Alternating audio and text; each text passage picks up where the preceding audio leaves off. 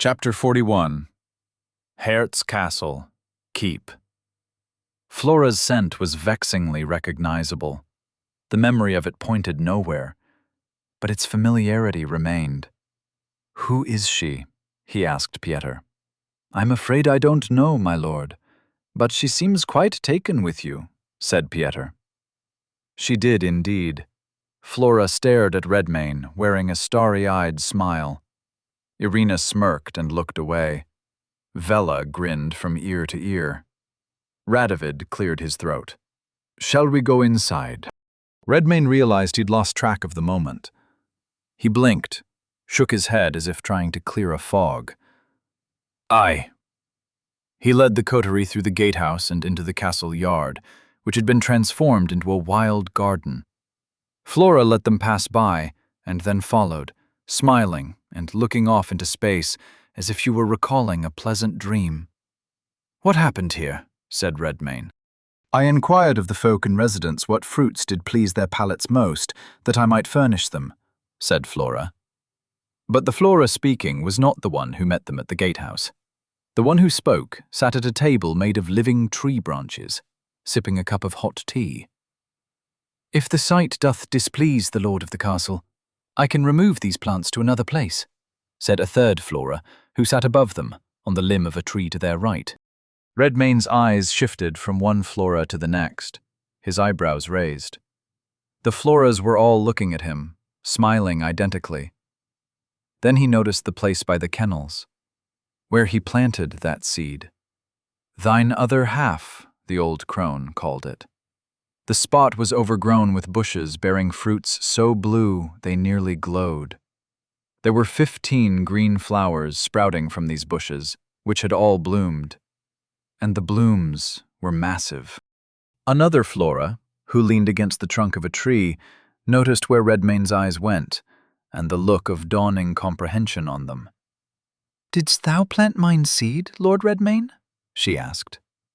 He nodded slowly. Her smile brightened. She walked over to him, got up on her tiptoes, and placed a kiss on his cheek. "Then I thank thee for bringing me forth anew, and do pledge myself to thy service," she said.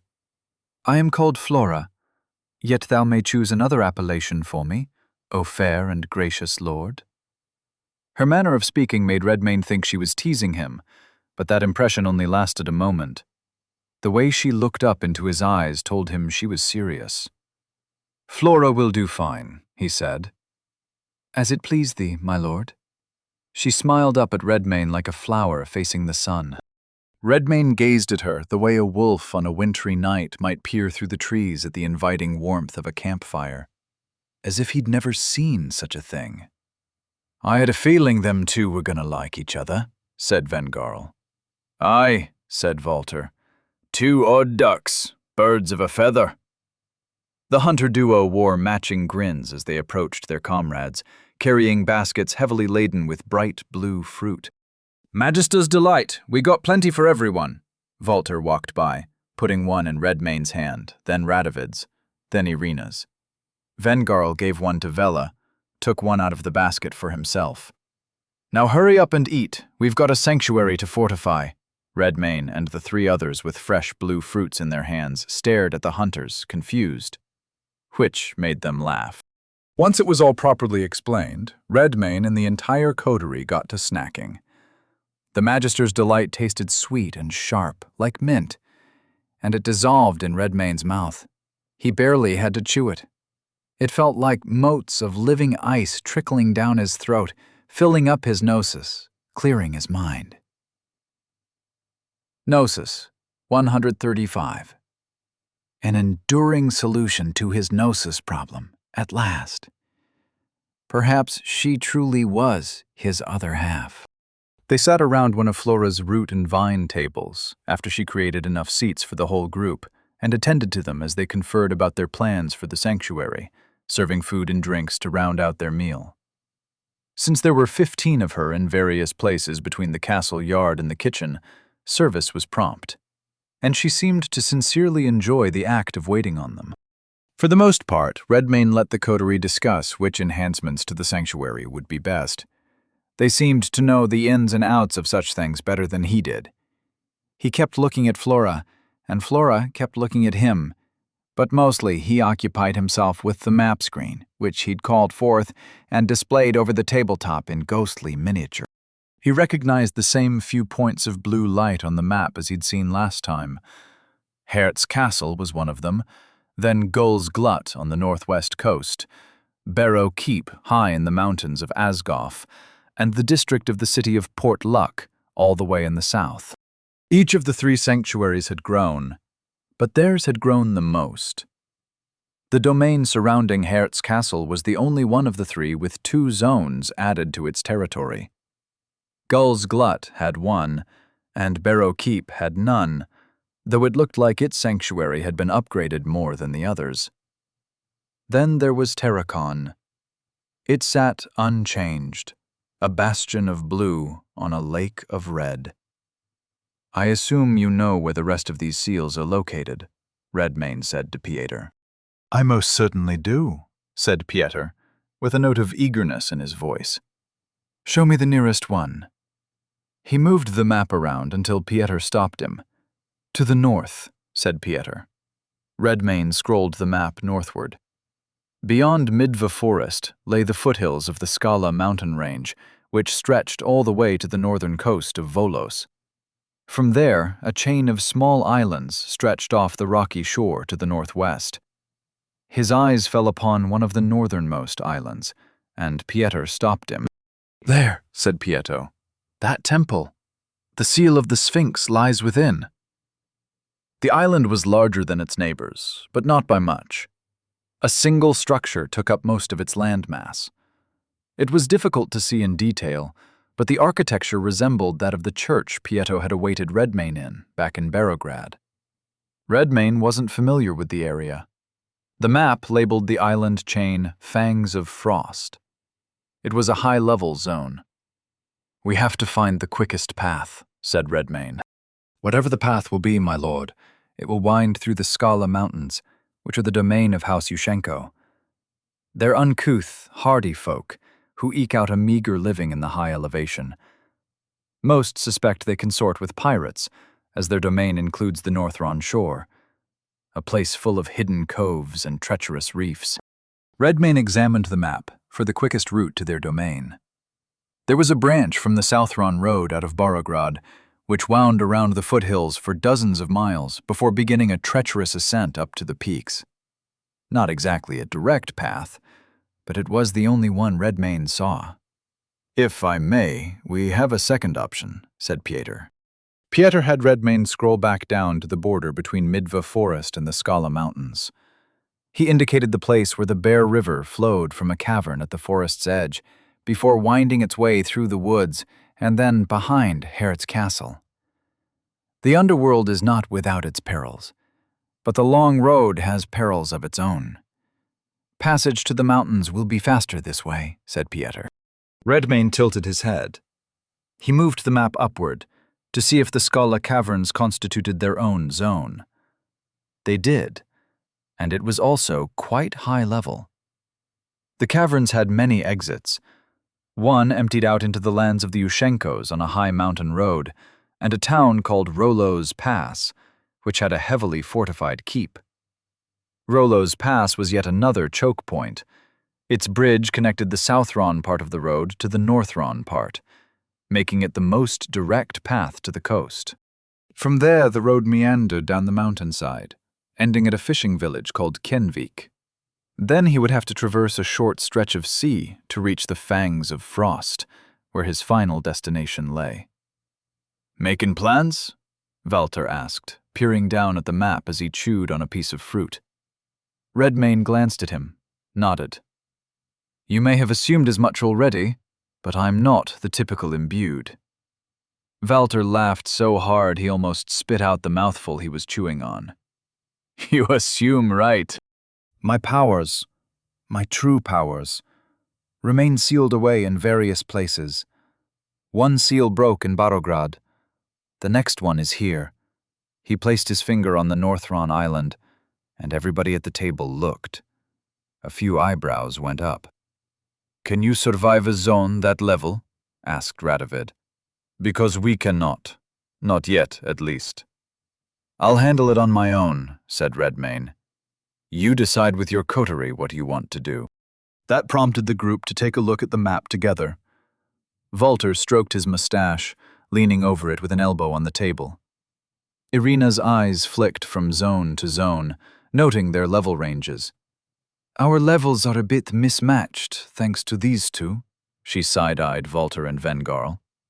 Vengarl shrugged. Nothing some monster killing won't fix. Walter pointed at a cluster of zones adjacent to Midva Forest on the west side. The largest and lowest level was a vast stretch of farmland dotted with the homes of peasant farmers. The next zone over was a large lake, bracketed in by forest on its northern side and hills on the southern side. At the center of the farmland was a separate zone, demarcating a walled town with a keep, much like Barrowgrad, but a bit larger. How about here? Looks like it starts in the 30s. We can handle that. The lands of House Kiska, said Radovid, stroking his chin. He shook his head. Hard to imagine them becoming beastmen. Perhaps they haven't, and they're holed up in their keep with the gates closed and the drawbridge up, awaiting rescuers, said Irina. Walter chuckled. Wishful thinkin'. So we go west and Redhead goes north, said Vela, who nodded her approval, her lip curled in a grin. And we claim twice the zones in the same amount of time. I like it. And rescue innocents by clearing the blight, said Irina in a scolding tone. Yeah, that too, said Vela. Lucky we got us a monster who's marching under the wrong banner, eh? Vela's crass remark made Irina's eyebrows rise. She glanced at Redmayne to see if he looked offended. Redmayne stared at the map, unbothered. The system gave me the strength to free myself. I'll conquer this whole world if that's what it wants me to do, he said. His words made Radovid look uncomfortable for a moment. Redmayne knew that look, and it reminded him of someone. Where is that magister, Helmold? He asked. Up in the keep like usual. He won't get off the Pharos, said Walter. Says he's conferring with the coteries in Gull's Glut and Asgoff, pulling down profession manuals from the Astral Librarium so he can do his tutelary duties with the folk we rescued from Midva, said Vengarl. Then he shrugged. Better he stays up there if you ask me. He ain't a fighter. He can mind the sanctuary while we're away, at least, said Walter. That would work well. Helmold and the strange girl Flora could manage this place and its mundane inhabitants, while he and the imbued claimed all the zones around Hare's Castle. The domain of House Redmayne could grow quickly indeed. Redmayne eyed one of the big baskets of Magister's Delight. I have preparations to make, he said. I'll be setting out as soon as they're done. Gnosis, 1235. It felt like enough. He could sit and eat Magister's Delight endlessly, but he didn't want to waste time. The next thing to do was create spawn. Not that he wanted to spy on the coterie. He simply wanted to be aware of what was happening. Also, he may be able to help them if they found themselves in a bind. He spawned 3 little birds and bid them to follow the coterie and not be too obvious about it. Then he spawned 3 more to send to Midva Forest and 3 to keep an eye on Helmold and Flora. There were already 3 in Barrowgrad. Originally 4, but Pieter ate one. The last spawn was a crow with red feathers and golden eyes to house the soul of Pieter. Corpus, 2000. Oh, I quite like it, he said, looking around with new eyes, his head darting from angle to angle in the manner of birds. So we can still communicate, said Redmayne. Good. Do you have a task for me, my lord? Yes, said Redmayne. Watch over the green-haired girl. Tell me what she does, what she's like. Pieter tried to laugh, but the sound came out a bit like clucking. I shall do as you bid, lord, he said, though there was amusement in his tone. Though it would be wise for you to leave me with Gnosis, so I may use my skills in the defense of this place, should such be required. Redmayne gave him 500. Gnosis, 735. Then he grabbed a few more baskets of Magister's Delight and scarfed them down as quickly as possible. Gnosis, 1,000. Redmayne set out from Heart's castle as the sun descended on the horizon. He followed the Bear River northward toward its source, the cavern at the edge of Midva Forest, which would take him down into the underworld. For the first leg of the journey, he used carnivorous metamorph to take flight, using the wings of the manticore, which were much stronger and better suited to bearing weight than those of the little bats and birds he'd inherited from the grue. He also took the manticore's claws. They were thicker, sturdier, and sharper. On his hands they resembled 5 curved black daggers, and, more importantly than aesthetics, they did greater damage while retaining all the weapon qualities he'd eaten thus far. Weapon profile, claws, damage plus 20. Armor penetration, 8. Corpus damage over time on hit, rending, 4. Armor plus 4 while blocking, defensive, 2. Attacks damage up to 4 foes, cleaving, 3. The manticore's bite was also quite impressive, as was its scorpion-like tail. But Redmayne chose to keep the transformations minimal, unless necessity called for more. That beast had given him more than enough. The extra quality points from breaking the seal of the manticore alone put him on another level. Even if the coterie were all the same level as he, they still wouldn't measure up. Flying made quick work of the journey to the cavern entrance, and when he landed, he dismissed the manticore's wings, letting them dissolve into motes of gnosis as he made his way into the underworld. He could see in the darkness well enough, but as the path into the caverns grew deeper and darker, even his natural low-light vision grew poor, until he found himself in a series of caverns with natural skylights, which let in shafts of pale blue moonlight. The Bear River flowed through these caves at a somewhat calmer pace than the rapids above ground, and in the caverns with skylights there was tall green grass growing at the banks of the river, and bushes with violet leaves and scarlet flowers. When Redmayne entered the largest of these caverns, he found someone waiting for him. The man was clad all in white, and he sat against the carcass of an immense black bear. A fresh kill by the look of it. The body of the bear had not yet begun to smell of decay, and Redmayne would have smelled it from far away, even if his nose weren't especially keen. The bear was the size of a small house. Battle scars pocked and furrowed its fur all over. Redmayne felt a strange sense of familiarity looking at it. The figure in white stood and fixed Redmayne with an emotionless gaze. His skin was the color of bleached bone, and his eyes were pools of black ink. A few wisps of white hair trailed out from the hood of his cloak. All that white made him look like an apparition. He drew a slender, curved blade from the scabbard at his waist, and it shined in the moonlight like a mirror. Redmayne's eyes widened. He'd seen someone like this before, on a very important day. Sicarius Neonate. First Generation Imbued. Level 100. Chapter 42. Scala Caverns. Black Bear Cave. Redmayne quelled a stirring of panic. He wasn't truly level 55. Not anymore. Unlocking the seal of the manticore put him on this thing's level, or so the numbers suggested. He could fight it. Marked as prey. Blessing of Might. Rock-skin Gnosis.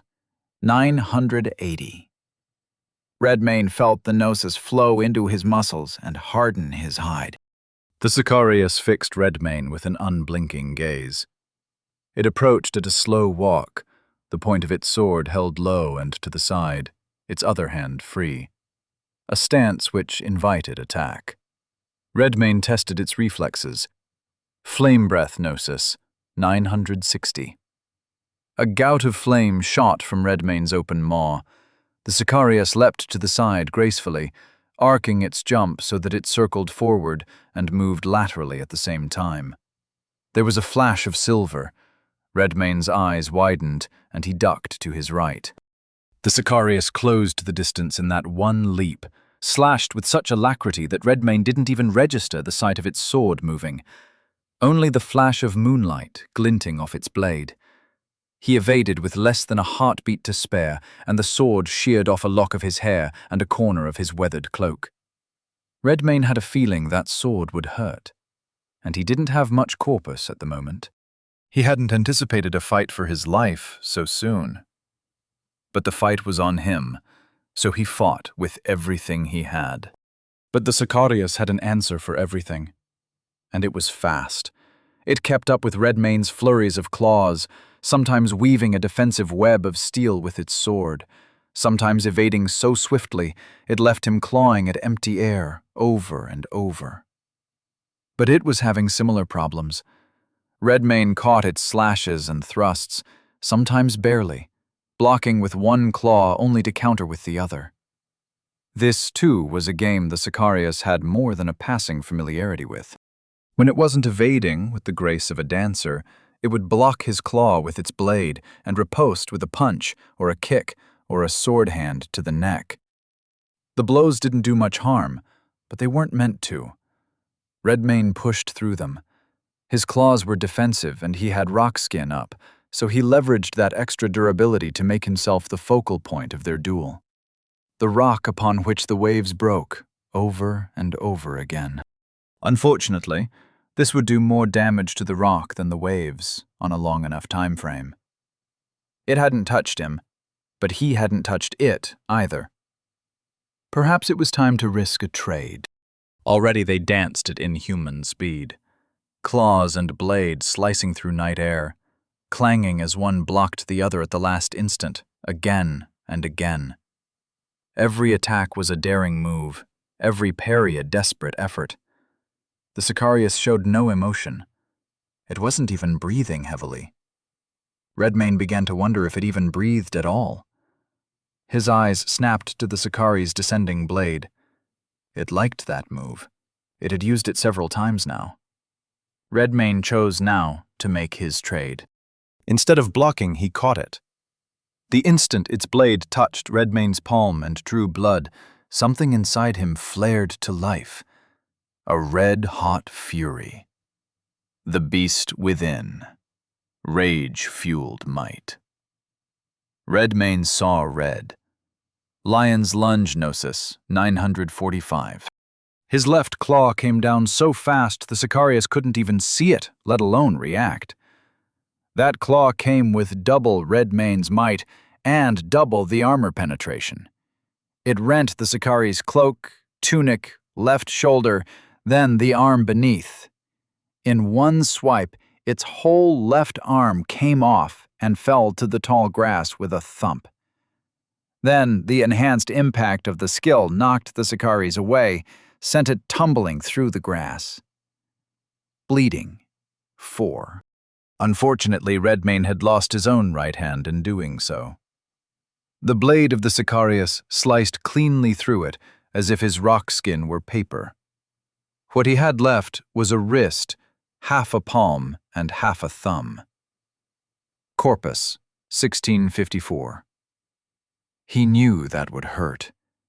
But all considered, the trade looked like it favored him.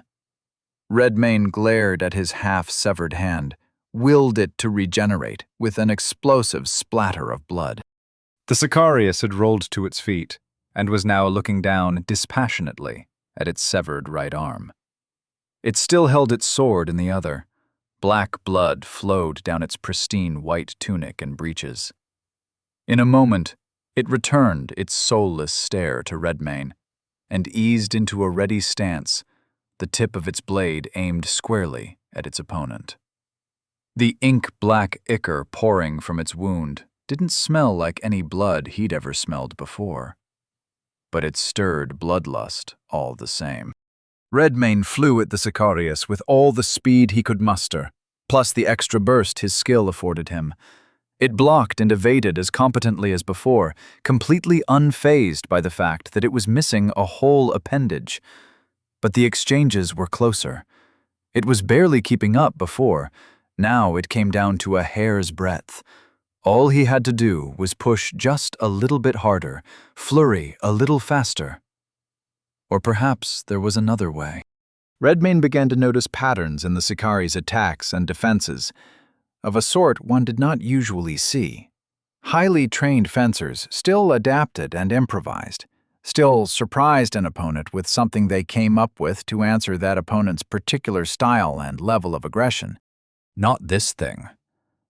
Its overhand block was the same each time. Its turning sidestep was the same each time. There was an inflexible logic to its attacks, defenses, and movement. It blocked, parried, evaded, and countered as if consulting a chart in its head and answering with identical, pre-planned techniques. No wonder it didn't speak or show emotion. The Sicarius was merely a living machine. He charged behind a lattice of claw strikes, forcing the Sicarius to raise its guard like he knew it would. The Sicarius hopped to its right to reset and thrust forward, all according to its inner script.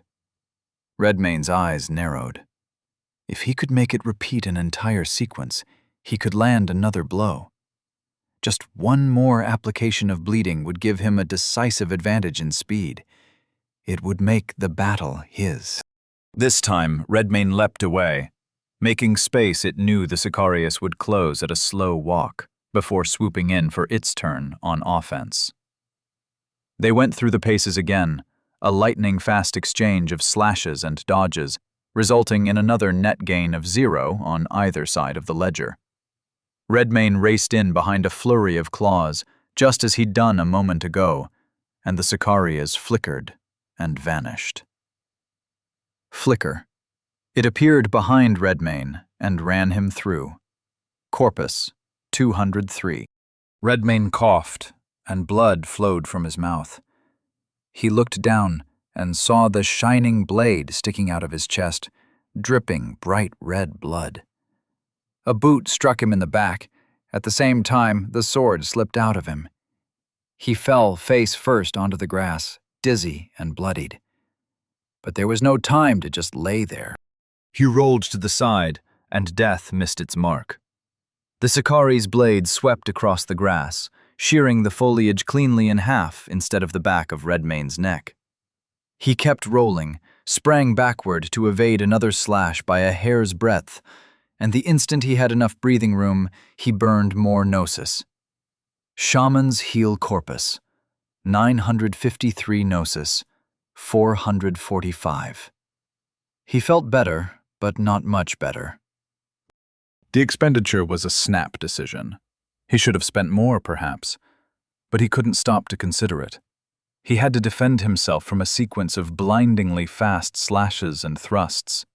The Sicarius kept advancing, corralling Redmayne's attempts to move laterally with horizontal slashes, keeping him backpedaling with thrusts that came terrifyingly close to finding their mark, again and again. Redmayne saw openings, but he second-guessed himself. If he leapt in, he might take another one of those vanishing backstabs, and he didn't think he'd survive the next one. At least, he wouldn't survive in any state he cared to exist in. No more helplessness. The thought of it raised his hackles, cleared his mind, gave him focus. A growl rumbled in the back of Redmayne's throat, even as he backpedaled, blocking and ducking the sword of the Sicarius. He could bring surprises, too. The Sicarius pressed forward without pity or remorse or fear. It pushed Redmayne right to the edge of the riverbank until his heels touched the water. It thrust at Redmayne's face, and Redmayne hit the floor face first, but not quite. Carnivorous Metamorph Gnosis, 435. Redmayne dropped to his hands, and the tail of the manticore struck the Sicarius square in the stomach. Venom, 5. It stared at the wound, the way the venom stained its white tunic purple, and for the first time, Redmayne noticed it emote. It frowned. Redmane lunged like a wolf. From all fours, he launched himself forward into his own non-stop offense. And now the Sicarius was not only bleeding, but poisoned, its vitality slowly draining away, holding its own for the moment. But very soon, its ability to keep up with Redmane would be gone. All he had to do was make sure the thing couldn't do anything but defend itself. Flicker Redmane was ready for it this time. The instant he saw the Sicari's figure blur, he looked over his shoulder, turned his profile sideways, and struck the air with his tail. It landed perfectly. The Sicarius appeared on top of the tip of that tail. Venom, 10. Redmane wheeled around the rest of the way, leading with a wild claw. Bleeding, 8. Then another, bleeding, 12. And now it was over.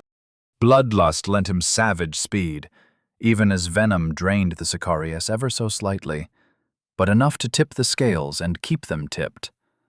Now its scripted defenses fell apart. Redmane knew what they were. He'd seen them. Only now they played out at a speed he could reliably catch. The Sicarius walked into claws, sidestepped too late, raised its guard too slow. Soon its white tunic was soaked all over in black blood.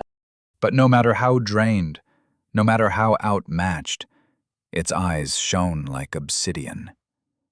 Unflinching, all the way to the end. All the way to the point where a claw struck its arm in half, and all it could do was look down at its own sword in a lifeless hand. When Redmane pounced and gorged on its flesh, he found the taste familiar. Level up. Level 55 to level 56. Level 56 to level 57. Level 57 to level 58. Level 58 to level 59. Level 59 to level 60. Quality points awaiting allocation, 5. Corpus, 2017. Gnosis, 772 divine flesh. That was the flavor. There was no communion to be had this time, but such a thing was no longer necessary. Imbued skill learned. Flicker, rank 1. Evolution. Possible. Active. 50 Gnosis. The imbued utilizes this skill when it anticipates attack. After using Flicker, the next time the imbued is struck with a melee or close attack from a ranged weapon, it will be translocated behind its attacker. This skill synergizes with any other skills benefiting backstabs, flanking attacks, or otherwise acting from a position of stealth. Splendid! Here was a skill he could make use of. He turned his attention to the carcass of the great bear next. There was something familiar about it. Its scent, specifically. In a way, it smelled like the Sicarius, albeit faintly. His mind hot with hunger already, Redmane dove on the fallen bear and ate his fill. Corpus, 6,535. Gnosis, 1,009. So the bear was divine as well. Monster skill learned. Roar of the Elder rank 1. Evolution. Possible. Active 30. Gnosis. The roar of the great bear can shatter stone. The monster lets out a mighty roar, dealing physical damage, which ignores armor and evasion, to all creatures in close range. All creatures in close and medium range are at risk of being deafened. Redmane's eyebrows rose. He wanted to try this one immediately. He stood from the carcass of the bear, threw his head back, and roared so hard it shook the very stone. Gnosis, 979. These were fine treats indeed, but there was more. The Sicarius carried enchanted items. They lay on the ground next to the scraps of its corpse and clothes. Sicarius, sword. Curved sword, melee weapon. Weapon profile, damage plus 30. Evasion, negation 10, fast 5. Spirit Touch, Godslayer 1. Vorpal, Godslayer 1. Elegant curved sword with an opalescent color, wielded by the Sicarius. The blades of the Sicarius are forged from Numantian star steel, an alloy that can slay divine flesh. Godslayer's Oculus Talisman, neck, passive, allows the wearer to perceive incorporeal beings. Silver medallion inlaid with 9 gems, symbolizing the eyes of the 9. The 9 brook no insubordination from lesser gods. Their loyal blades find any recusant, no matter where they hide. Now these told the rest of the story. He had been here in a dream. The dream that overtook him when he'd eaten the corpse of a different Sicarius. The first one. And the Sicarius was a living machine, a first generation imbued, made of divine flesh. And Arik Morholt hadn't lied. The Sicarius here had comrades. One of them fell here, battling this bear. The body must have fallen into the river, only to be carried to its banks and deposited by the Morholts when they were out fishing. How remarkable that his freedom hinged on an event such as this. But it raised questions. Was the Sicarius waiting for Redmane specifically, or was it simply guarding this cave and would have attacked any intruder it came across? It didn't seem like the sort which would have answered questions, even if he'd spared it. He supposed he'd never know. Whatever the case, he had shiny, new, enchanted items to eat. Jarrell Craith watched the blue icon on the map wink out. He leaned forward on his desk and placed his chin on his steepled fingers, staring at its absence, and the other icon next to it. Redmane class, Hunter. Archetype, Beast Disciple. Faction, House Redmane. Level, 60. A level 60 Hunter prevailed over a level 100 Sicarius. It was as he'd guessed. It was as he'd feared. The blight had indeed originated in this area. By some error of the system, its perpetrator was now imbued, and it had returned to the scene of the crime, or else visited its fallen comrade for some other purpose. Clearly this Redmane and the bear demigod were allies, though the nature of their relationship was as yet unclear. Despite the loss of a neonate, Jarrell was pleased he'd posted it there. But that wasn't the important part. Jarrell had never seen a malfunction of this sort, never even heard of such a thing. But the proof was right in front of his face. High-level action was required. He rose from his chair, shoved open the door to his offices so hard the hinges almost broke. He had to speak to Messia Porsena at once. Chapter 43. Terracon, Tower Offices. Lar Tathfal heard a door bang open, and he knew precisely whose door it was. He hustled down the hallway toward Jarrell Craith's offices, intercepted him when he came around the corner. Lar smiled. A moment of your time, Praetor? Jarrell looked as stressed as was possible for his wooden face, which was to say, he contained it well. On the best day of his life and the worst day of his life, Jarrell Craith would look exactly alike to most people. But Lar knew the man well enough to see the set jaw, the tension at the corners of his eyes. Later, said Jarrell, who tried to step around Lar. I have urgent business with the governess. Concerning the imbued called Redmane, yes? Jarrell stopped walking. His eyes widened ever so slightly. Lar supposed even a stranger would notice the change. Perhaps the Praetor could emote after all. You knew about this? Lar smirked. Some things were brought to my attention, recently. He'd wrung out Helmold Brecht for every last drop of information he had. It was an enlightening report. A major anomaly in the system has occurred, said Jarrell. We must bring this to Messiah's attention straight away. Is that what we have to do? Lar smiled. Jarrell gave him a deadpan look. Suppose you took this straight to her, said Lar. What course would you then recommend?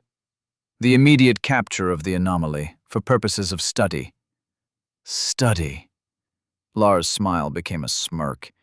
He knew without having to ask that Jarrell meant vivisection. That would not do at all. Redmayne was going to be his pawn.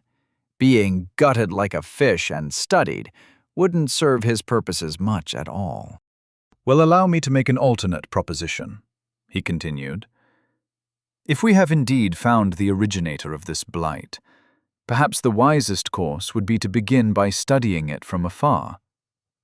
It's already beaten something nearly twice its level, said Jarrell. If we don't... Lar raised a hand to halt him. Do we not possess force adequate to resolve any problem? Jarrell paused, nodded, albeit reluctantly. Then what do we lose by simply observing for a time? Clearly there are things about the people of this world we did not know, else the blight would not have taken us by surprise. Whatever develops, perhaps we should let it unfold before taking action.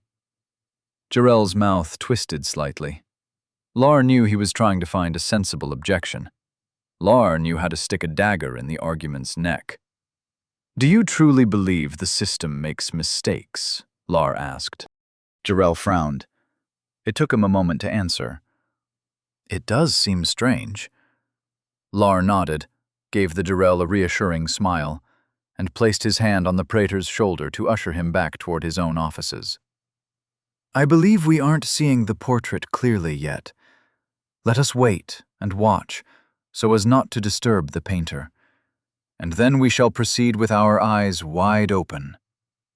Why not start by showing me what you saw just now? Lar Tathval knew he'd only bought a small amount of time. He'd have to make the most of it.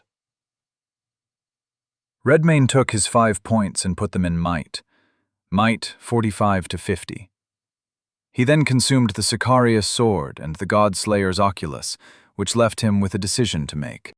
3 weapon qualities: Fast 5, Spirit Touch 1, and Vorpal 1. He wasn't sure what Vorpal meant, but he guessed it had something to do with sharpness. The blade of the Sicarius was so keen he'd barely felt it when it ran him through, and he'd only noticed half his hand was gone when he saw his fingers fall off. He decided to feed Fast to his bite and the others to his claws. Weapon profile: Claws. Damage plus 30. Evasion negation 10, Fast 5.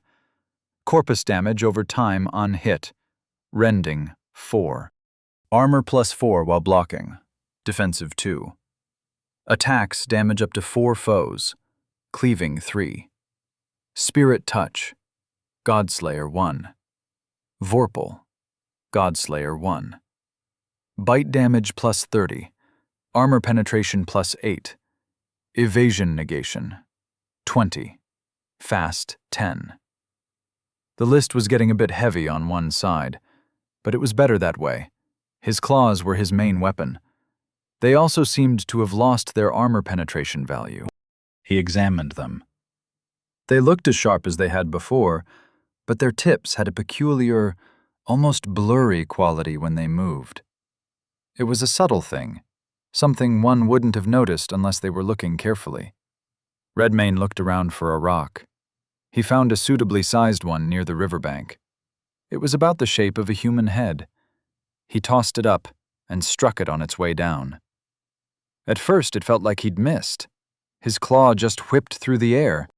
But then 5 sections of rock landed at his feet, neatly sliced like a loaf of bread. Redmayne's eyebrows rose. This would do nicely. As for the Godslayer's oculus, he was supposed to be able to see spirits now. Something to look forward to, he supposed. Unless spirits didn't enjoy being observed. Fortunately, he had a solution for that as well. Perhaps he'd encounter some as he navigated the cavern system which led to Rollo's Pass. It lay before him, just as the sanctuary map had shown him earlier. He spent a goodly time attempting to memorize it, made 1 or 2 poor attempts at drawing it on paper, and then a better idea struck him. an idea he could now put into action. Spawn Corpus, 6035. He created 5 weasel-like spawn with good eyes for the dark, the better to cover ground quickly and navigate. They scampered off into the caves ahead, and Redmayne had a seat by the edge of the river while he waited and guided them. Shortly, the cavern branched into 2, the main river cave and an offshoot. He'd seen this part on the map. But then both of these caverns branched as well, and there was another offshoot from the river cave roughly a mile from the first. From there, it became complicated. Redmayne switched between the eyes of his 5 small scouts, changing their routes when he needed, making them double back when he recognized the cave he occupied wasn't the one he was looking for. The vision of a rodent was an unusual thing. Not quite like seeing the world in color, more like in shapes. The sort of hazy images one would see if they stared at something too long, and they could see the after image when they closed their eyes. But it would suffice. He also had keen noses to rely on, and there was a particular scent he was looking for. Well water. Pieter had explained it, told him what to look for. Deep beneath the town called Rollo's Pass, there was a well which had been built long ago by the Omeni civilization. Wherever the Bear River originated was likely near the aquifer which fed this well, which itself was supposed to be a temple of some kind. The temple lay at the bottom of this underground well, and its stairs wound all the way up to the place where Rollo's Pass had been built by the Stallman. Throughout the night, Redmayne made his way through the caverns, with his spawn scouting ahead to eliminate the routes he didn't want to take. He would move in what seemed like the correct direction, then stop and send out the spawn, then move again, always heading in the direction of the scent of well water. The journey gave Redmayne time to think. He had learned much, but it still felt as though he knew nothing. Great efforts had been taken to ensure he would never learn any of this. It was the Numantians, ultimately, whose actions led to his freedom, to his astral communion. It would seem as though these foreigners had done everything short of embracing him as one of their own and inviting him to dinner. So why had the Sicarius attacked him? There were a few possibilities, and they were all troubling. Judging by the reactions of the imbued, especially Helmold and Radovid, the system didn't accept things like him. They told him as much. And he'd come upon astral communion by happenstance, thanks to the actions of Arik Morholt. That Sicarius might have known exactly who he was and why he was there, and was lying in wait to eliminate him. Which presented the worst possibility of all. The Numantians were out to correct a mistake, and he had a traitor in his midst. The words of that old crone came back to him. A parting word of caution for thee. Not all who aid thee are thy allies, and not all who fight thee are thy foes. Now that he thought of it, he hadn't seen Helmold when he returned to the castle from Barograd. It seemed innocuous at the time, but perhaps he'd been hiding from him. Redmayne would have to have a one-on-one chat with Helmold Brecht when next he returned. In the darkness, it was difficult to tell how much time had passed. Perhaps the sun was coming out by now. He wouldn't be able to tell, this deep in the earth. Regardless, he eventually found the place where the cavern became something other than a natural fissure in the rock. It was one of his little scouts who found it. First, it was a flat, winding path, then a curving stairway, then an arch, and he stood upon a smooth stone floor. There were signs of life in here, remarkably, the scent of fresh food, of sweat on worn linen. He also smelled blood and rotting meat, and the distinctive scent of beastmen. Redmayne opened his real eyes and got to his feet. He had his spawn stand at the junctures he had to take, so he wouldn't make a wrong turn.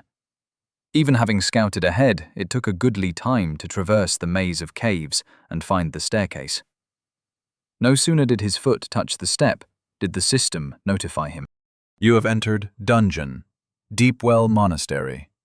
Tasks: slay Almoner Blaj, slay Abbot Vasily, Slay Samo, keeper of the well. Tasks completed. 0/3. Redmayne climbed the stairs, the stone cool and dank under his feet, and when he entered the monastery, his eyebrows rose. Torches lit the room in sconces on the wall. It was circular and quite large, and its centerpiece was an immense stone pool full of water that looked pitch black in the low light. The room had no ceiling. Instead, it stretched off into the darkness above, seeming to go on forever. There were doors on this level, and the foot of a stone staircase which appeared to wind all the way up to the surface, high above, in the peaks of the Scala Mountains. But right in front of him, against the curved wall, there was a giant scene engraved in the stone. A ruler, standing tall with a crown upon his head. His garb was strange. It didn't look like the style of Census Caralis or the people of his time. This seemed older. The ruler held a great hammer in his right hand. In his left, he held 2 chains. One chain led to a brutish, monstrous hound sitting at his feet. The other led to the neck of a beautiful woman with pointed ears and long, wild hair. To the right and the left of this ruler, a throng of people were depicted kneeling before him. It wasn't stimulating any memories, but all the same, it was a compelling image. The scrape of a footstep wrenched his attention away from it. Someone was coming. More than one. 5 men, or 6. It was an easy mistake to make for the translators at the time. A hulking beast man came out of one of the doors to his right. His robes were stretched tight over distended muscle in the places they weren't simply ripped apart. Dried blood stained the corners of his mouth. "A profound doctrinal change, and you call it a mistranslation," said an equally brawny monk following behind. Another 5 followed suit. They hadn't seen him yet. Bringing up the rear was a beast man, head and shoulders taller than all of them, who listened to his brother's talk with a beatific smile on his feral face. Until he looked up and saw Redmayne, that is. Redmayne growled. The monk smiled, and his eyes blazed. Samo, keeper of the well. Monster type, corrupted. Level 85. Beastman monk. Monster type, corrupted. Level 80. "Brothers, it seems we have a guest," said Samo. Chapter 44. Scala Caverns, Deepwell Monastery. 4 more monks emerged from rooms adjoining the main chamber, drawn by the sound of Samo's voice. There were a total of 10 then, not including the keeper of the well himself. The monks were all at or around level 80. Their bodies were huge and freakishly muscled. Many had refashioned their ruined robes into kilts, and Redmayne didn't have to wonder what might have happened to those who hadn't transformed. The monks' faces and bodies were spattered with dried blood, and their claws were dirty with gore. Marked as prey. "Who might you be?" said Samo, in a tone that would be pleasant and conversational were it not so guttural. "Your executioner," said Redmayne. A number of beastmen broke out into guffaws. Samo smiled. "And what have we done to offend you, good sir? We are but simple holy men, attending the well." Redmayne shrugged. "I've only met you, and I find your existence offensive." The monks were fanning out quietly, 10 pairs of gleaming eyes fixed on Redmayne as he stood, still as a statue, facing down Samo. If he could best a level 100 Sicarius, he could best a level 80 Beastman. But there were a goodly number of them. It would be wise to use a skill, an equalizer, something to take away their numbers advantage, even if only for a moment. Fear aura came to mind first, but it wouldn't do. They may not be as strong as he was, but they were still much higher level. Fortunately, he had something new. Roar of the Elder Gnosis, 979. Redmayne's roar made the waters of the well ripple like an earthquake had just struck. It shook dust and debris loose from the walls, made a few pebbles skitter across the floor. It also made 10 beastmen flinch and slam their hands down onto their ears. Sammo flinched as well, though not as dramatically. The sound could nearly be seen by the naked eye, as if it were a physical wave of force. It was over in a breath. Many beastmen bled from the ears, visibly dazed. Redmane was already leaping over their heads to claw Sammo's head off. An action the Keeper of the Well answered with a serene smile. He melted into the floor. More specifically, a shadow upon the floor. In a heartbeat, he was gone, and Redmane landed in the spot he'd been a moment ago. 10 beastmen were turning to lunge at him simultaneously. Redmane did his utmost to avoid being trampled or piled down. His claws worked well for it, with their cleaving quality, but they weren't quite up to the task of fending them all off by themselves. Bloodlust made him fast, but it also made him greedy for a kill. But the monks were competent as a team. They blocked the wounded ones with their bodies, moved them to the back rank, encircled him from all sides. They protected each other and harried him, thwarting any plans he made. The huge monks crowded in over him, clawing and biting, grappling for him, threatening to pin him against the wall or the floor, or simply between the lot of them. It mattered not where they succeeded. All that mattered was making him immobile, so he could be eaten. Redmane understood that there were fates worse than death, as Pieta had said. He'd already experienced one. Even if he were immortal, he didn't want to find out what immortality looked like in the belly of a monster. A beastman leapt over the line of his fellows pressing in on Redmane, and he looked up and struck him from the air with flame breath. Gnosis, 959. He ducked through a gap between two of them to escape the press of bodies, took a claw across his back for his trouble. Corpus, 5550. Rage-fueled might made him whirl around for a counterattack, but it was the wrong time. As he turned, 2 more claws struck him, and a third beastman lunged for a grapple.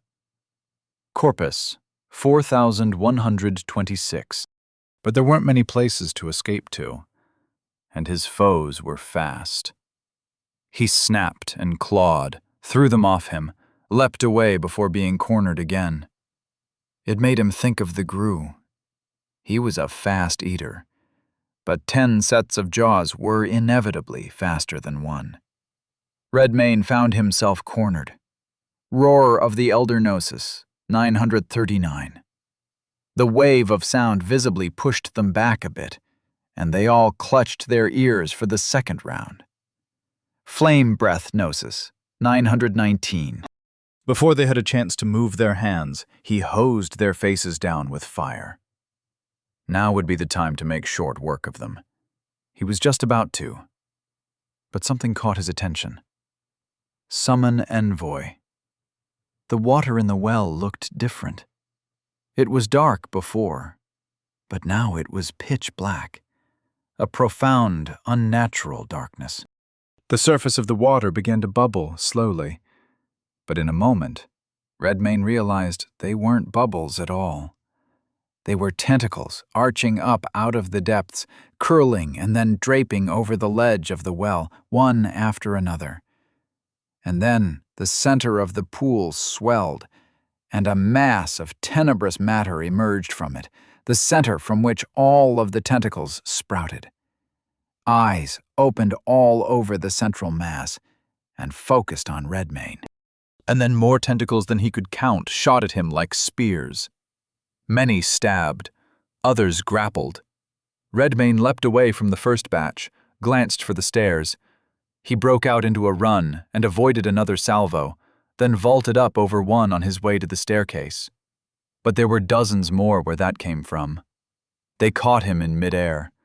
6 tentacles punctured his chest like arrows. 1 went through his trachea. Corpus, 3822. 3 grappled him, 1 around the neck, 1 around the right bicep, 1 around his middle. The beast within exulted as he used rage-fueled might to snap the first tentacle off with a jerk of his arm. But there were already 3 more on him. They began to pull in opposite directions.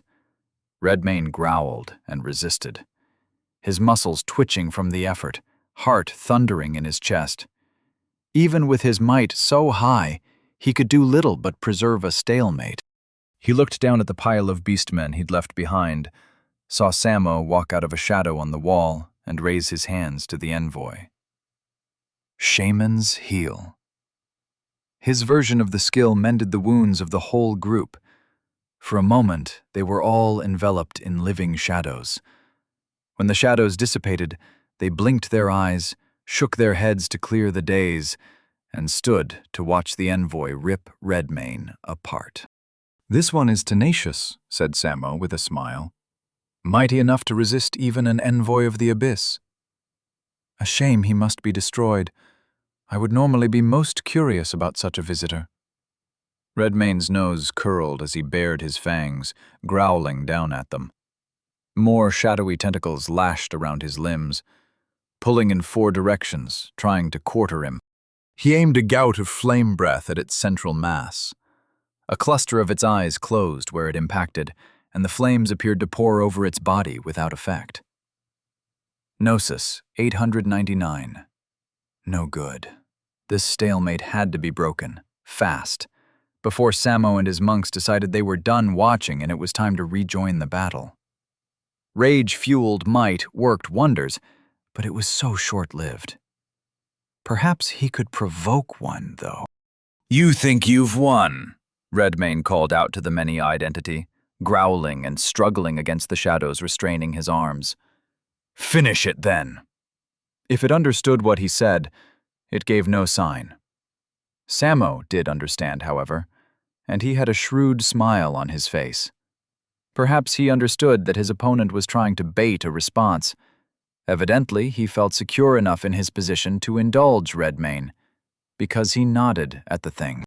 A dozen filaments of shadow pierced Redmane's chest and gut. Corpus, 2190, rage-fueled might. Redmane snapped the restraints on his arms and legs instantly. It felt like biting through his manacle back at Hard's castle. How fortunate to be able to relive such a moment of freedom yet again. Carnivorous Metamorphnosis, 889. The wings of the manticore sprouted from his back, and he beat them downward the instant they appeared, sending him aloft rather than toward the ground. Tentacles shot for him. He slashed the first set to ribbons with 2 claws, flapped up higher to escape the next. Fortunately, there was much vertical space. Not that it would help him get the kill. But it did give him another moment to consider his dilemma. The envoy of the abyss was quite strong. Thus far, it appeared to be impervious to his attacks. He'd broken its tentacles, but more came to replace them instantly. The thing seemed to be formed from pure, dense gnosis, of a sort he'd never encountered before. And then there was its summoner, and his many minions. Samo didn't want to fight face-to-face, it seemed. Redmane supposed he wouldn't answer a challenge to do so either. He seemed a coward, content to hide behind others. If he attacked again, he imagined Samo would use that abyss walk skill a second time and vanish into the shadows, leaving him to deal with 10 hulking beastmen and a tenebrous tentacle monster at close range. Perhaps he could draw him away from his protectors. Redmane looked up. The stairs spiraled around and around the great shaft of the well, a cylinder of stone stretching up into the darkness. He flew upward, out of the reach of the envoy's tentacles, alighted on the stairs at the nearest landing, and ducked into a room. The quarters of a monk, it looked like. Spawn, spawn, spawn, spawn, spawn. Flicker. Corpus, 1440. Gnosis, 739. He made 5 red lizards, each about the size of his palm, each armed with enough gnosis for a single shot of flame breath, and had them skitter along the walls and ceiling so they were all aimed right at the door. Flicker would serve him well, in case his foe was faster off the mark. And then he stood there, waiting for the keeper of the well to abyss walk his way over here. For many long moments it was quiet. Redmayne stood still, listening intently for any sound below. There was none. Not even the scrape of footsteps ascending the stairs. If the beastmen were moving, they did so with great stealth. But the better possibility, the one Redmayne hoped for, was a surprise visit from Samo himself. Just as it occurred to Redmayne that Samo was unlikely to come through the front door, did a claw strike his back. Flicker.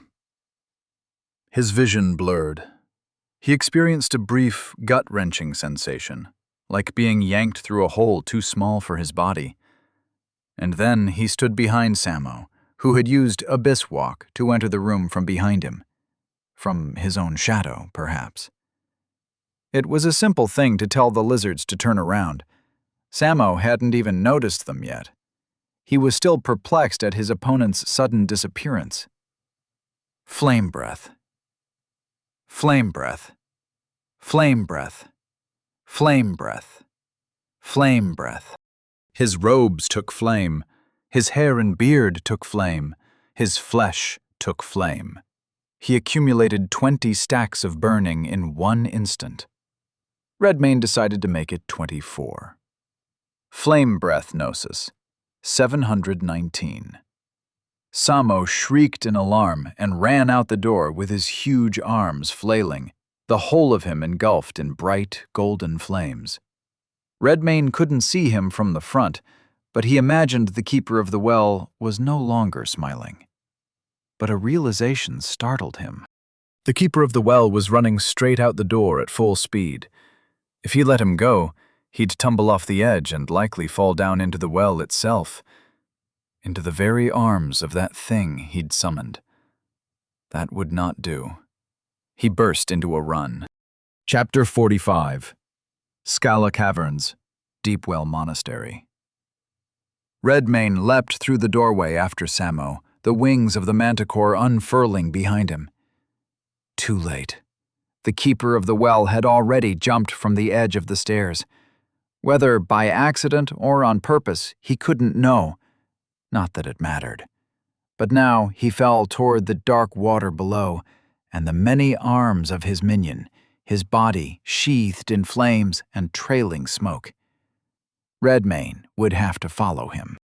He ran to the edge, crouched like a diver, and shot straight down at the falling, burning beastman with his wings tucked in close. Redmayne's claws dug into the flesh of Samo's shoulders. Then he flapped his pinions back out at full strength to arrest their fall and lift them up again. It took 1, 2, 3 beats of his wings, and at the trough of their fall, the tentacles of the envoy reached up to snag Samo's ankles, to haul them both down, or at least drag its summoner to safety. It almost made it. Almost, but not quite. Redmayne could feel the fire bubbling the flesh of his hands. His bones fared better, hardened as they were by his consumption of copious amounts of metal. Samo flailed in his arms wheeling and feet kicking, but Redmayne's claws held firm, flying upward in a more or less straight line. It was hard to navigate with smoke stinging his eyes. Samo's subordinates, whom he had healed after the first thrashing Redmayne gave them, were barreling up the stairs toward them as fast as they could run, which, for beastmen of their level, was quite fast indeed. They bounded across 5 steps at a time, 10 steps at a time, some of them running on all fours. 10 sets of furious eyes trained on one spot in the center of the well. Him. Redmayne ascended higher, and since the monks were cross with him already, he began taking bites out of their leader. He started with the nape of the neck. It crunched under his jaws, and Samo went limp. Samo, keeper of the well, slain. Tasks completed, 1/3 level up. Level 60 to level 61. Level 61 to level 62. Level 62 to level 63. Quality points awaiting allocation. 3. He allocated the points as quickly as he could, between mouthfuls of burning flesh. Grace, 42 to 45. Monster skill learned. Summon Envoy. Channeling skill, Abyssal. Rank 1. Active, 50 Gnosis. The monster calls forth an envoy of the abyss from the depths of an abyssal well. The envoy may be commanded to defend the abyssal well or the immediate area around it, relay a message to another abyssal well, or answer 3 of the summoner's questions. The answers given will always be correct within the envoy's knowledge. If the envoy being questioned does not know the answer to a question, it will answer unclear. This skill may be used once per full cycle of the tides. There would be time later to read that carefully. At the moment, he had more pressing concerns. An anguished monk leapt into the air to try and get at him. He nearly succeeded, but Redmayne buffeted him back with his wings just enough to make him fall. If he was lucky, the monk would fall into the water. In a few moments, there was a hard smack against damp stone. Not so fortunate. Redmayne looked down, noted that the envoy was no longer present. The death of its master must have sent it back from whence it came. Good to know, in case he had to go back down that way, but his enemies had been courteous enough to bring themselves close to him. Redmayne consumed a generous helping of Samo's flesh, tossed half of it on the staircase for later, and swooped down on the cluster of charging monks.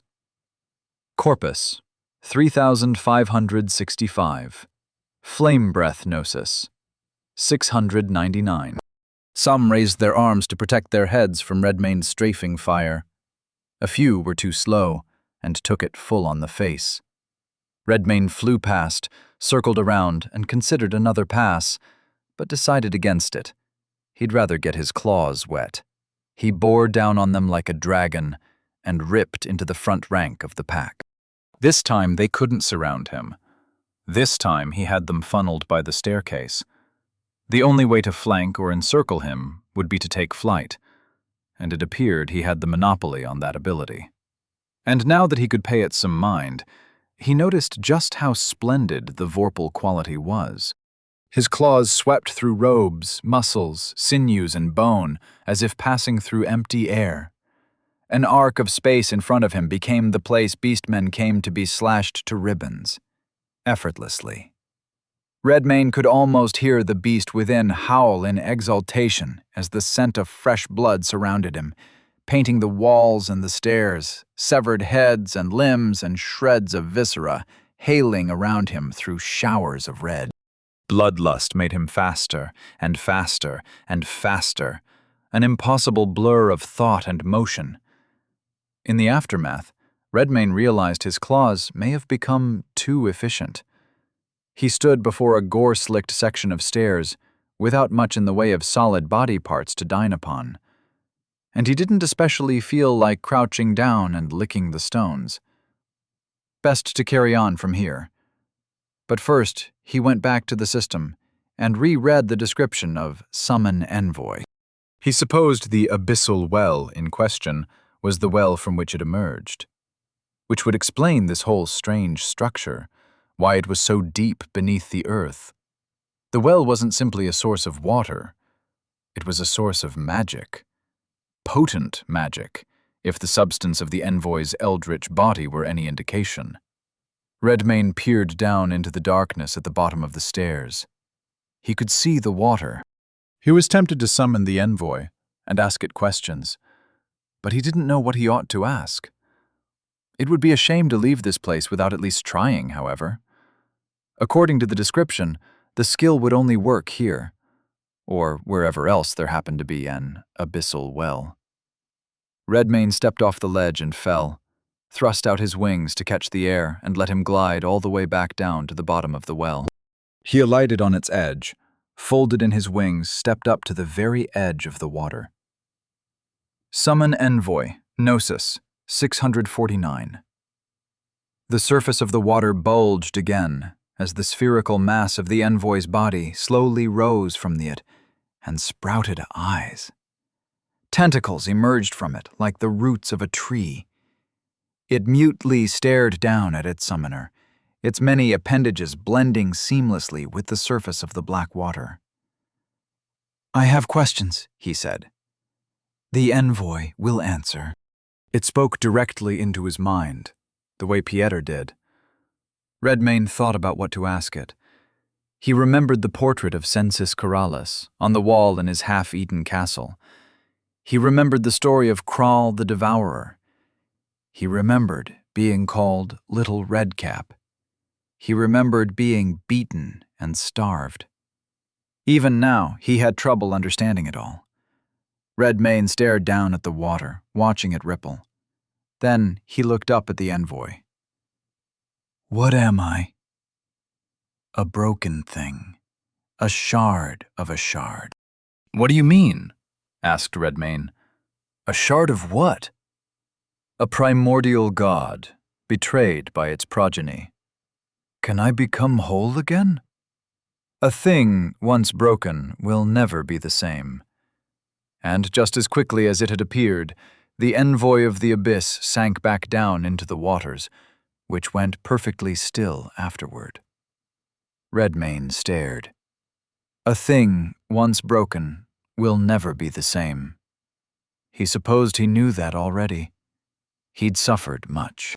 But even when he lived with a chain on his ankle, in a cell 1/3 the size of this pool, he found that he wasn't one for introspection. Not usually. Better to keep the mind busy, better to stay in motion, even if one didn't have much freedom of movement to speak of. He hated the name Little Redcap. He had no fond feelings for some bygone king, Sensis Keralis.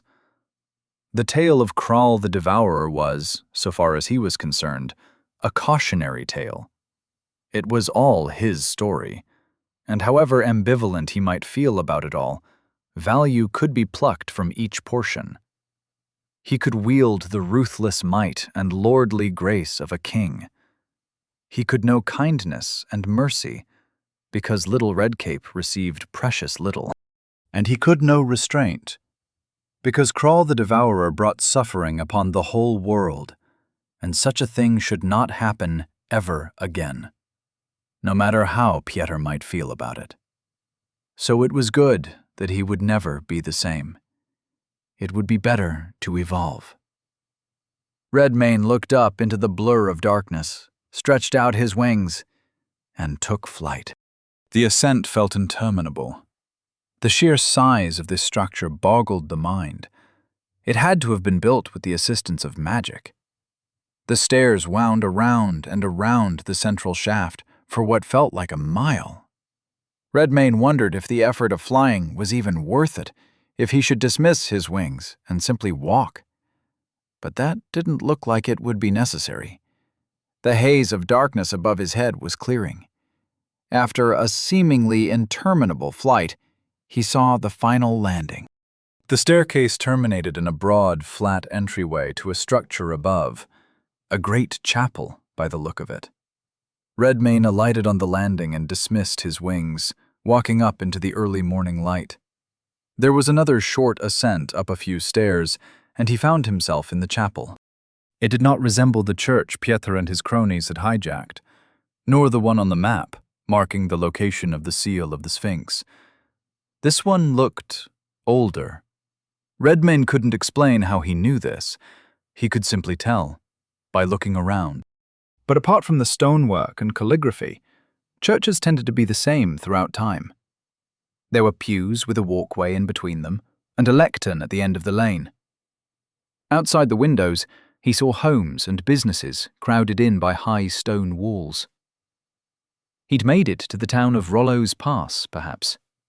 But before he could go see, he'd have to attend to the two individuals in the church with him. They'd been praying when he entered the chapel, but the moment they sensed his presence, they turned and glared down at him with open hostility. Both were beastmen, of giant proportions. Redmayne thought they resembled grotesquely muscular versions of Walter and Vengarl, one tall and lanky, the other short, round-bellied, and barrel-chested. They wore the robes of monks, similar to that of Samo and his recently deceased companions below. Almoner Blage, monster type, corrupted, level 80. Blage was the tall, lanky one. His robes had seen better days, and the ashen color of his hair and beard was a near-perfect match to his chalky, pallid skin. Abbot Vasily, monster type, corrupted, level 80. Vasily was rotund and thick of limb. He wore no beard and kept his head shaved bald. This did nothing to hide the feral qualities of his face. "What is this?" said Blage, glaring. He spoke in a gravely raspy voice. "It came from—" "How could it have evaded the keeper of the well?" said Blage. "I killed the keeper of the well and ate his remains," said Redmayne. "Some of his remains, at least. I discarded the rest on the bloody stairs." Both their eyes widened in shock and anger. Redmayne grinned and stretched out his claws. Chapter 46. Rollo's Pass, Priory of the Well Blage. And Vasily charged at Redmayne from across the church, smashing aside pews and sending prayer books and votive candle holders hurtling through the air on their way. Redmayne broke out into a sprint, happy to meet them in the middle. Blage's stature gave him a monstrous stride length. He outpaced his stout comrade immediately, met Redmayne with a downward blow of his fist. For a beast his size, he was fast, deceptively so. Redmayne saw his hand come down, thought he had time to duck aside. He didn't. The blow launched him. He flew.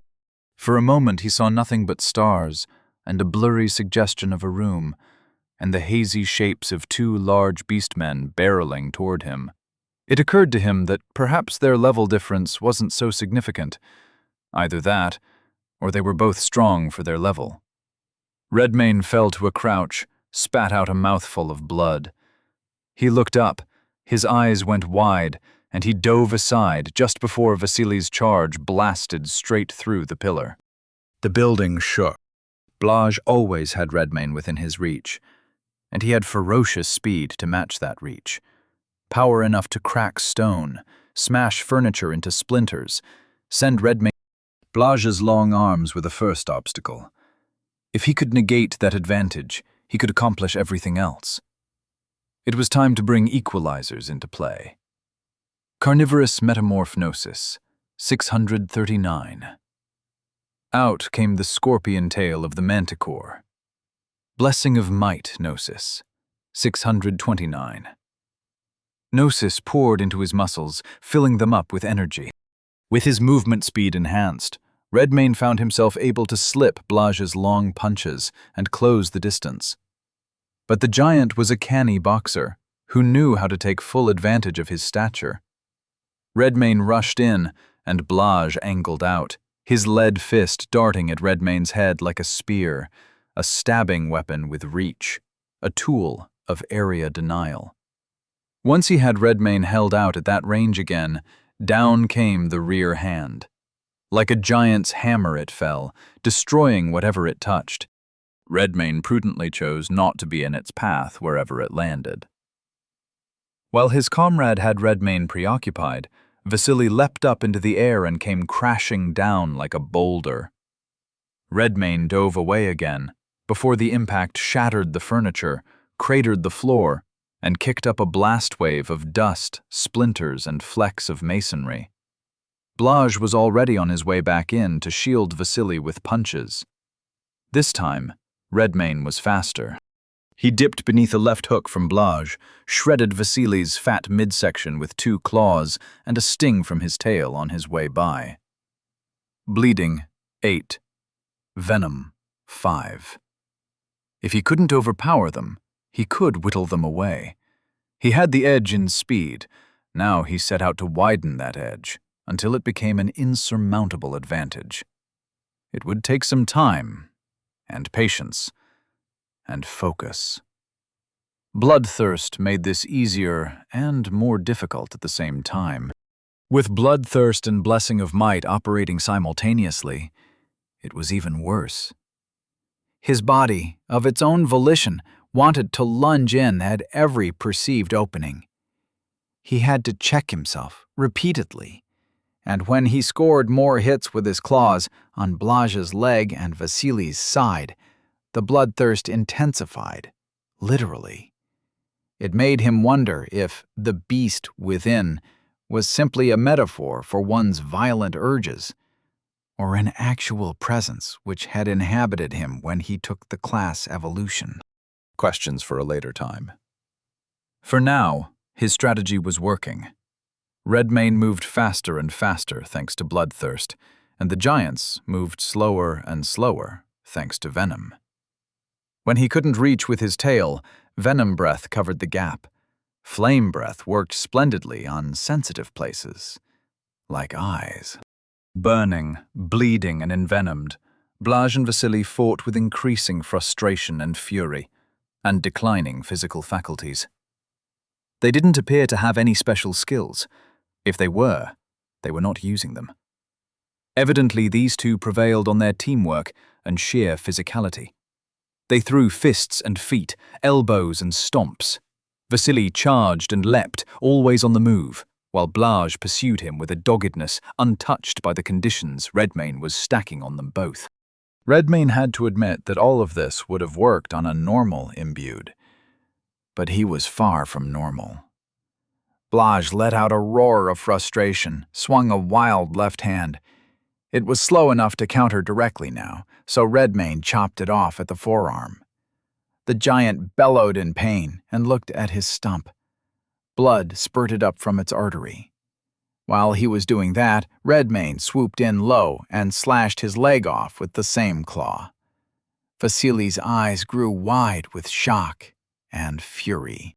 He too let out a bolstering cry and charged at Redmane. But without his partner to protect him before and after the explosive moment of impact, it was a simple thing to hamstring the stocky beastman as he passed. Redmane sidestepped the charge. Blood sprayed across the wall as his claw slashed open Vasily's leg. Vasily hobbled, growling, turned to face Redmane, who was already leaping in for the kill. Lion's Lunge Gnosis, 624. Powered by more than one skill, Redmane's claw impacted on Vasily's face with the same level of force the hefty beastman could deliver when he leapt and then fell like a boulder. The primary difference being the size of the object delivering said force. Vasily was huge. Redmane's claw, not as much, making the force all the more concentrated. Vasily's head exploded. Bits of bloody skull flew in every direction like shrapnel from a bomb. Brains painted the walls and the floor, and Redmane's already bloodied face. Vasily's freshly decapitated body dropped to its knees, then fell forward and made the floor shake one last time. Redmane noticed an eyeball had landed on his shoulder. He popped it in his mouth like a grape and chewed on it as he turned to attend to Blaj. The lanky giant stared at the remains of his comrade in terror. Those eyes shifted to Redmane as he approached, and the beastman growled. "Senseless beast," Blaj rasped. "Monster." "We're all monsters now, aren't we?" Redmane asked. "The only difference is, I was a monster before, and before that I was a cursed king, and before that I was a god. But the world is transformed, and once again, so am I," he added. Redmane crouched down so that he could be eye to eye with Blaj. He put his hand on the lanky giant's shoulder and grinned. "Now the outside reflects the inside, for all of us." Then he bit Blaj's throat out and feasted. Almoner Blaj slain abbot, Vasily slain. Tasks completed, 3/3. Level up. Level 63 to level 64. Level 64 to level 65. Level 65 to level 66. Level 66 to level 67. Zone tasks completed. Zone, Deep Well. Monastery has been cleared. Level 67 to level 68. Level 68 to level 69. Quality points awaiting allocation, 6.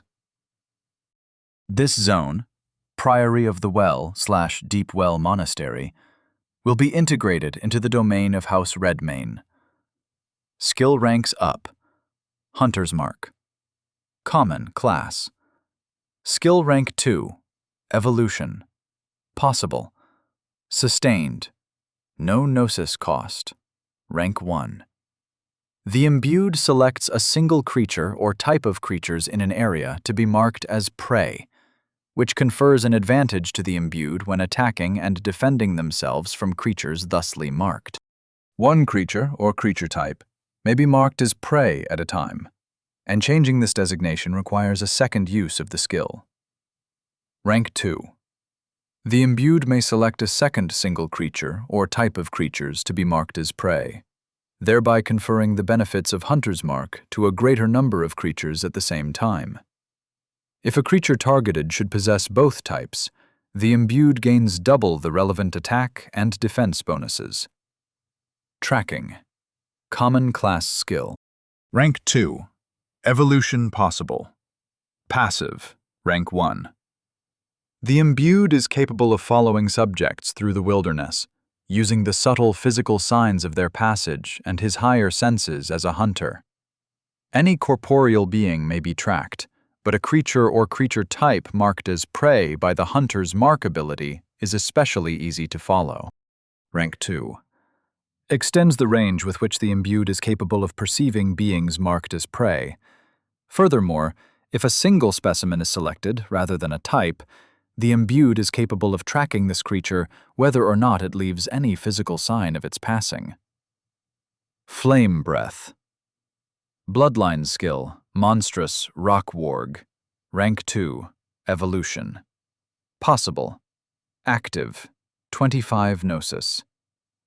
The monster belches forth a cone of fire. This attack has the following weapon profile. Damage plus 30. Armor penetration 5. Evasion negation 10. Spread 5. Corpus damage over time. Burning 5. Greater ranks increase the dimensions of the cone and the damage and qualities of the fire. Corpus 8,565.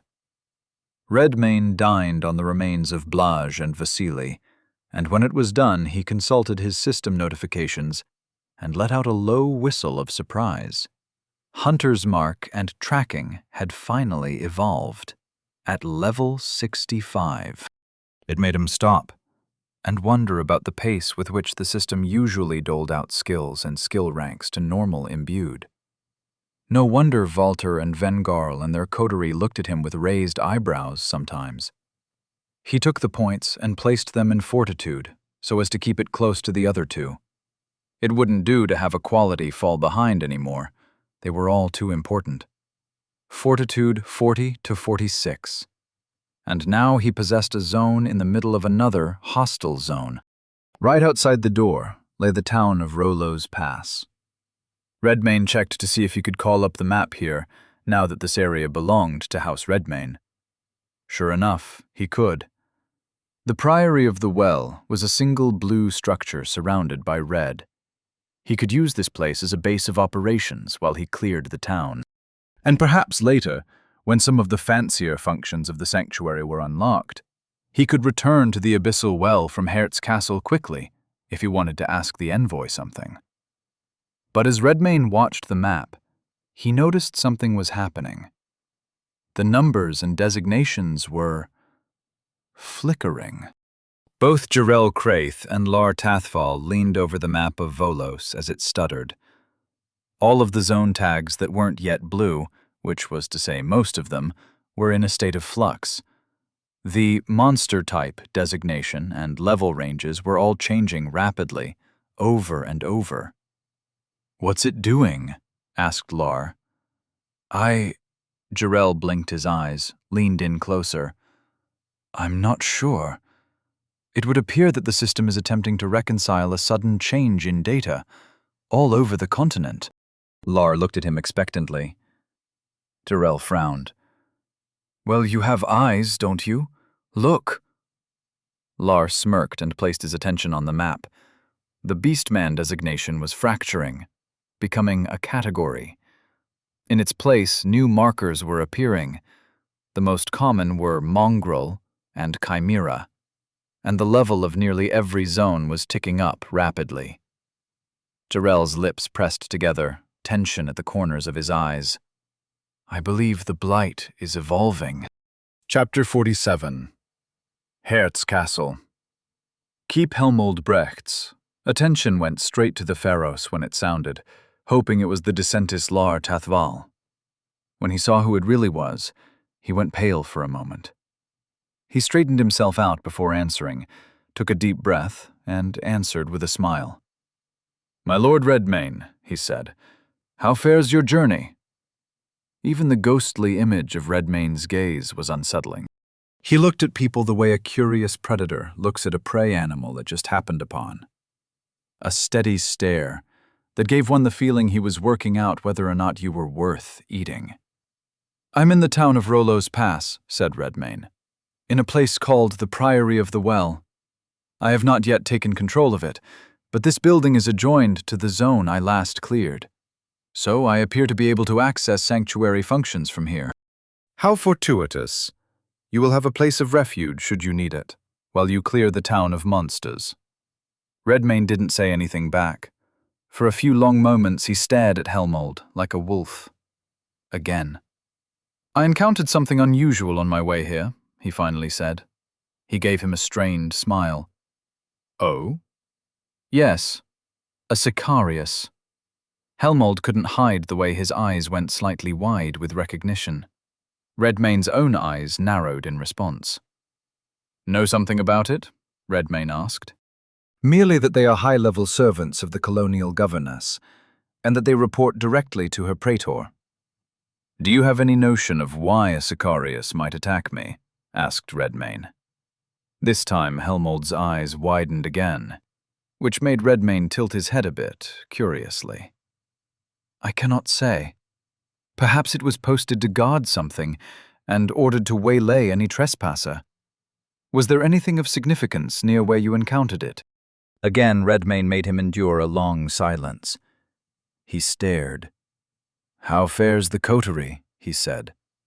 They departed in the morn, for the lands to the west, the Kiska domain, I do believe, said Helmold. Redmayne nodded. And how fare the folk in the castle? Well, indeed. Many have requested I imbue them with professions. I could do so, if you would permit me to purchase the necessary manuals with the sanctuary's store of gnosis. Do whatever you see fit with the sanctuary and the people. I leave their safety in your hands. The tone of Redmayne's voice was calm and steady as it ever was, but the way he looked at Helmold made the Magister suppress a shiver. It was plain to see. He was suspicious. Helmold fixed a smile onto his face and bowed. I shall. The spectre of Redmayne disappeared, and Helmold breathed out a heavy sigh. Why wasn't Lar Tathval answering his messages? Redmayne closed the Pharos, Considered Helmold's reactions for a moment. He knew what a Sicarius was, but when he revealed what had taken place, the Magister had looked sincerely surprised. Perhaps he didn't have anything to do with it. All the same, it would be prudent to keep an eye on him. An eye the Magister didn't have to know was watching. But before he went back to his little birds in Hertz Castle, he closed his eyes and felt out through space for the ones he'd dispatched to follow Walter, Vengarl, Irina, Radovid, and Vela. Redmayne found them walking the western road from Barograd, their packs fully laden with supplies. Flora was with them, or, more accurately, one of the Floras was with them. The group chatted and bantered as they hiked along. He spent a short while listening, but they weren't discussing anything of note. So he let go of the eyes of his birds and directed his mind toward another. Ah, there you are, my lord, said Pieter. What has the woman called Flora been doing? Said Redmayne. Pieter laughed. Well, she keeps herself quite busy, I must say. She personally constitutes half the kitchen staff. She tidies the barracks and keep daily. She plants fruits and vegetables with her magic, and I do believe she set out yesterday to Midva Forest, just after your imbued friends departed for their little adventure. Did she say why she was going into the forest? Aye, she explained that the castle can't produce any more of her, so she's going to spread out a bit. Quite soon I expect most, if not all, of Midva Forest will resemble your castle yard, and there will be floras running about everywhere. I see. Redmayne chose to be content with that. If he asked any more questions, Pieter would chide him. Did you forget that we're of one mind, my lord? Pieter asked, amusement in his tone. Redmayne shut the door to the soul space. All appeared to be going well enough, for now. He looked outside the priory's windows. The pale of early morning began to wane as the sun cleared the mountaintops surrounding Rollo's Pass. But the town didn't sound as lively as it ought to have. The only noises he heard outside were the calling of crows, the clip-clop of hooves in the distance, and the occasional growl. Redmayne stood, cracked his neck, and walked out the front doors of the priory. You have entered Zone Rollo's Pass. Tasks. Slay Fedor the Footpad. Slay Acreman Barba. Slay Captain Solvay. Tasks completed. 0/3. Mountain air gusted by as he stepped onto the street, disturbing his hair and cloak. The air had a crisp, thin quality, thanks to the high elevation and proximity to the northern sea. The sky above was clear and cloudless, and it was pleasantly cool. But that's where the beauty of it ended. The air was crisp, yes, but it carried the scent of dried blood. The streets of Rollo's Pass were a charnel house. The windows and doors of homes and business were smashed and broken down. In the center of the street, an ox cart had lost a wheel, and its owner had left it there, most likely having fled for his life. Blood spatters and the body parts of humans and animals littered the street he stood upon. There were crows everywhere, perched on every chimney, rooftop, lamppost, and sign, feasting on the beastmen's leftovers in packs, quarreling with each other over the choicest morsels. Redmayne walked over to a pair of crows standing on a barrel. They were playing tug-of-war with a piece of bloody gristle. "It's mine! Mine! No, mine!" "Excuse me," said Redmayne. "I'm looking for especially large beastmen. Seen any of those?" The crows stopped immediately and looked up at Redmayne, their heads cocked curiously to the side. "The ape spoke," said one. "It's not an ape, it's a wolf ape," said the other. "Look at its claws." Redmayne raised an eyebrow. "Shall I repeat the question?" One of the crows hopped in place until it faced the intersection to the northeast of them. It pointed with its beak. "That way. There's a real big one. He's hanging around the building that smells like ox dung." Redmayne set off in that direction, the crows watching him curiously. No sooner did he reach the intersection and turn the corner did he come face to face with a new kind of beastmen. There were two of them, crouched over the carcass of a horse, tearing its guts out in greedy mouthfuls. They had the bodies of goats from the waist down and wolves from the waist up, and both had a set of thick, back-swept horns like mountain rams. The ruins of their peasant clothes remained on their bodies in stretched tatters. One of them heard Redmayne's footstep, and its head snapped up to see. Its pupils were slitted, and it tested the air with the forked tongue of a serpent. Common mongrel monster. Type, mongrel. Level 82. If this was a common mongrel, Redmayne wondered what an uncommon one looked like. It growl-hissed at Redmayne, which roused the attention of its neighbor. The two mongrels stood, bits of viscera dangling from their jaws, and stalked toward Redmayne with their bloodied claws held low, ready to lunge at a moment's notice the instant they sensed they were within range. They weren't nearly as tall as Blaj and Vasily, but they were at least a head taller than the average beastman.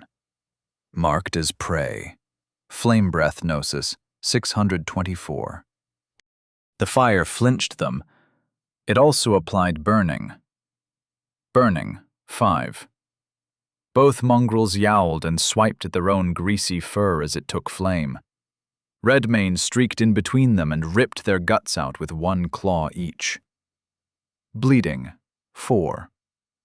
On fire and desperately trying to hold their innards in with their hands while also trying to pat out the flames spreading across their hirsute bodies, they didn't put up much of a defense from there.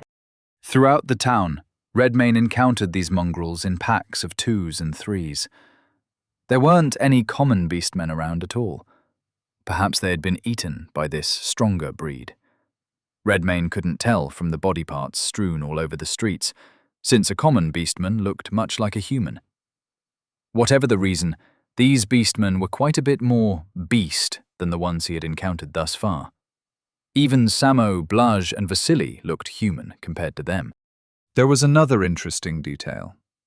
One that made the system tag mongrel make sense. No beastman he saw had one set of animal features. It was always a blend. The heads of wolves or bears, with horns or antlers, claws and taloned feet like a bird's, or cloven feet like an ox. Every mongrel was just that. Redmane took to the rooftops between bouts with the mongrels, running and leaping from roof to roof in search of more prey on his way toward the building that smelled like oxen. He gained a goodly sum of experience doing this, despite the ease with which he could dispatch them, and a generous helping of corpus to go with it. Corpus, 12,657. Level up. Level 69 to level 70. Level 70 to level 71. Quality points awaiting allocation, 2. Redmane considered it a moment, gave the points to Grace rather than Fortitude. Grace, 45 to 47. They would likely both reach 50 soon. He crouched on the corner of a rooftop, looking out over the town when he saw the building he was looking for. It was a general-purpose stables, one side for horses, one side for oxen, both facing a central corral. At this distance it was difficult to make out details, but it appeared that most of the beasts had been haphazardly slaughtered and eaten on the spot. But no sooner did he see it, did he hear the shriek of a little girl, and it came from the house he happened to be standing on. Redmane leapt off the roof, kicked down the front door of the house, and rushed inside. There was a girl of perhaps 10 or 11 years crouched behind an overturned table, with mousy brown hair, freckles over her nose, and panicked hazel eyes wide as dinner plates. A little mongrel advanced on her, no larger than she was. But he had horns and claws. His mane of black hair grew all the way down his back and over his shoulders like a mantle. It hung over his eyes, completely hiding them. All one could see was a nose and a maw of gleaming, sharp teeth. "Get back in the cupboard, Bartosz! Get back!" the girl was shouting at him. But the grinning beast child advanced on her anyway.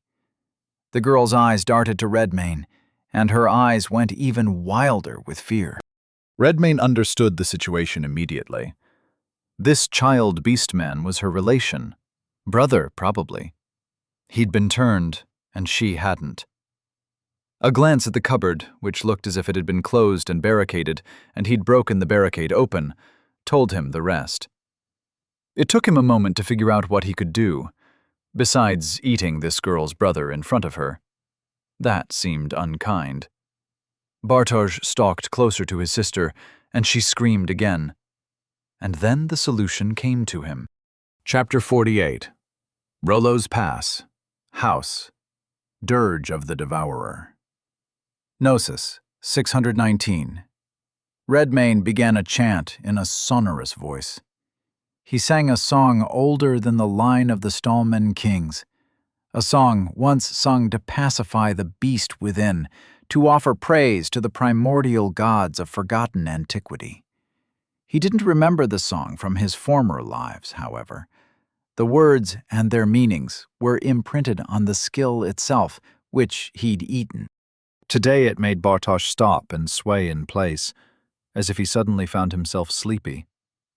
Then he turned around and gazed up at Redmayne. Hidden behind that mop of black hair were a pair of beady, transfixed eyes. The girl was also transfixed, not for any supernatural reason, simply from the strangeness of this sudden intruder. He sang the dirge for a few minutes, until he was certain the child beastman was pacified.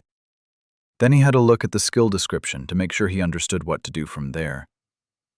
Dirge of the Devourer, Monster Type, Corrupted, Beastman, Rank 1, Evolution, Possible, Sustained, 5 Gnosis per quarter hour.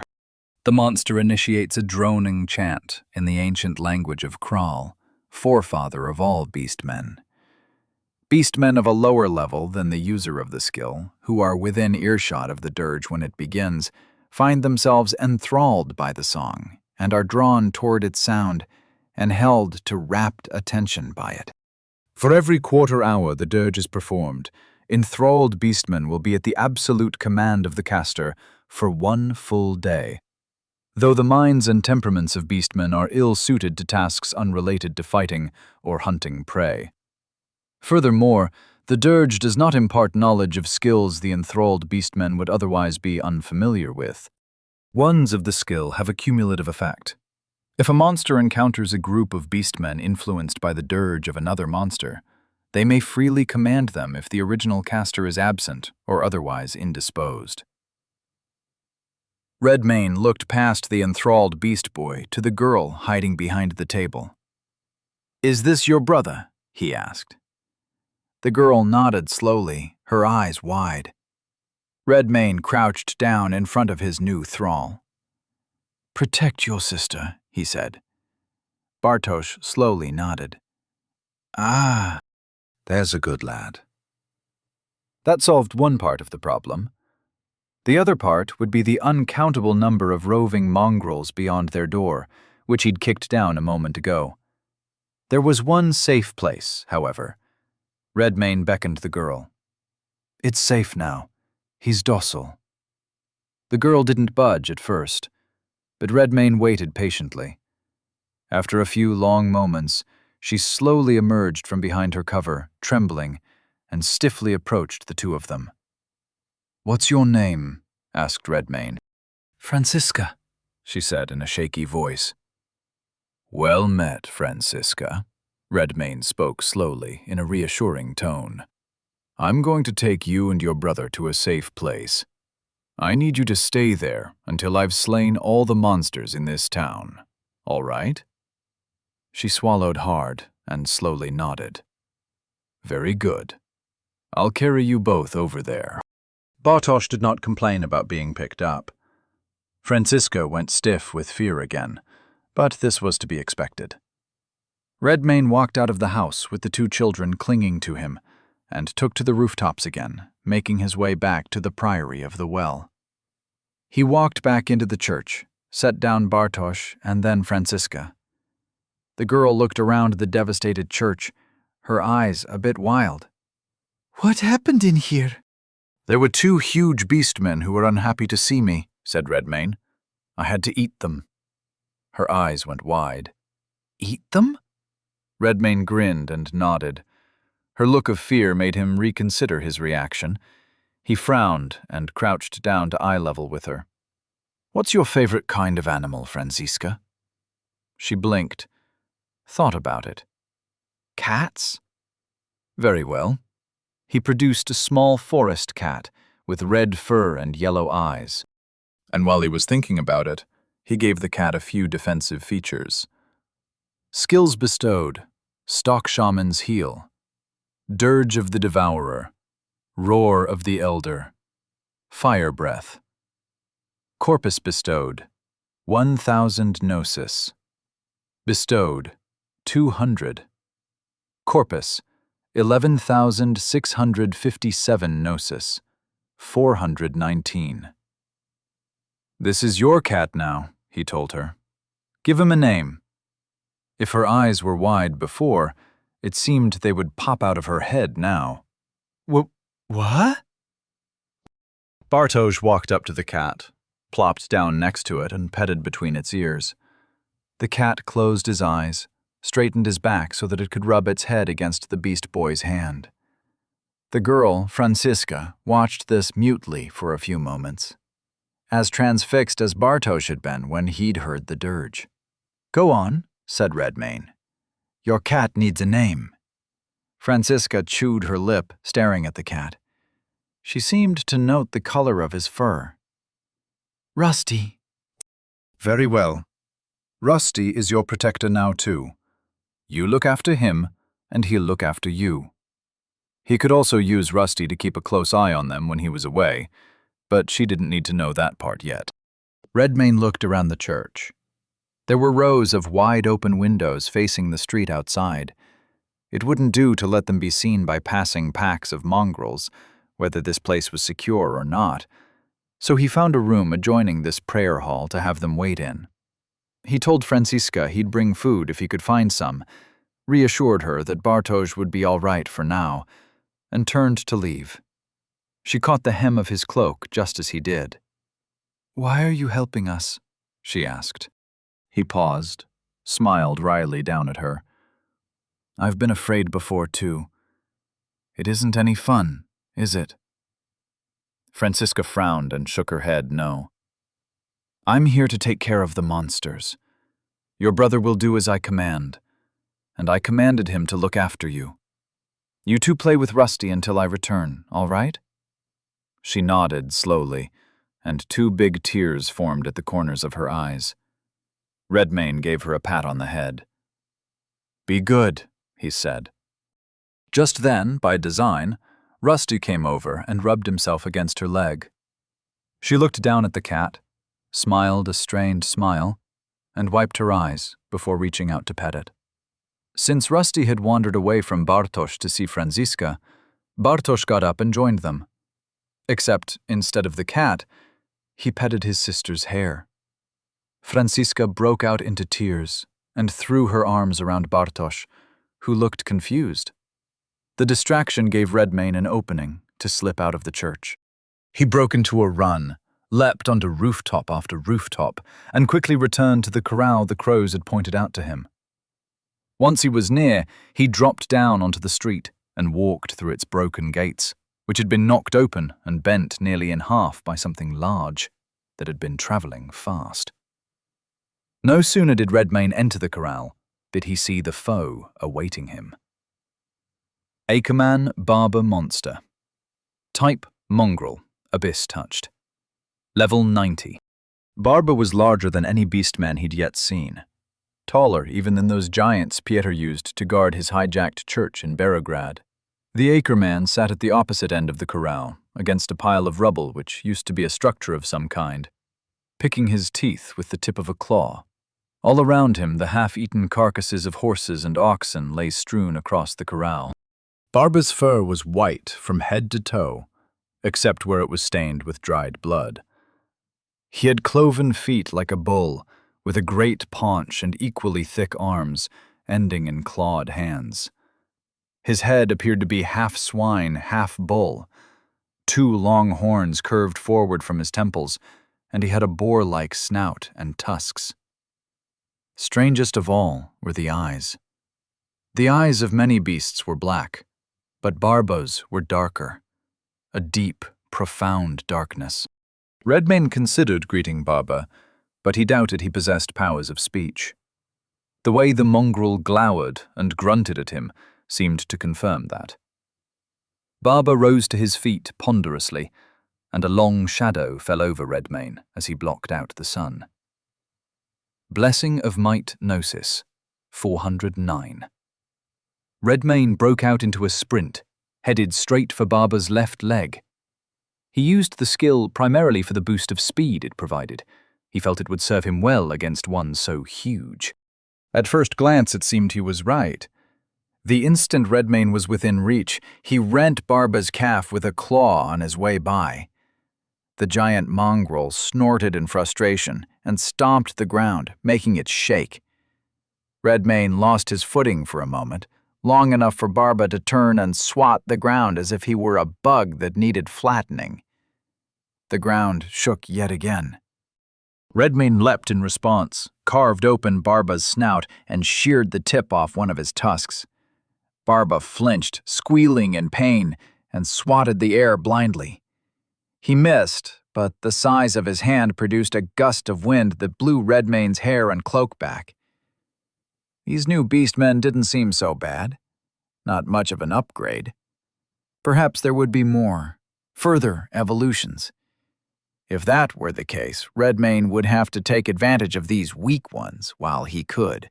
Barba swung his hands, stomped his feet, charged across the corral, wrecking what was left of it when he collided with the stables on either side.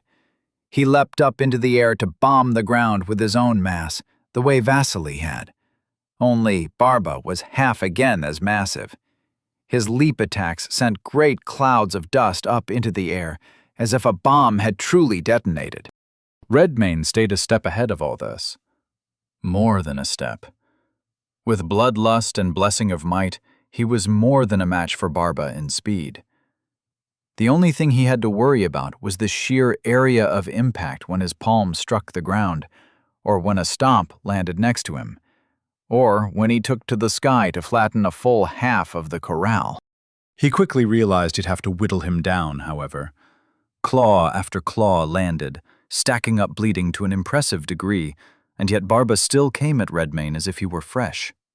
Redmayne considered bringing other weapons into play, such as fire, such as venom. But just as he began to consider these things, an opportunity presented itself. Barba stomped the spot Redmayne occupied just a moment ago.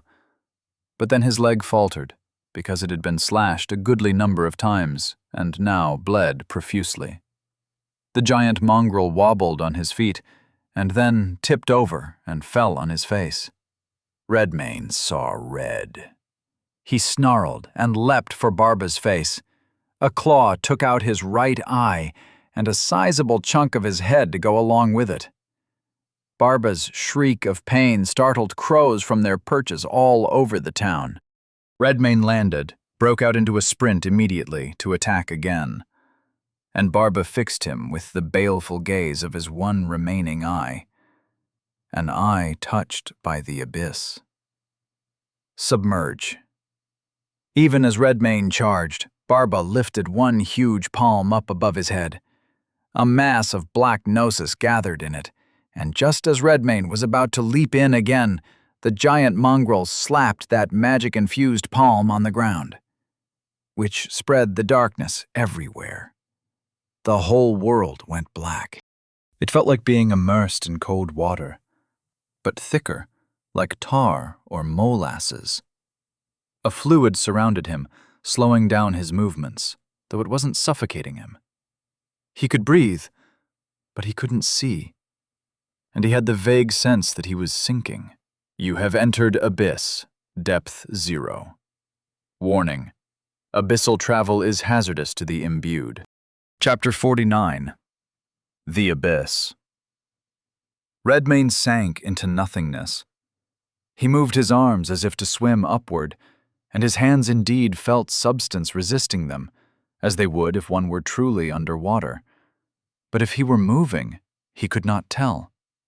There was no visible surface above, nor bottom below. After a time he gave up wasting energy and floated in place.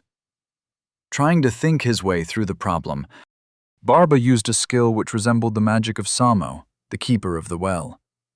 His system tag classified him as abyss-touched. This was likely to be related to the abyssal well in close proximity then. Samo melded into the shadows as if they were water. Using that trick more than twice didn't work out for the Beastman, but it at least gave Redmayne a concept of what had happened to him, where he might be. He could be down in the well itself, or in some space connected to it. Perhaps he had aquatic traits in his carnivorous metamorph library, the better to move about in this environment. But before he closed his eyes to go looking, he heard something. A distant voice calling out to him. Redmane's first instinct was to walk toward it, and, to his surprise, when he attempted to do so, he found solid ground under his feet. He looked down and saw his footsteps creating shimmering ripples, as if he were walking on a solid surface an inch beneath the water. The sound of the voice drew closer, though he couldn't make out what was being said. It was an old woman's voice, he thought. It was vaguely familiar. When her figure emerged out of the dark, he knew why. It was the old crone he'd met at Hert's castle. "Well met, Lord of Hunger," said the crone. "You," she smiled crookedly. "Thou findest thyself in the abyss, I see. This is good. This is auspicious." "I was fighting a monster," said Redmane. "It used some kind of skill which sent me here." "Dost thou wish to return and complete thy heroic toil?" Redmane thought she was using the word heroic loosely, but he nodded all the same. "Very well. But first thou shouldst be made aware of the useful functions of this place. Thou art the owner of an abyssal well now, after all. That beast above possessed not the wit to know you. Too soon he will know his own folly instead." The crone smiled and turned away from him. And the moment she began walking, the abyss changed. There was still pitch-black water beneath their feet, or what looked to be water, but over their heads a vast field of stars appeared. It gave light to the abyss, revealed that it stretched off into infinity in every direction. Small ripples of water still emanated from their feet, but across the vastness of its otherwise still surface, the abyss reflected the stars above like a mirror. "What is this place?" said Redmane. "The ground of being," said the crone. "The beginning and the end of all things. In this place, the barriers that divide and distinguish do weaken. Things may be discarded here, or joined." The crone stopped, turned, and touched Redmane's chest. His eyebrows rose in surprise as a small constellation of glowing nodes emerged from his body. He recognized these things intuitively. They were his skills. Devourer sat at the center. Branching off to the right were his imbued skills. To the left were the skills he had consumed from monsters. Above this tree were two smaller clusters. One represented the catalog of animal traits surrounding carnivorous metamorph, and the other were the special qualities of his natural armor, claws, and bite. "Within this place thou hast the power to shed skills which serve thee not, and feed them to skills thou wishest to empower," said the crone. "Similar skills may also be conjoined to create something new." "I see," said Redmane. He found that he could use his mind to move the nodes around. He examined them, one by one. He had many skills now, but he didn't see any that he wouldn't like to keep at the moment. Each one had served him well at one point or another. But she said they could be conjoined. He wanted to see what that would look like. He took Blessing of Might and moved it onto Rock's skin to see what would happen. Might of Umber, Bloodline Skill, Monstrous, Beastman, Rank 1, Evolution Possible. Body Enhancement, Sustained, 20 Gnosis per 30 seconds.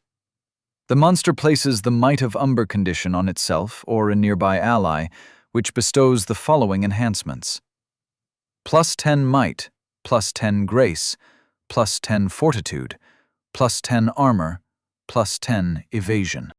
Enhanced Movement Speed, Immunity to Fear Effects, Enhanced Fire Resistance, Damage Ablation, 50. Creatures under the effect of Might of Umber cannot engage in stealth, combat with ranged weapons, unless they are thrown, or invoke skills which require complex gestures or incantations. Caution: damage ablation may be eliminated if a creature attacks the same target on the monster's body repeatedly. Remarkable.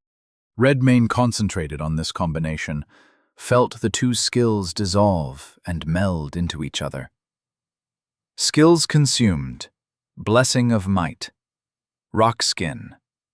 New skill learned: Might of. Umber rank 1. Evolution. Possible.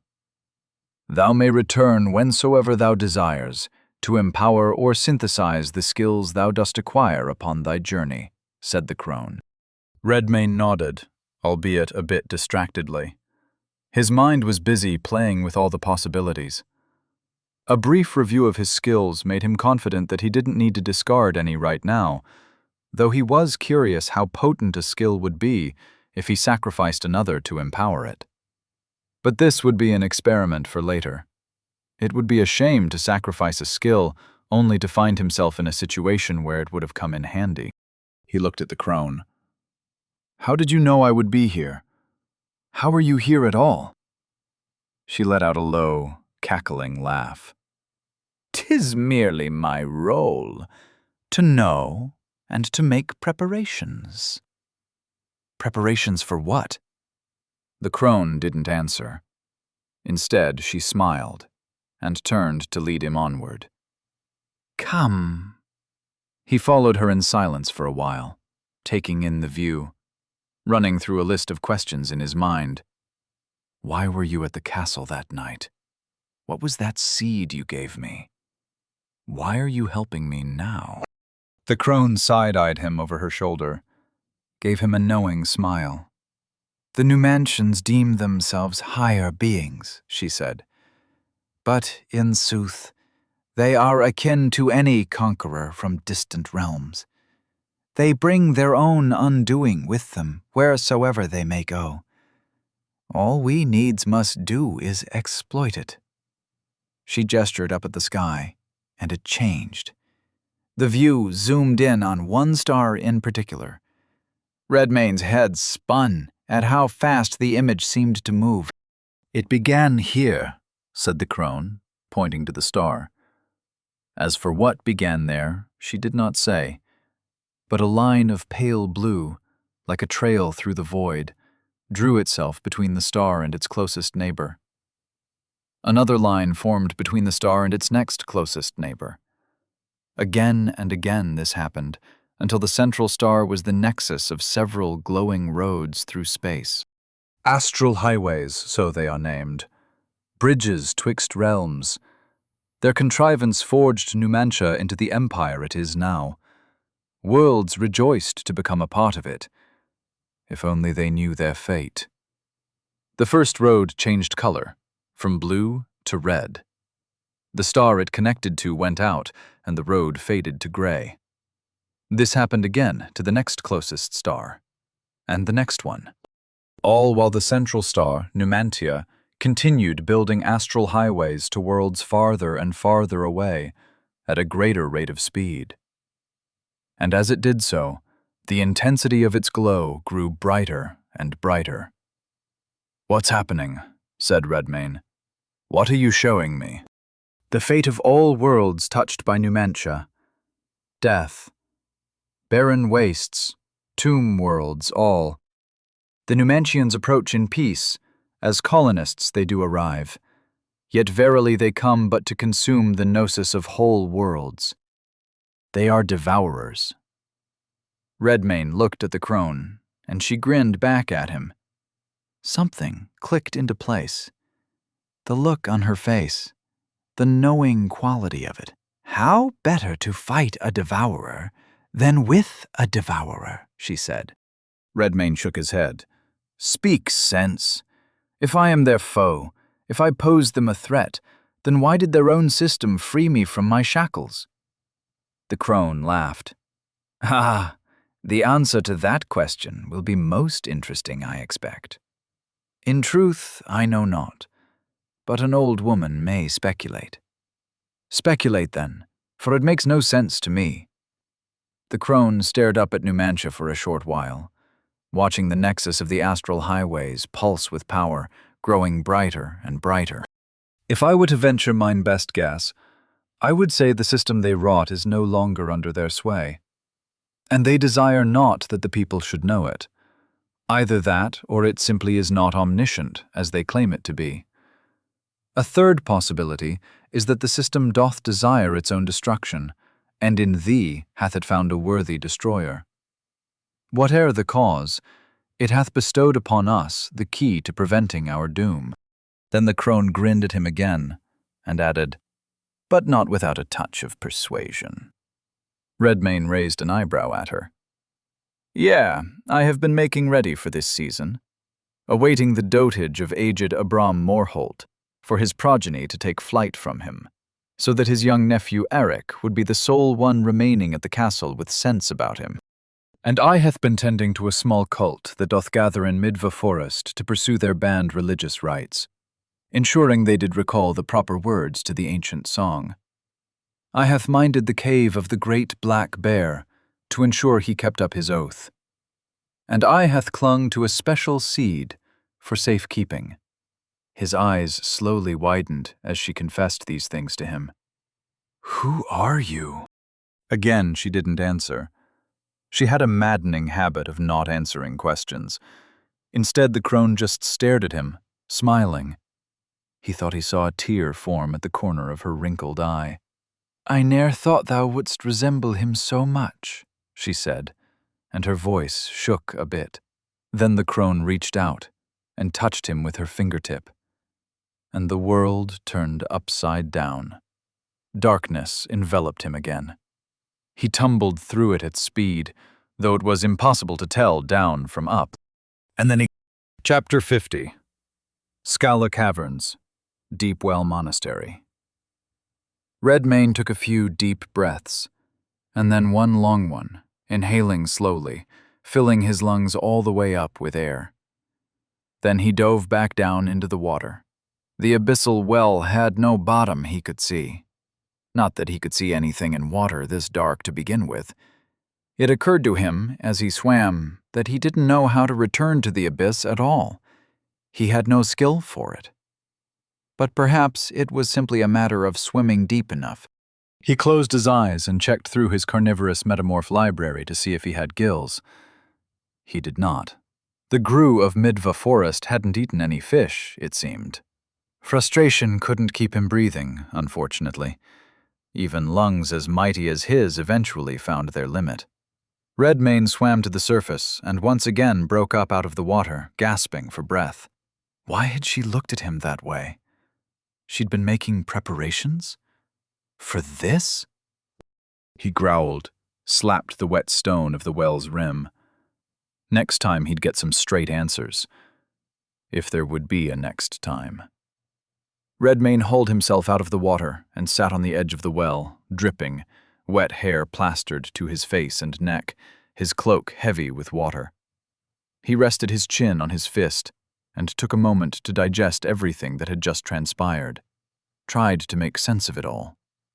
The Numantians were not here to spread their civilization. They were here to consume all of the magic in this world, as they had done with countless worlds before. And when Volos died, the astral highway would close, and that would be that. But if that were the case, why build a city like Terracon? Why go to the trouble of spreading their culture? Why give the natives astral communion and make them imbued? There were a few possibilities. 1. Perhaps the work of draining an entire world of its magic took a long time and required the cooperation of the unwitting natives, at least in part. 2. The imbued, and any other converts, could be taken away from this world before its draining, willingly or otherwise, along with anything else of value. He considered the Sicarius. The system called it a first-generation imbued, but it wasn't a human. It acted like a dead thing, an automaton given unnatural life by magic. Was such the fate of all imbued? Redmayne didn't care how bright Numantia shined. If they tried it, he'd rip their city down with his bare hands. The crone had revealed much to him, but it felt like she'd left him with more questions than answers. He vented a frustrated breath out his nostrils, stood, and brought forth the wings of the manticore. Carnivorous metamorph. Gnosis, 399. Flying straight up was a strenuous activity, a perfect way to let off steam. The feeling of ascending, in defiance of the pull of the earth below, was also quite gratifying. Redmayne glowered up into the darkness above as he climbed. The force that set him free was the same that would destroy him. Its actions were inscrutable. It was, as the crone said, the system could be uncaring, it could be flawed, or it could be deliberately self-destructive. He knew not. First, he had to find the truth of it. Then he could decide who lived and who died. Redmayne flew all the way to the landing at the top of the Deepwell Monastery's immense staircase, entered the priory, and marched right past two confused children and the red cat they were playing with, his wet feet and dripping cloak leaving a trail of puddles behind him. Outdoors once again, he noted that the day had progressed. It was well after noontime now, and on its way toward the horizon, the sun painted the west sides of the buildings in yellow, darkening to orange, and the east sides in long shadows. Redmayne skipped roof hopping in favor of flight this time. He found Acreman Barba in much the same condition as he'd left him, except this time he had visitors. Barba had crawled to the back of his corral, a dark trail of blood staining the sand. His ankle was still a ruin, as was the side of his face.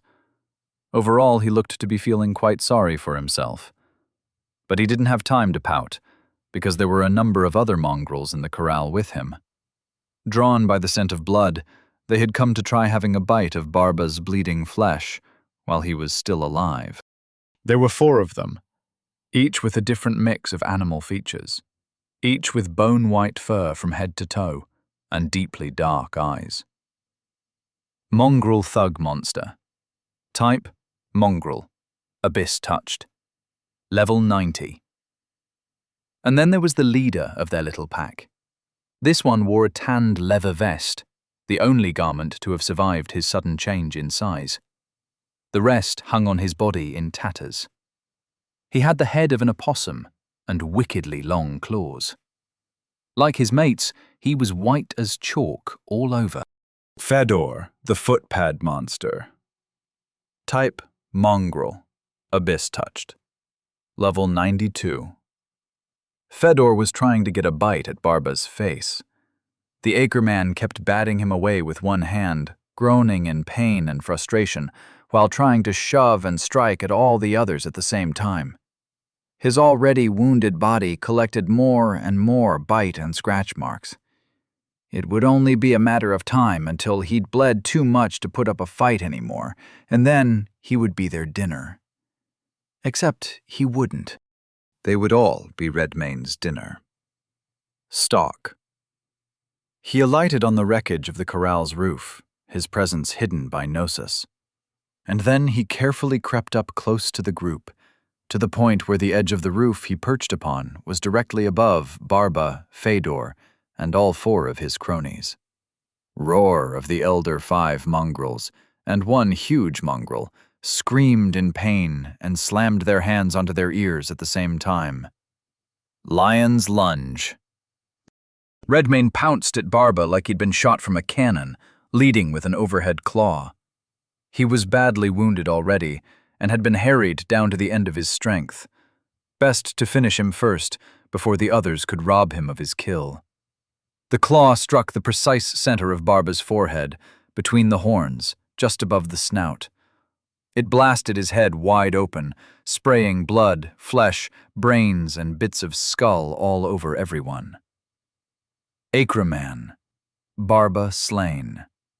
Tasks completed. 1/3. Level up. Level 71 to 72. Level 72 to 73. Level 73 to 74. Quality points awaiting allocation, 3. He'd handle that later. Right now he had mongrels to slaughter. But they had recovered from their brief disorientation. The roar damaged them, but not enough for a kill. Abyss Walk, Abyss Walk, Abyss Walk, Abyss Walk, Abyss Walk. They all vanished into their own shadows. And worse than that, he couldn't sense them with tracking. They were gone from the world. Until they weren't. Suddenly, 5 presences reappeared in different places around him. The nearest was right on top of him. Underneath him, to be precise, in his own shadow. Redmayne wheeled around in time to see a furry white hand reaching up out of his own unnaturally dark shadow. It snapped closed around his ankle and tried to drag him into the abyss. One trip there today was enough for today. Flame breath gnosis, 319. The mongrel made a valiant effort to hold on, even while its hand, wrist, and forearm burst into flames, the flesh splitting and bubbling and the fur smoking. Redmayne didn't know if the fire would penetrate into the abyss itself. He couldn't see. But the mongrel let go regardless. Redmayne flapped out his wings and took flight, just as 3 more pairs of hands reached for him from different shadows nearby. He directed the stream of flame breath at those as well, and they all retreated into the abyss again. There was another moment where the presences of Fedor and his mongrels vanished, and again they resurfaced in different places. Only now he'd taken to the air. So, for the moment at least, he did not appear to be in danger of being dragged back into the abyss. But the situation presented a novel problem. As far as Redmayne could recall, he hadn't been hunted by a pack before. And this abyss walk skill was enough of a nuisance when it was just Samo using it. Now there were 5 of them, moving in complete safety from one attempted ambush point to the next. Redmayne could feel their presences disappearing and reappearing as they followed the path of his flight. They hunted as a group. They moved together. But they didn't seem especially intelligent. There was a solution for this, certainly. Redmayne spotted something, just as he had that thought. A squat rectangular stone building behind the blacksmith shop, which was little more than a shed. It would be cramped in there, and perfectly dark. He picked up speed and swooped down toward it, feeling himself gain distance from the 5 abyss-walking mongrels. But that distance wouldn't last. He'd have to prepare quickly. Redmayne landed, banished his wings, hauled open the door, and slammed it behind him, leaving him in darkness. The room was full of tools, he thought. It smelled like iron and leather and stale oil. He brought forth the manticore's venomous tail and activated skills as quickly as he could. Carnivorous Metamorph, Flicker Gnosis, 269. They had momentarily lost sight of him, or so he suspected, but they would likely know he was in here. They would at least send someone to check. Even better, Fedor sent 4 someones. Redmayne felt their presences the instant they appeared. Roar of the Elder. Roar of the Elder. Roar of the Elder. Gnosis, 169. He didn't give them a chance to get away. Roar after roar made their eyeballs vibrate, their eardrums rupture. It shook their brains around in their skulls violently. They bled from the ear and eye sockets, frozen in pain, heavily damaged. They could retreat back into the abyss as quickly as they had appeared, but it mattered little if they bled out in this world or that one. With the minions dealt with, all that remained was their master. And he was here, in the room, waiting. Redmayne stood still, trusting Flicker to foil his ambush. There was a screeching roar as Fedor barreled out of the shadows behind him, raking down with a huge claw. Flicker Redmayne let the skill pull him through space. He appeared behind Fedor, stung with the tail of the manticore, slashed with his claws as fast as his muscles would permit. Unlike Samo, he survived. But in retrospect, Samo had it worse. Fedor wheeled around nearly as fast as Redmayne had disappeared, and it seemed the mongrel was in the mood for an earnest exchange of blows. He ate everything Redmayne threw at him, and threw back his own flurry of claws, not even pausing to register the pain of his own injuries. Redmayne took the blows without attempting to evade, since he was in the middle of his own attack, and he had Corpus to spare. Corpus, 9,658. Redmayne noted with some surprise that Fedor's first instinct was not to retreat. Instead, he fought like a cornered animal, which is what he was. A move worthy of respect. Fedor snorted and lifted his claws, the way a boxer might square up with his opponent in the ring.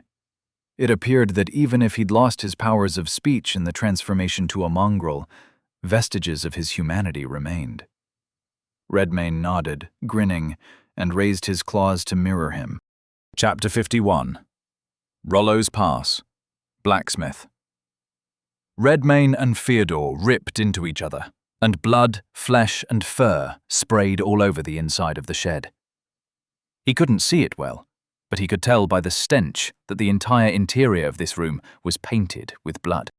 Redmayne felt his heart thundering faster and faster against his ribcage, his muscles hot and his skin slicked with blood as his claws became a blur of slashing death. He felt Fedor's claws ripping his own body apart at the same time. A race to the grave at maximum speed. Even in the dark, he could see the gleam of bloodthirst in Fedor's beady eyes, and he understood it all too well. Unfortunately for the mongrel, Redmayne's bloodlust was on another level. A claw across the face spun Fedor around, and he fell to the dirt floor. But before Redmayne could pursue, the mongrel began to meld into the darkness. Abyss walk. Not this time. Redmayne snarled and leapt onto him, even as the mongrel faded through his own shadow and into the abyss.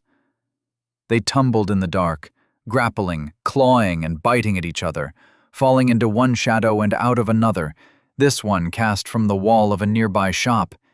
It deposited them onto the ground in the midst of a savage grapple, several buildings away from where they started, but neither paid attention. They were too busy trying to rip each other's guts out. Corpus notifications flew by in Redmayne's mind, and he paid no attention to them. Why hadn't he reduced this thing to a red paste yet? Why wasn't bloodlust making him faster? Redmayne realized something. Fedor was flesh and blood, or so it seemed. But he had no bleeding stacks on him, despite how many claws he'd simply taken with no thought to defense. Actually, now that he was paying closer attention, Redmayne felt the effect of bloodlust flickering on and off every few moments. Fedor's possum-like face was twisted in a feral snarl as he ravaged Redmayne with a non-stop flurry of claws. He didn't look like he was consciously activating a skill. Whatever it was passive. Redmayne shoved him back, blasted him with fire breath, and when Fedor shrieked and covered his face with his arms, instinctively falling back into his own shadow for another abyss walk, Redmayne lunged and grabbed hold of him around the middle. And again, they whirled through the abyss and appeared somewhere else.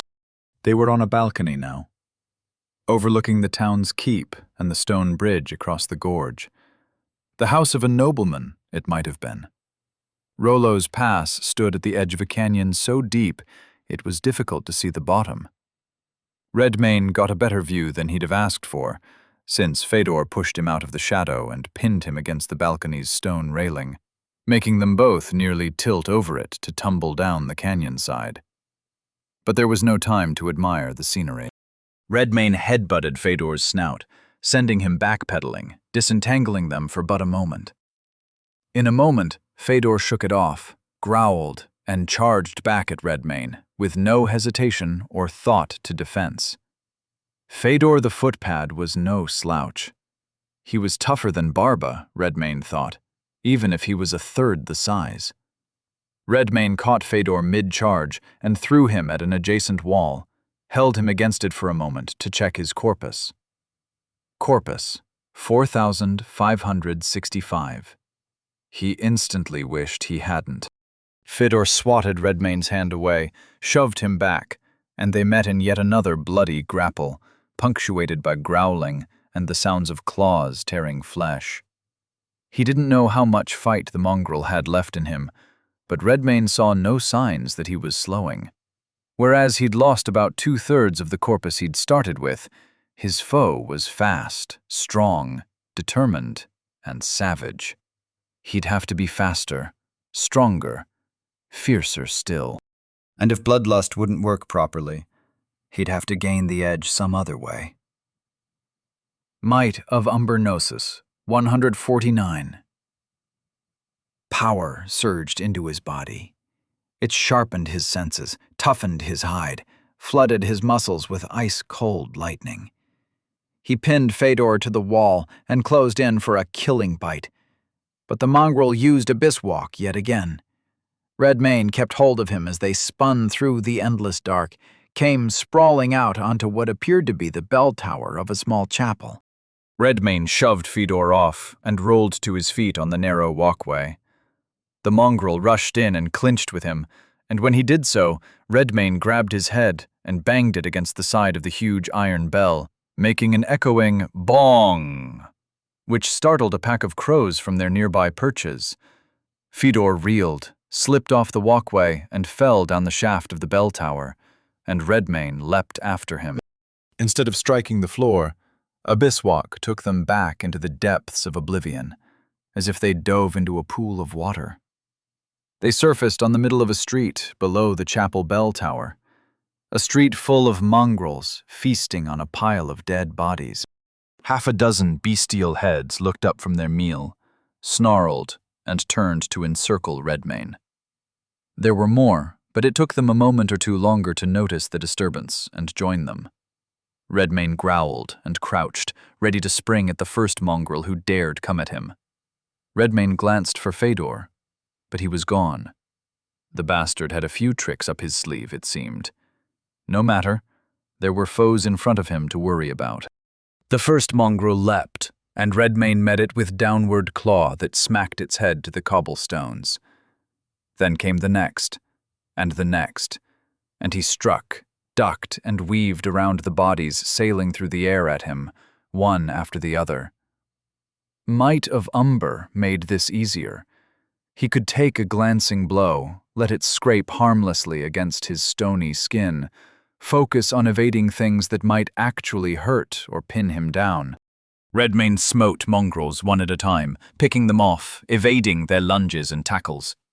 He had to keep them from dogpiling him, taking away his mobility, all while keeping his senses keen for the re-emergence of his real enemy. And, just as he expected, the presence of Fedor winked back into existence.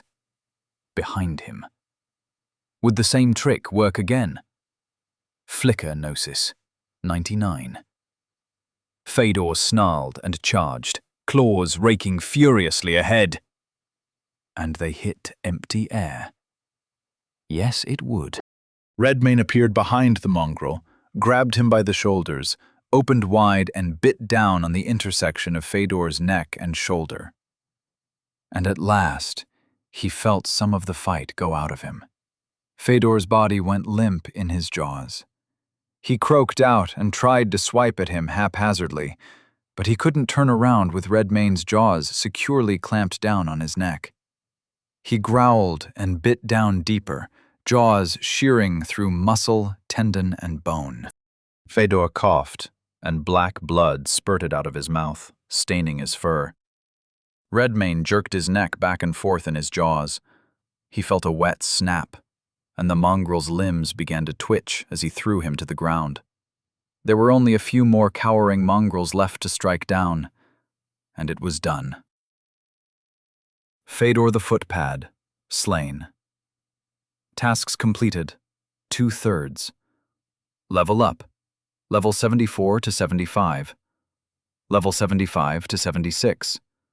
Level 76 to 77. Quality points awaiting allocation. 6. Redmayne closed his eyes, took a deep breath, let it out, and flopped down into a seat against the wall of a building. That fight was different. He glanced at the system message. The number of quality points puzzled Redmayne at first, but then he remembered that he had 3 from Fedor and 3 he hadn't yet spent from Barba. He decided to make grace even with might and get fortitude as close as he could. Grace 47 to 50, Fortitude 46 to 49. With that matter sorted, he took his time with dinner. There were the paltry remains of Fedor and the not-so-paltry corpse of Barba back at the corral. It wasn't a great distance away. The town of Rollo's Pass was quite compact, actually. Now that he had a moment to appreciate its construction, he noticed how densely packed its buildings were inside its tall gray walls. Corpus, 9,878. Monster skill, learned. Submerge, abyssal skill. Rank 1, evolution, possible. Active, 50 gnosis. The monster calls forth the abyss itself, banishing its foes to the depths. This skill creates a small area of abyss energy around the monster. Should a creature be within the skill's area of effect upon activation, it is instantly transported to depth 0 of the abyss. If the creature lacks the means with which to navigate the abyss on its own, or it does not possess an item or access to a site which anchors the abyss to the material plane, the creature is lost for eternity. It is possible to rescue such a creature if the rescuer knows the creature and possesses its own means of abyssal navigation. If the monster has access to an abyssal well, it may use this skill to travel directly to it, regardless of distance. It may bring other creatures along with it, provided they are standing within the skill's area of effect. Abyss Walk. Abyssal skill. Rank 1, evolution. Possible. Active, 15 gnosis. The monster fills its own shadow with the substance of the abyss and steps into it, emerging out of another shadow nearby. Rank increases the distance away from each other the two shadows may be. For a moment after stepping into its own shadow, the monster will be able to see all of its available exits. The monster cannot linger in the abyss using this skill, however. They must remain in motion. The monster may pull another into the abyss with it, willingly or otherwise, and if the creature should let go of the monster in transit, they will be lost in the abyss unless the monster can retrieve them. Abyssal resilience. Abyssal skill, rank 1, evolution, possible. Passive. The monster's form is suffused with the substance of the abyss, insulating it against the frailties of the flesh. Whenever the monster is affected by a condition which would damage or weaken its body, such as burning, bleeding, venom, or others, abyssal resilience provides a brief window of immunity to that condition. If the monster should be struck again with the same condition, this extends the window of immunity. This skill does not prevent the monster from sustaining the corpus damage of attacks, merely their secondary effects. Redmayne read over these new skills. His eyebrows rose at the description of Abyss Walk, realizing how fortunate he'd been that Fedor hadn't shoved him off into nothingness during one of their rounds of abyssal wrestling. He then read Abyssal Resilience especially carefully. So that's how Fedor had survived so long. Or part of the reason, at least. Redmayne kept hitting him with his claws, making him repeatedly immune to bleeding. Fedor must have had some other kind of passive damage resistance. But if it was a skill, it wasn't as highly ranked as these others. Regardless, he was dead, and at least a part of that resilience was his now. Redmayne leapt onto a nearby rooftop to survey the town, discern where his next foe might be found. Rollo's Pass had a large central street which ran from north to south and ended on the Northron side with the gatehouse and great stone bridge across the canyon. On the opposite side of the bridge there was another gatehouse and a keep. If Captain Solvay hadn't come out at any time during the chaos here today, there was a good chance he would be found on the other side of that bridge. Flush with corpus and new skills, Redmayne decided not to waste any time. He jumped from rooftop to rooftop and then down onto the street when he reached the gatehouse and bridge. As soon as he cleared the gatehouse, a powerful gust of wind hit him from the side, sweeping up from the bottom of the canyon below. Fortunately, the bridge had high stone ramparts to protect people from being blown off. Redmayne could simply grow wings, but still, The strength of the wind was startling. He was halfway across the bridge when he sensed mongrels on the opposite side, moving. One of them leapt straight over the gatehouse on the opposite end of the bridge, landed in front of Redmayne with unnatural grace for his size. He was huge, nearly as large as Barba, but it was immediately clear that this one was much more agile. Bits of shining armor hung from his furry hide in places, far too small for him now. He had a snout like a horse and long, branching antlers, and when he opened his mouth, Redmayne saw naught but jagged teeth. And, like his comrades, he was white from head to toe. Captain Solveig Monster. Type corrupted. Abyss touched. Level 95. Captain Solveig raised a gnarled, ape-like arm, and pitch-black abyss power swirled around his hand, lengthening his claws. Redmayne flexed his own claws, cracked his neck, and marched forward. Chapter 52. Rollo's Pass. Bridge. Captain Solveig bounded forward like a giant ape, and Redmayne met him in the center of the bridge. Huge arms whooshed just over his head, or out to the side, and every time he evaded, Redmayne felt how much air those limbs displaced. Being struck by one would likely knock off half his corpus and send him flying from the bridge. Solveig was far nimbler than his stature would suggest. Redmayne closed the distance, and he would angle out or hop over his head, use his vast reach advantage to thwart him while pounding the bridge and swinging huge claws through the air. He was going to connect with one of those, sooner or later. Also of note, one of Solveig's immense hands was covered in pitch-black abyss power. It didn't move any faster than his other arm, nor did it look like it would hit terribly harder. He already knew Solveig would hit hard just by feeling those arms whoosh by. All the same, it was something to be wary of. No sooner did that thought cross his mind did one of those arms come barreling down at him. It was too late to evade. Solveig could attack with blinding speed when he wanted to. Redmayne raised his arms to block the blow at the last instant, and the impact made his teeth slam together, his feet flatten against the ground, made his legs flex to keep from sprawling across the stone. Redmayne caught that arm with a rake of his claw before Solveig could draw it away, but like it had with Fedor, bloodthirst flickered on, and then off again. Erased, likely by abyssal resilience. For his trouble, Solveig sent him hurtling across the bridge with a swift backhand. Corpus, 7,063. He did indeed hit hard. Redmayne thought he felt his brain flatten against the inside of his skull. He rolled and skidded to a halt, sprang to his feet just in time to avoid a leaping, two-fisted blow from Solveig. The beast had given chase. It gave him no room to rest and regroup. It attacked, and attacked, and attacked, oppressive in speed and reach and power. Redmayne gave his utmost to defense, and his claws at times scored wounds on Solveig's long arms and legs, but without bloodlust to speed him up, or venom to slow Solveig down. This was going to be a long and dangerous engagement indeed, unless he engaged in a completely different way. Redmayne ducked another swipe of Solveig's claw, glanced off the bridge. He jumped, and once airborne, he called forth the wings of the manticore. Carnivorous Metamorphnosis 89.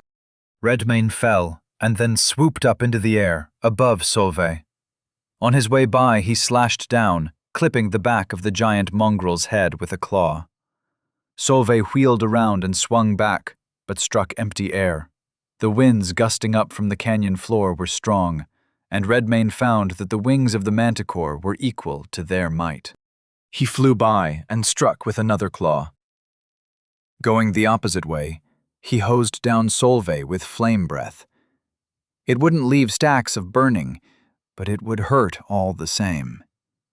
Gnosis 64. He couldn't do that much more. After this fight, it would be prudent to return to Herot's castle to refill his supply of gnosis, which meant that in the here and now, he would have to give Solveig a death of 1,000 cuts. It would take time, but there weren't many options he could see. Fortunately, this option was working. Redmane's flyby attacks landed at a speed even Solveig had a difficult time reacting to.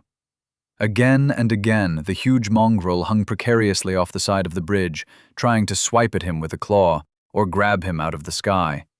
He supposed he might get the beast to slip and fall off the bridge. That would make things simpler. But then another idea struck him.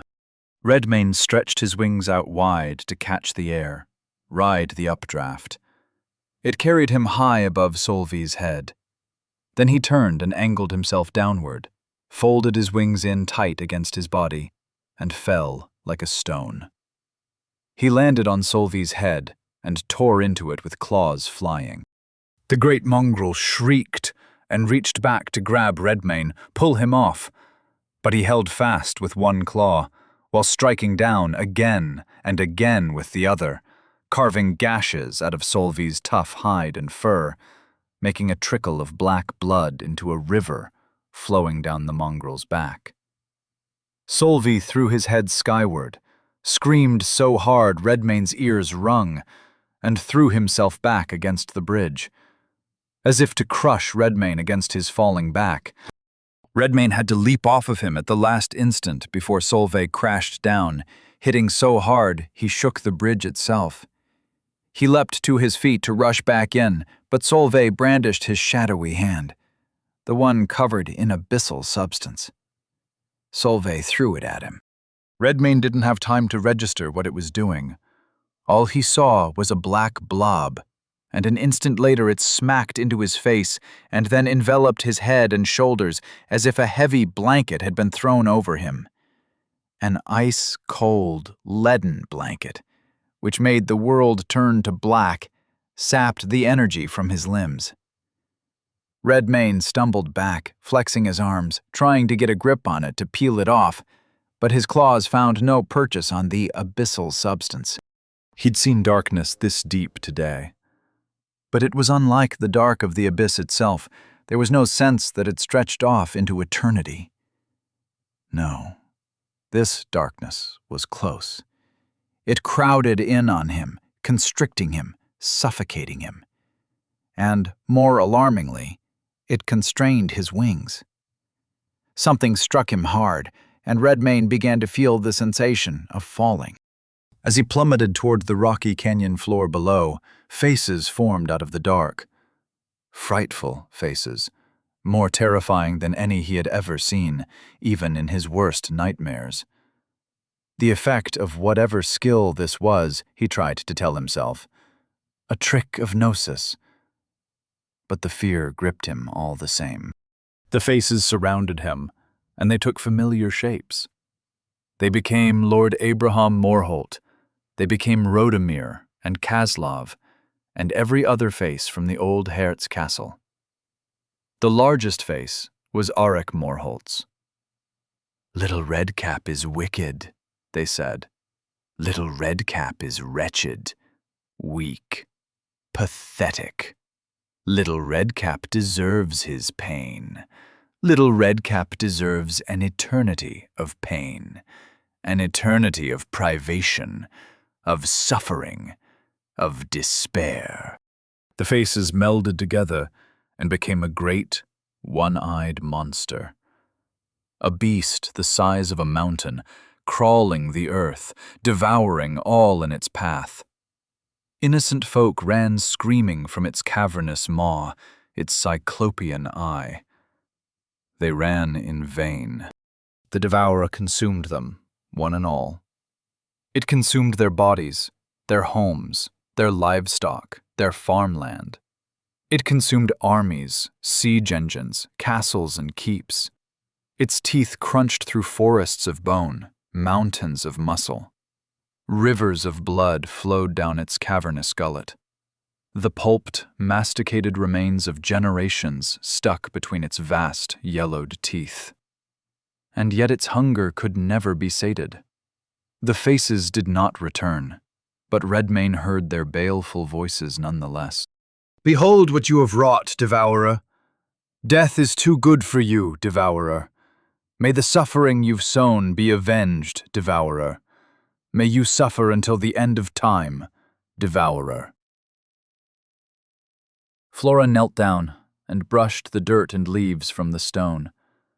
To her surprise, she could read the inscription. "Thus did 5 heroes convene in the forest and vow to slay the great menace of their time, Kral the Devourer.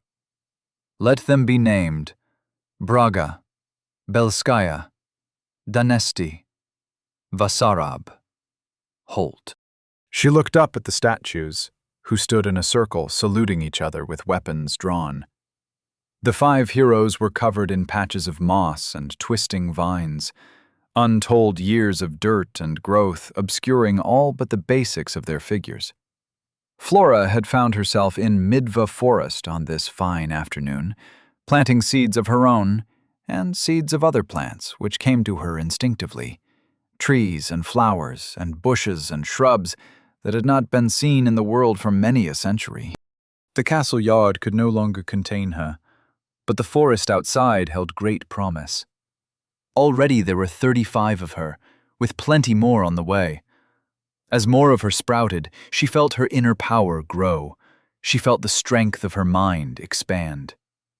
She was here in the forest, but she was also in the castle kitchen with Letha, helping her prepare supper.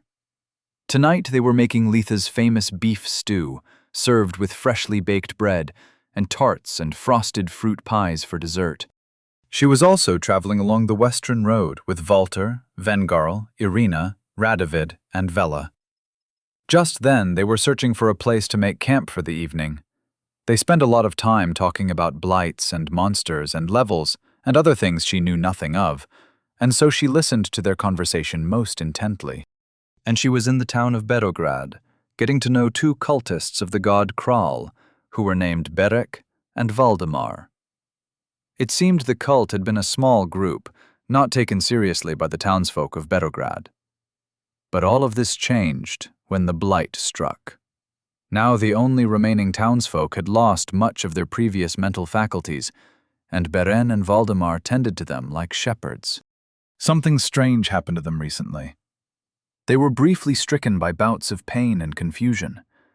But whatever the Lord Redmayne had done to the town of Berograd, it had shielded them from further harm. At least, that's what Helmold Brecht suggested. She spoke to him about it at the castle, while simultaneously speaking to Berek and Valdemar in Berograd. Flora carried on with all of these tasks and conversations, as was natural to her. And she was also aware that she was not alone in Midva Forest.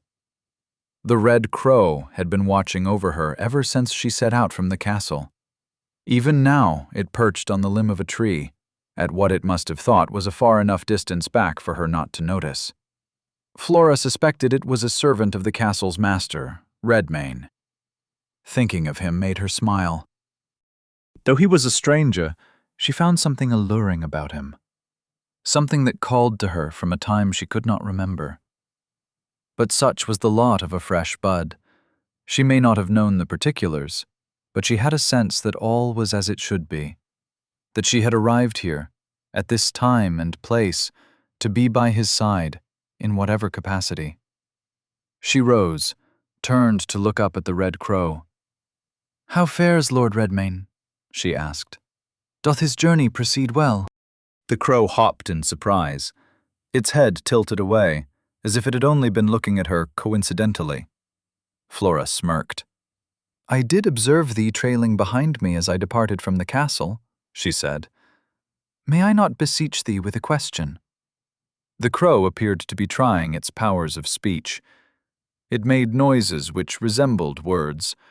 Then it cleared its throat, very much like a human would, and spoke. "Don't know." "Canst thou inquire?" asked Flora. "I should very much like to know when I may see him again." The crow made a sound like laughter.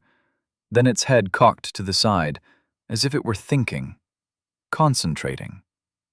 Flora waited patiently for a few moments, watching the peculiar bird try to do whatever it was doing. Communicating, she supposed. Such things were not foreign to her. But when the crow jumped, as if in surprise, her eyes widened a bit. "Trouble," said the crow. "Danger." Chapter 53. Rollo's Pass. Bridge. "My lord," Pieter called out. "Master, can you hear me?" But there were other voices crowding his out, voices full of malice, smothering Redmayne in body and mind. "Your defiance is pathetic, a futile gesture against the inevitable. Surrender to despair. Your strength is a lie, a fleeting illusion. You will crumble beneath the weight of your own failures. Surrender to your weakness." You are nothing but a shadow of your former self, feeble and broken, destined to fall. Surrender to futility. The sensation of falling at terminal velocity was a further distraction. The abyss magic clung to him, a suffocating shroud of darkness that blinded his eyes and bound his wings, rendering him helpless against the pull of gravity. Panic clawed at his mind, but he forced it down. There was a new voice in his mind, a faint one, notable because it was the only one not screaming about his wickedness. It sounded a bit like Pieter. "My lord, focus on my voice," Pieter urged. "What is happening?" Redmayne realized it was indeed the priest. He yanked Pieter's consciousness back into his own soul space and then spawned him anew, this time as a lizard attached to his calf. Pieter the lizard's eyes widened in horror as he saw the ground speeding up toward them. He clutched Redmayne's leg in his little claws as hard as he could. "My lord, we are about to hit the ground. Is there a shadow beneath us?" "Ah, a shadow? Just answer the question." "Yes, the whole canyon floor is in shadow." "Then tell me the moment we're about to hit the bottom. Say, now." I shall, my lord." As Redmayne continued to plummet, he focused on Pieter's presence, using it as an anchor to steady his racing thoughts. The voices of malice still clawed at his mind, but Pieter's presence was something to center his focus on. It worked well. Redmayne clenched his jaw, forcing himself to breathe through the torrent of venomous whispers that clawed at his mind. The voices were relentless, a cacophony of doubt and despair, but he refused to let them take root. He had faced darkness before, and he would face it again. He was not Crawl the Devourer. He was not Little Redcap. Those were old things, dead things, as were all the names and forms he may have had before. He was Redmayne. Redmayne! The voices grew faint, or at least their grip on his mind slackened. Now he could spare a thought for the rocky ground racing up to meet them. "Now!" cried Pieter. Abyss Walk, Gnosis 74. They hit the ground at full speed and kept going.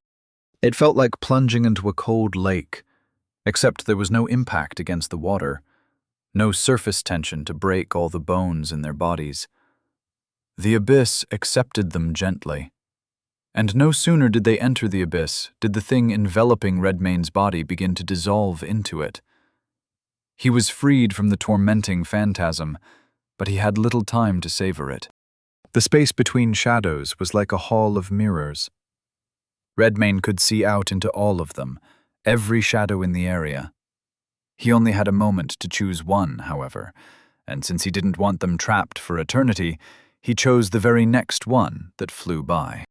They exited from a shadow some 10 feet away and 15 feet above where they landed. Transit through the abyss arrested some of their momentum, but not all of it. Pieter's little claws came loose from Redmayne's calf, and he went spinning through the air behind him. Redmayne struck a rock head first and slid down onto the ground slowly, coming to rest in a seated pose. At least he wasn't dead. Corpus, 4,959. Redmayne sat slumped against the jagged rocks, his body battered and bruised from the fall. Blood trickled from a cut above his brow, mingling with the dirt and sweat that clung to his skin.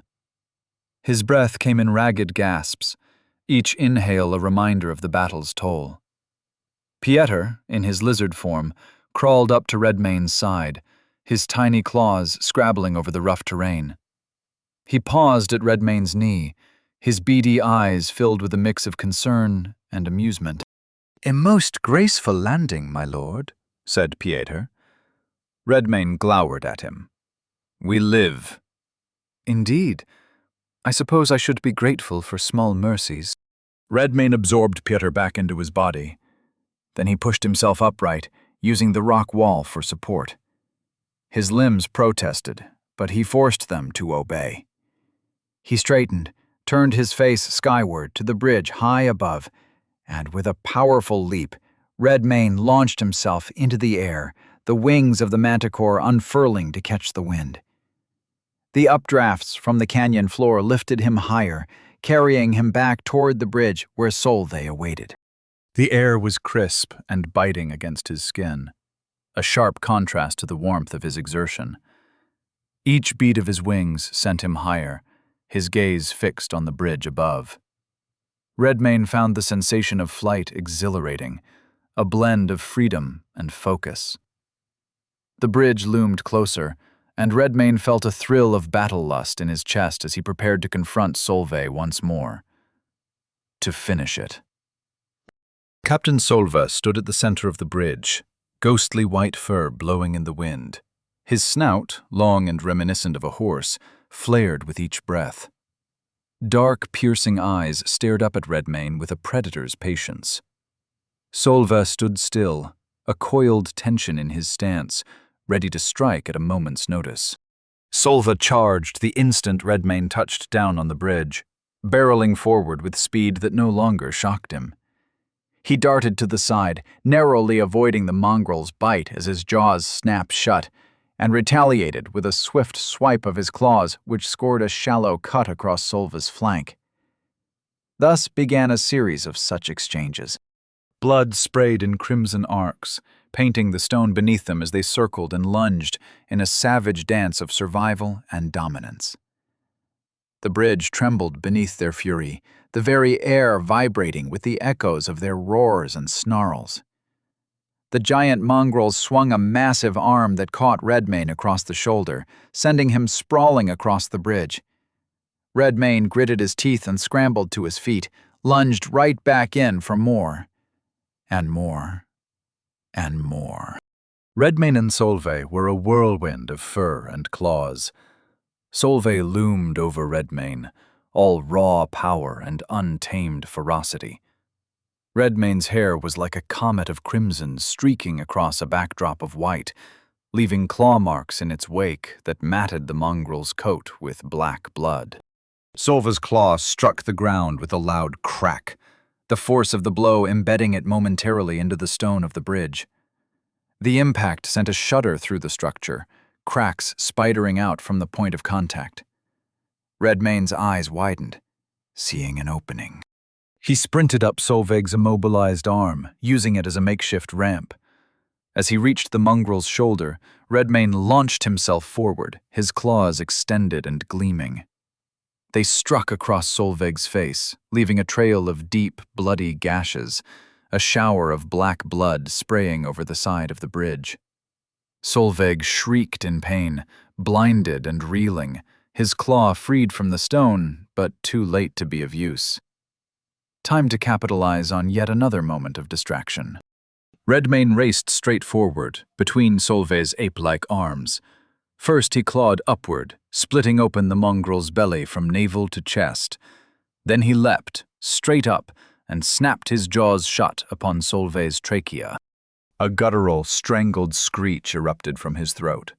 Solveig's massive body thrashed wildly, his movements frantic as he tried to dislodge Redmayne from his neck. Solveig flailed and staggered about, trying to grasp at Redmayne and pull him off in vain. Each movement he made seemed only to worsen his plight, Redmayne's grip tightening like a bear trap, his teeth sinking deeper and deeper. Redmayne held on. A waterfall of black blood flowed down Solvi's body. Redmayne found it bitter, but passable. Sustenance was sustenance. After a valiant but futile struggle, with a shuddering groan that echoed across the bridge, Solvi's massive body began to falter. His knees buckled, and he collapsed onto the stone with a thunderous impact, shaking the bridge to its core. Redmayne tore his throat out and got to eating. Corpus, 9,636. Captain Solvi, slain. Tasks completed, 3 out of 3. Level up. Level 77 to level 78. Level 78 to level 79. Level 79 to level 80. Zone tasks completed. Zone, Rollo's Pass has been cleared. Level 81 to level 82. Level 82 to level 83. Quality points awaiting allocation, 5. Rollo's Pass will be integrated into the domain of House Redmayne. Redmayne placed a point in Fortitude to make it a round number, and the rest in Might. Fortitude, 49 to 50. Might, 50 to 54. Monster skill learned. Haunt. Abyssal skill rank 1. Evolution possible. Active, 50 Gnosis. The monster draws forth a mass of abyssal substrate, saturated with the psychic energy of mortals in the throes of anger, fear, and suffering. It is mobile, but slow, and when summoned, it will attempt to latch onto the monster's body until such time as the monster chooses a target.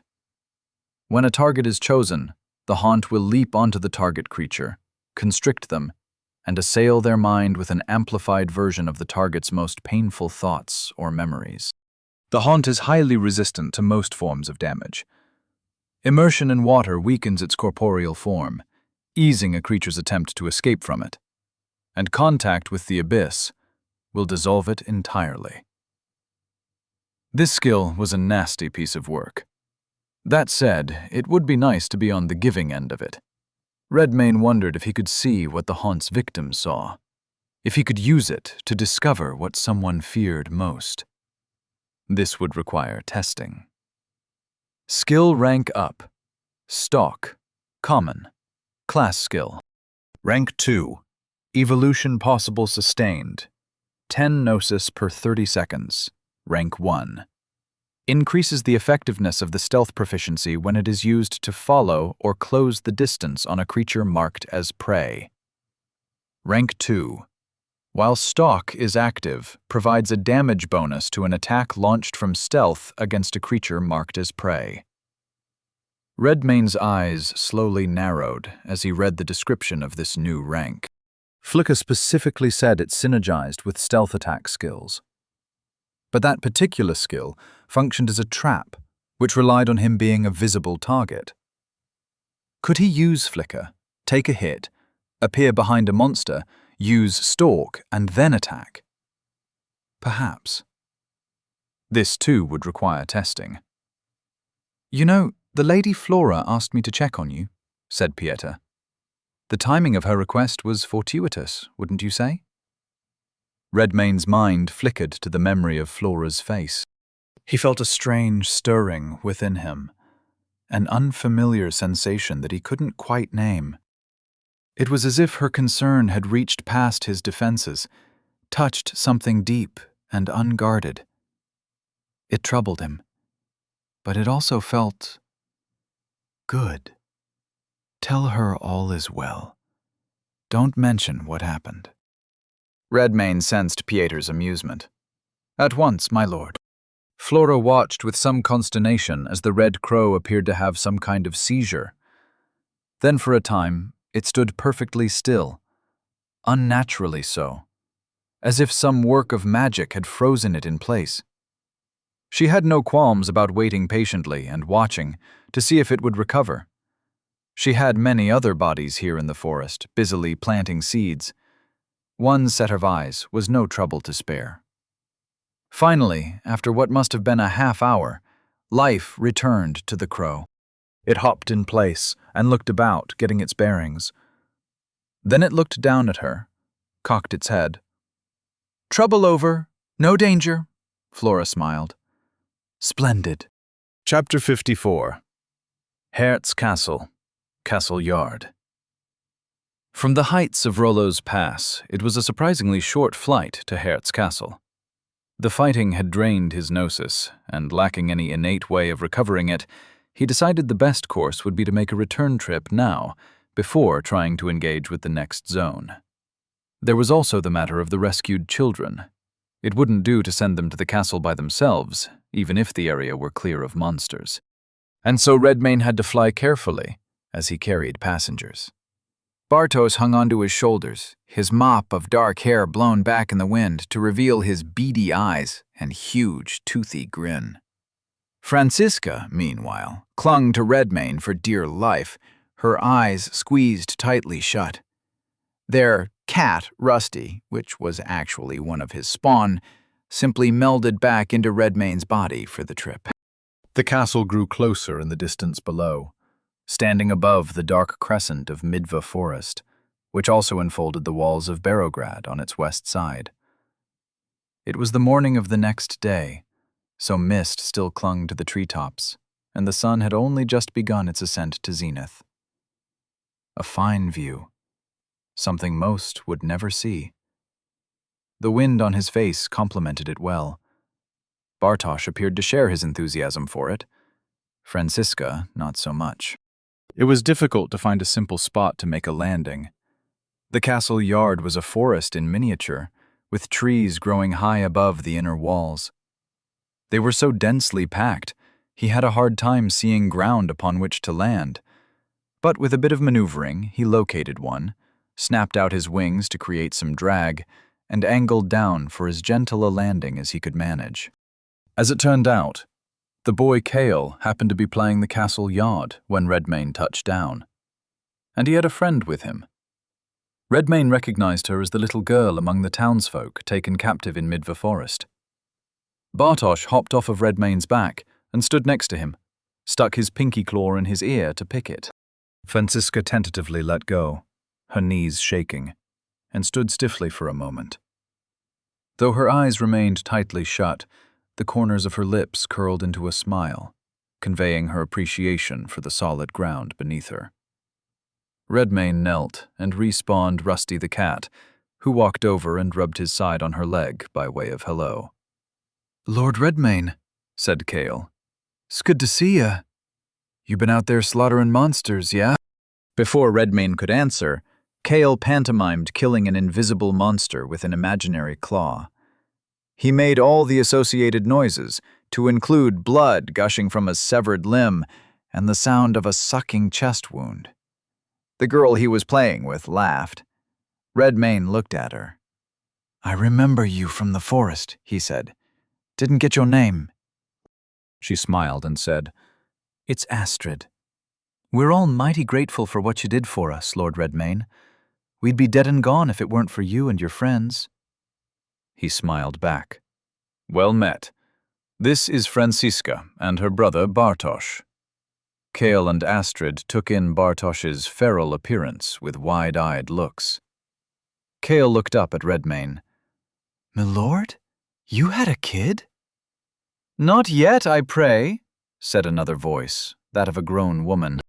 The voice belonged to Flora, who approached them with a smile on her face. She carried a basket heavily laden with steaming sweet rolls, golden brown and fresh from the oven. All of the children's eyes widened again, even the shaken Franziska. As Flora knelt down in front of them to hand out the treats, another Flora tapped Redmayne on the shoulder. He turned, blinked, still not used to the fact that there was quite a lot of her. This Flora gave him an equally sunny smile. "Hast thou returned to rest and recover, my lord?" Redmayne nodded. "Then come," she said, taking him by the hand. We shall seat thee at the table in the great hall, and see to food and refreshments. I hope my lord hath brought his appetite. He grinned, nodded again. Always. The great hall was as he remembered, an expansive room with high ceilings and huge tapestries covering the walls on the left and right, depicting the history of the Morholts. 3 elkhorn chandeliers hung in a row over a long banquet table, and at the end of the hall, at the head of the table, sat the Lord's chair, which was his chair now. By the time Flora had escorted Redmayne into the great hall, Flora was already there to receive him at the head of the long table. 2 Floras, in fact. One set down a full tankard of honeyed mead, the other placed a plate of cheese fritters and bright blue Magister's Delight, cut into slices next to it. They all wore the simple frocks and aprons of kitchen maids, though apparently they didn't favor shoes. Do have a seat, my lord, said a Flora. Thy dinner comes presently. Thou shouldst not have to wait much longer, said another Flora. Redmayne sat down and had a taste of the fruit. He closed his eyes, enjoying the cool sensation of gnosis flowing into his body. He picked up the rest of it and shoveled it home with a quickness, pointed at the empty plate and, with his mouth full, said, "More, please." "At once," all 3 Floras said.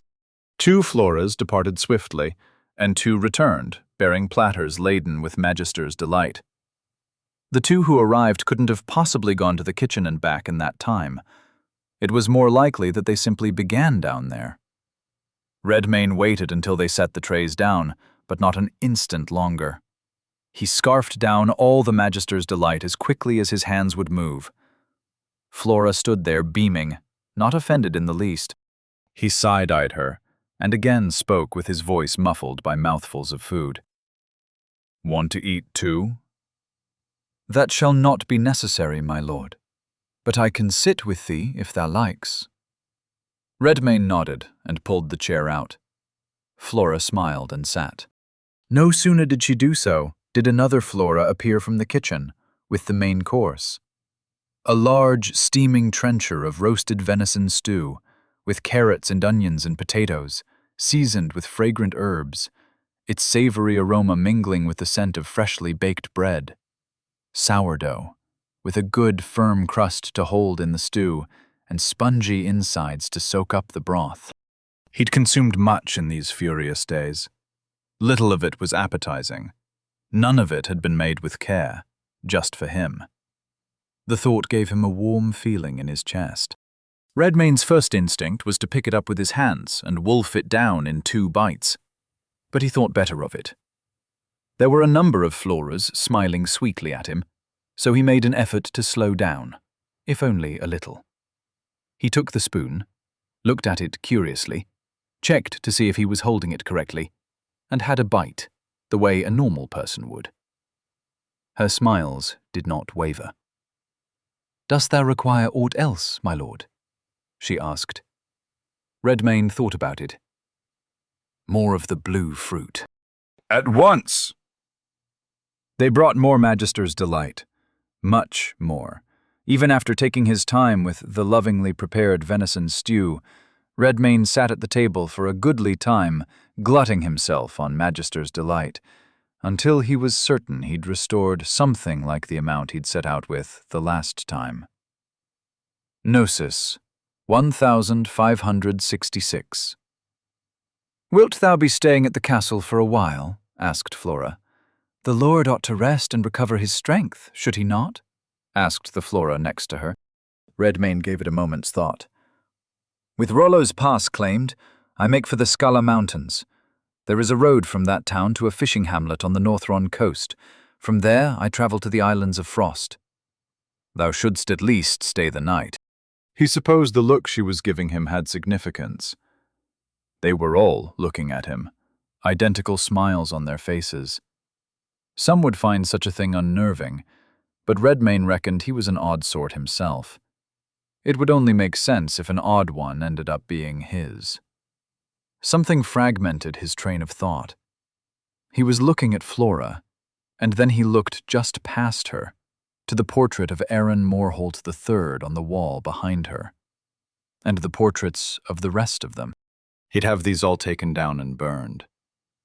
But seeing them reminded him of something he'd left here.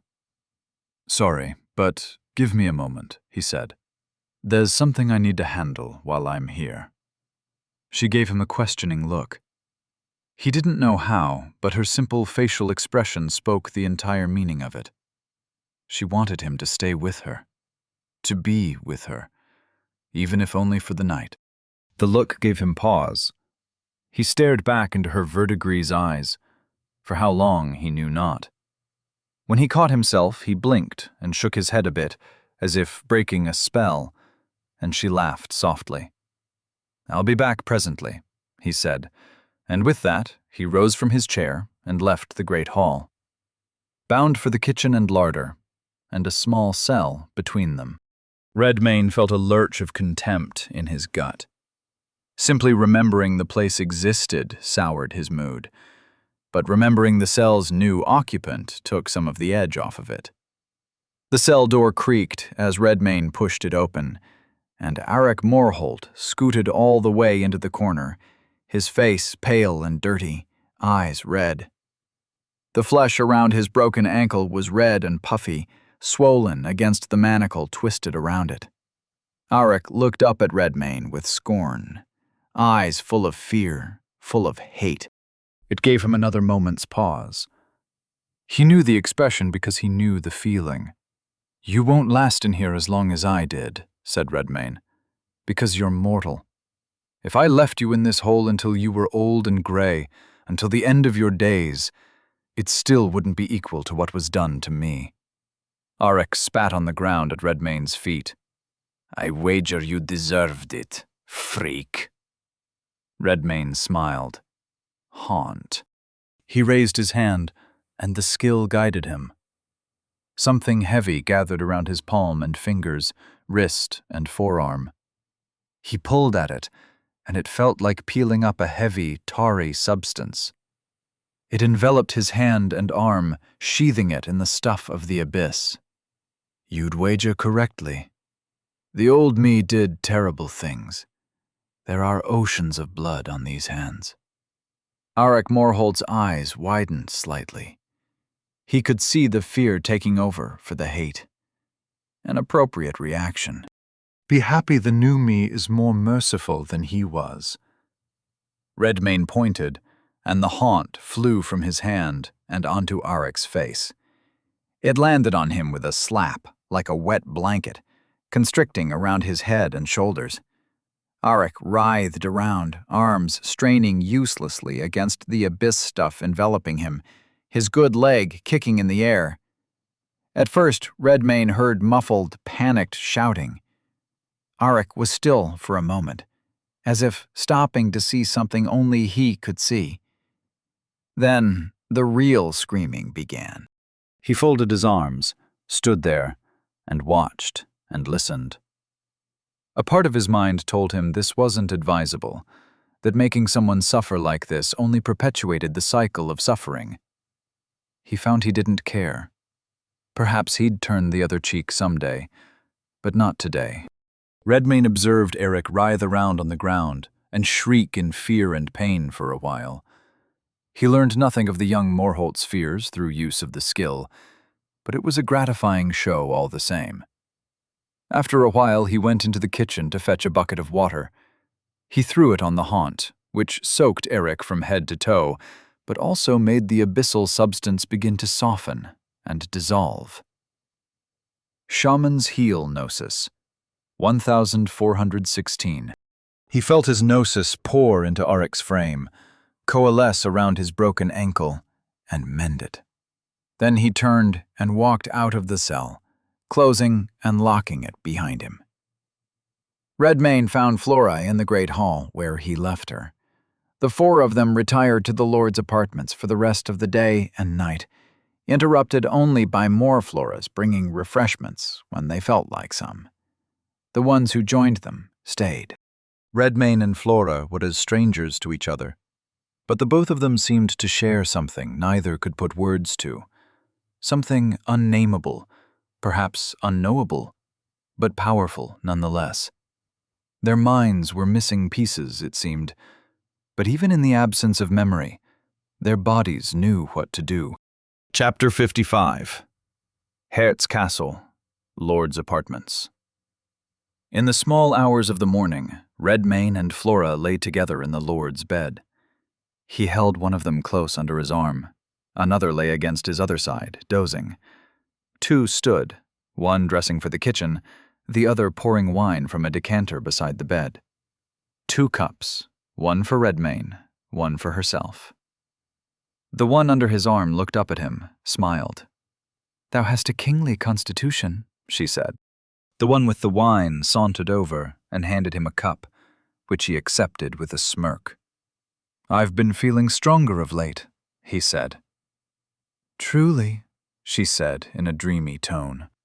She laid her head back on his chest and closed her eyes, still smiling. The Flora with the wine stood and had a sip from her own cup. "Wilt thou be leaving soon?" Redmayne sipped from his cup and nodded.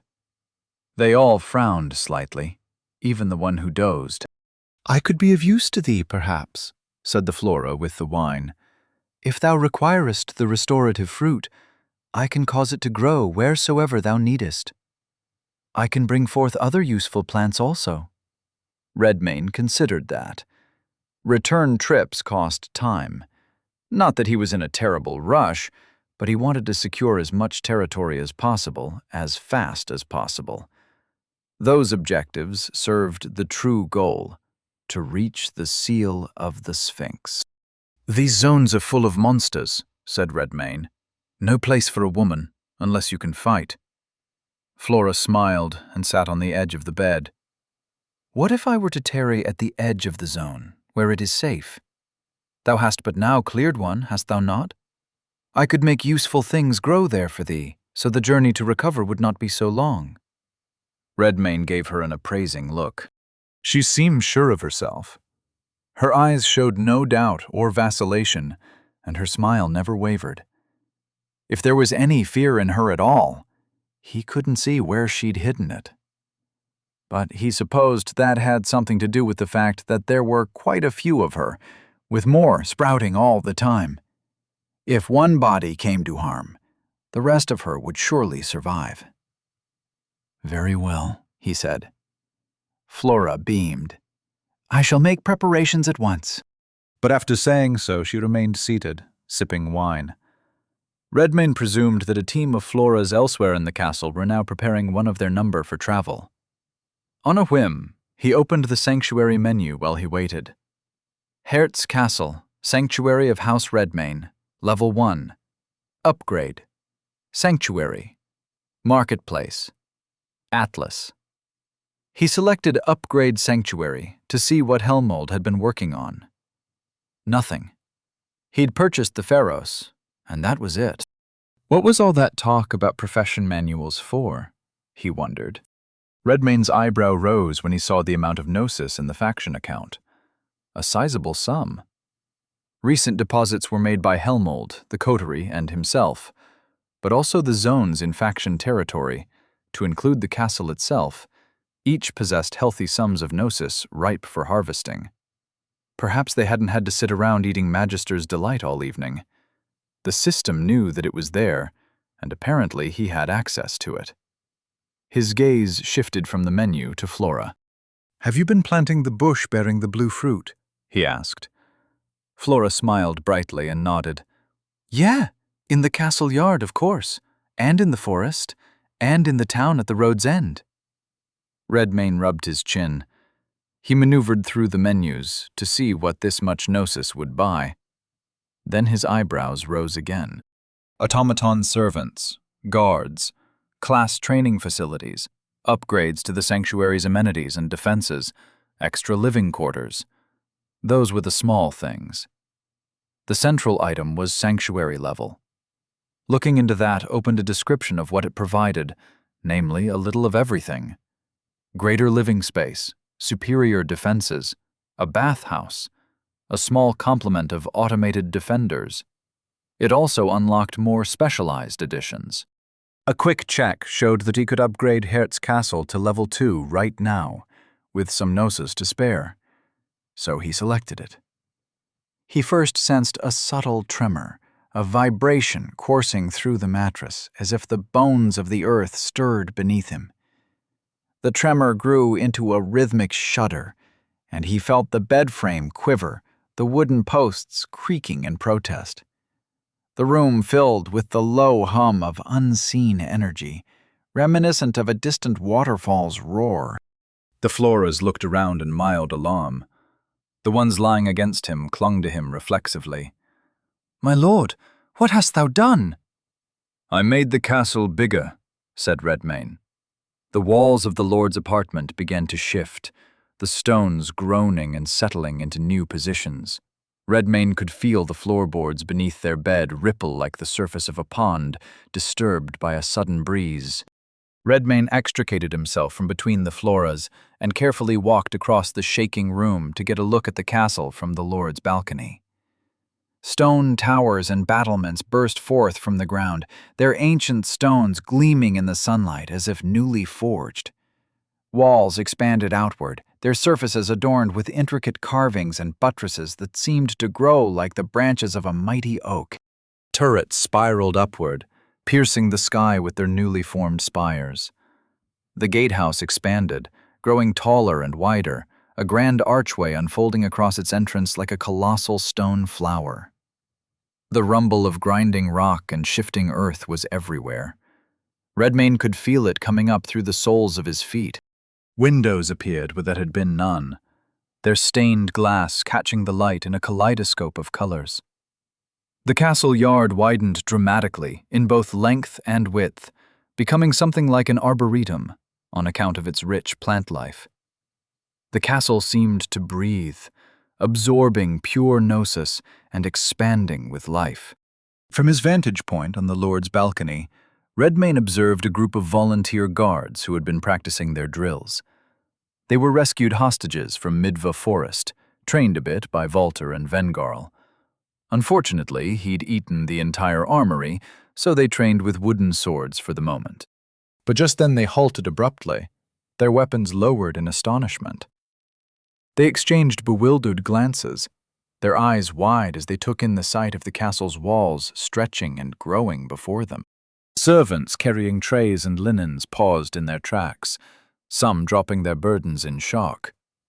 A young maid, her apron fluttering in the breeze, clasped her hands to her mouth, her eyes alight with a mixture of fear and wonder. She turned to an older washerwoman beside her, who simply shook her head in disbelief, mouth agape, as she watched the turrets rise into the sky as if they were trees seeking sunlight. Sanctuary, level up. Level 1 to Level 2, Hertz Castle, Sanctuary of House Redmayne. Level 2, Upgrade Sanctuary, Marketplace. Atlas Redmayne noticed something by the castle's name. He selected the option, Rename Sanctuary? Yes/no. He selected Yes. Castle Redmayne, Sanctuary of House Redmayne, Level 2. Much better. He realized the two Floras who had been laying with him on the bed were leaning against him, one on each side, gazing down at the newly grown castle with an equally awed look. "Remarkable," said the Floras. "Remarkable," said Redmayne. They both said it simultaneously, smirked at each other. Then the doors to the lord's apartments swung open, and another Flora entered. This one wore traveling attire, a pair of snug breeches tucked into soft leather boots, a loose white tunic, and a fully stuffed haversack slung over her shoulder. Her wild green hair was bound in a loose ponytail. "I am ready to depart, my lord," she said. Then she smirked again. "But thou shouldst attire thyself ere we take our leave." She was right. Redmayne searched around for the ragged breeches and cloak he'd been wearing. He found neither.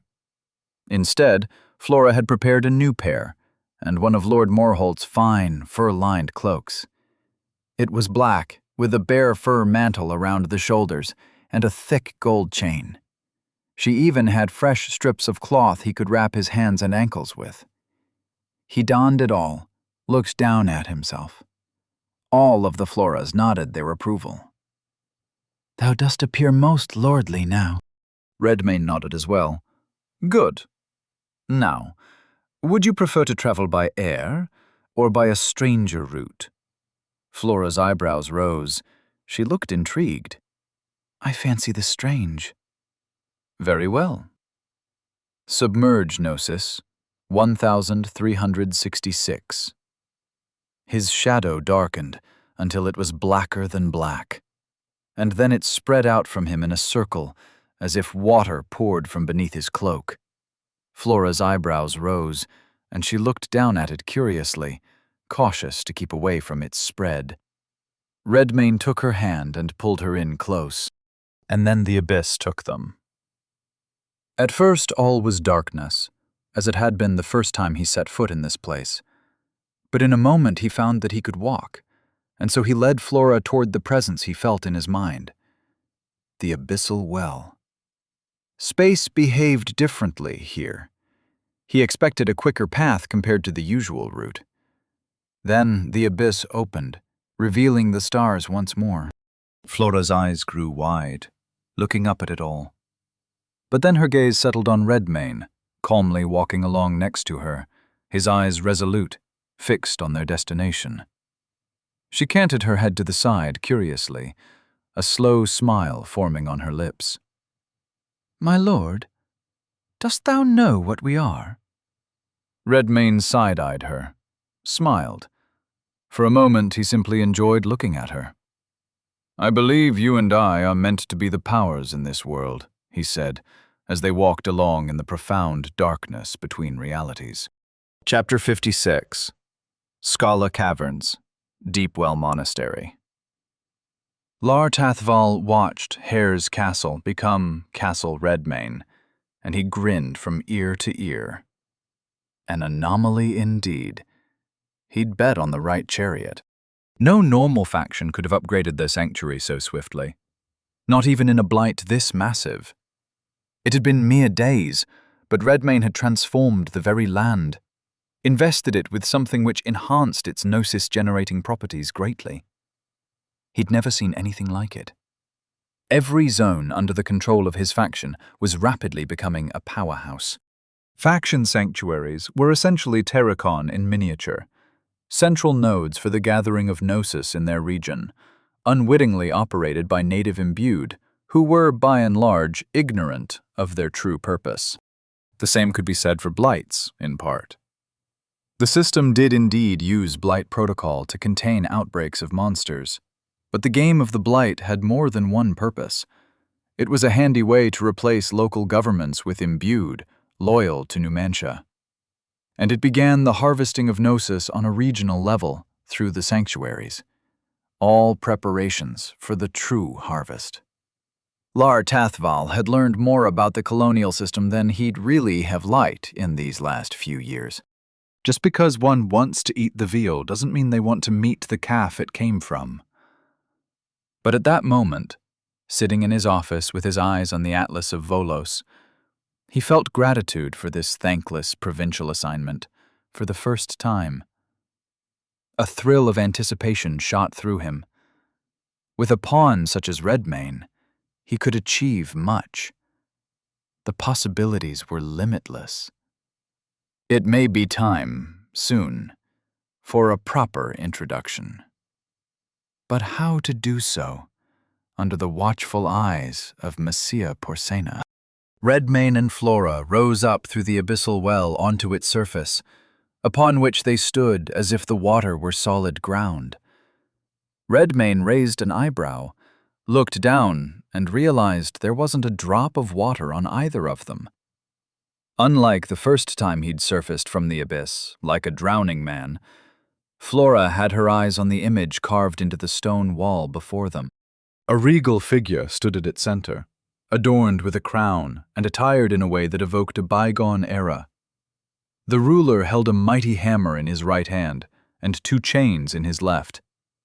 One chain extended towards a fearsome hound seated at his feet, his posture suggesting grudging obedience, while the other connected to the neck of a captivating woman, her ears pointed and her hair flowing wildly. Surrounding the ruler, on both his right and left, a multitude knelt in reverence before him. She tilted her head, narrowed her eyes a bit. "She bears a likeness unto me, doth she not?" Redmayne followed her gaze to the graven mural to examine the woman. He nodded. "Aye, it does. Do you know who these people are?" Flora shook her head, smiled wryly. "I fear I know but little, my lord. My life began a few days past, when thou didst plant me in thy castle yard." "True," said Redmayne. Then he swept back his cloak, called forth the wings of the manticore, and took Flora around the waist. She smiled, pleasantly surprised at the sudden closeness, and he took flight for the surface and the town of Rollo's Pass. At the Priory of the Well, they parted ways. Redmayne let go of her and made for the door, and Flora caught his wrist. "Be safe, my lord," she said, and Redmayne felt a warm something in his chest at her tone of voice. He smiled, nodded, and took his leave. Now that the town was his, he no longer needed to skulk from rooftop to rooftop. He strode down the main street toward the bridge where he'd done battle with Captain Solvay. His hair and cloak blew in the wind as he crossed it, went through the gatehouse on the opposite side, and faced a dramatic view. Wispy clouds drifted to the vast expanse of sky, and the breeze carried the distant cries of seabirds. The road snaked down the rugged mountainside in switchbacks, flanked by jagged outcroppings of rock, sparse vegetation clinging to the rocky terrain in sheltered cracks and crevasses. The road narrowed and widened throughout its lazy northward descent, guiding the eye toward the distant horizon. Many miles below, barely visible even to Redmayne's keen eyes, a quaint fishing hamlet nestled against the northern coast. It was a crescent of small, weathered cottages clustered around a rocky cove. The dark sea stretched beyond, waves crashed against the rocky shore, and fishing boats bobbed in the cove's protection. You have entered Zone Scala Mountains. Tasks: slay great-grandmother Gru, slay demi-human chief Vang, slay warlock Dobrogost. Tasks completed. 0/3. More Gru burrows. Interesting. He had experience with those, at least. A demi-human chief implied a demi-human clan somewhere in the area. Could be difficult to find. Like the Gru, they favored underground dwellings, but theirs tended to be cleverly hidden. A realization arrested Redmayne's line of thought. He remembered something about demi-humans.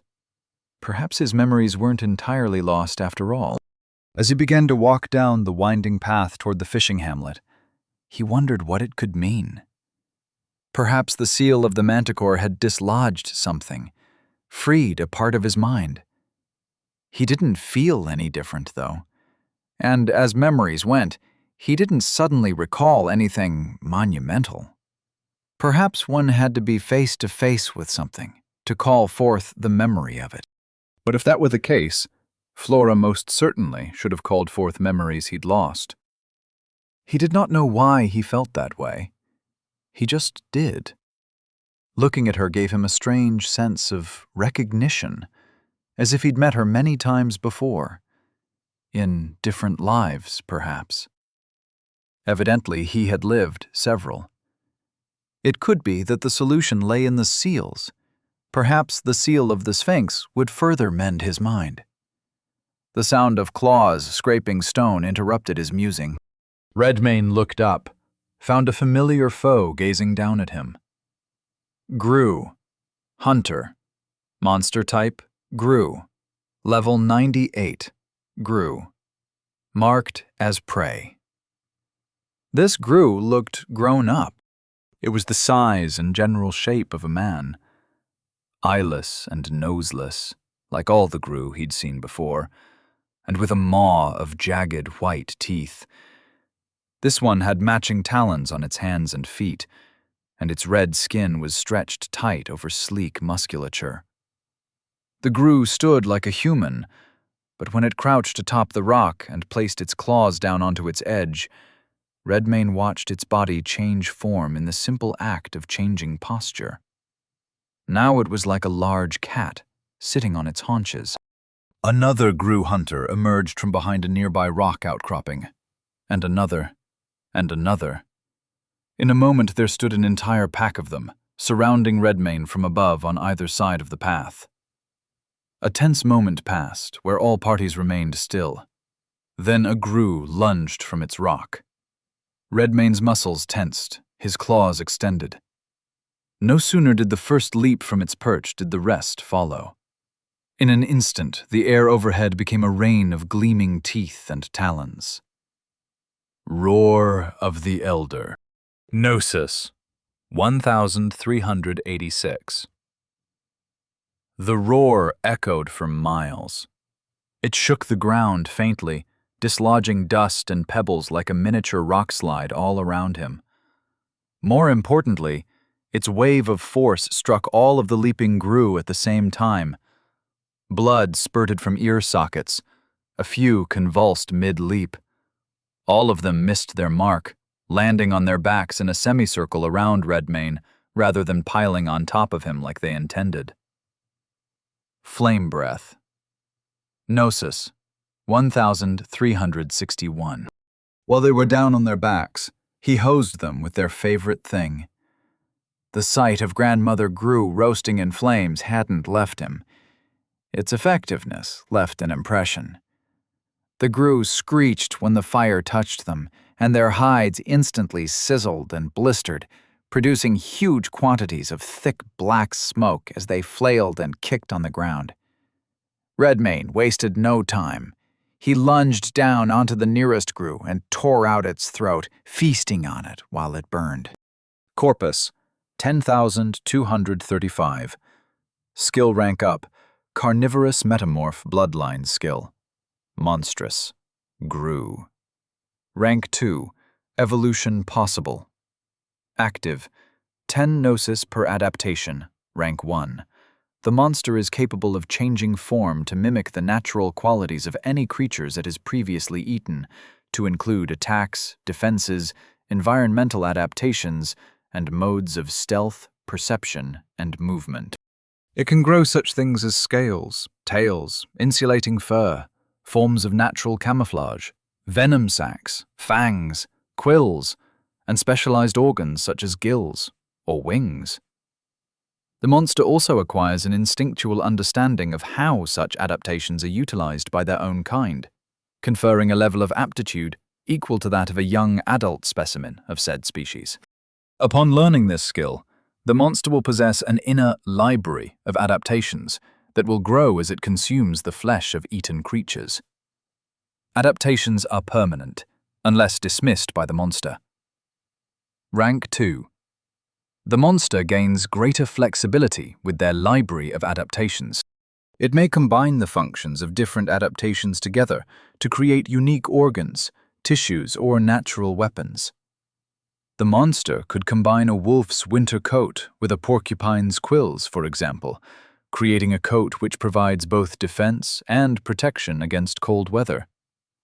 The monster may also manifest organs and appendages anywhere on its body, such as an eyeball on the palm of its hand, or a mass of horns on its shoulder.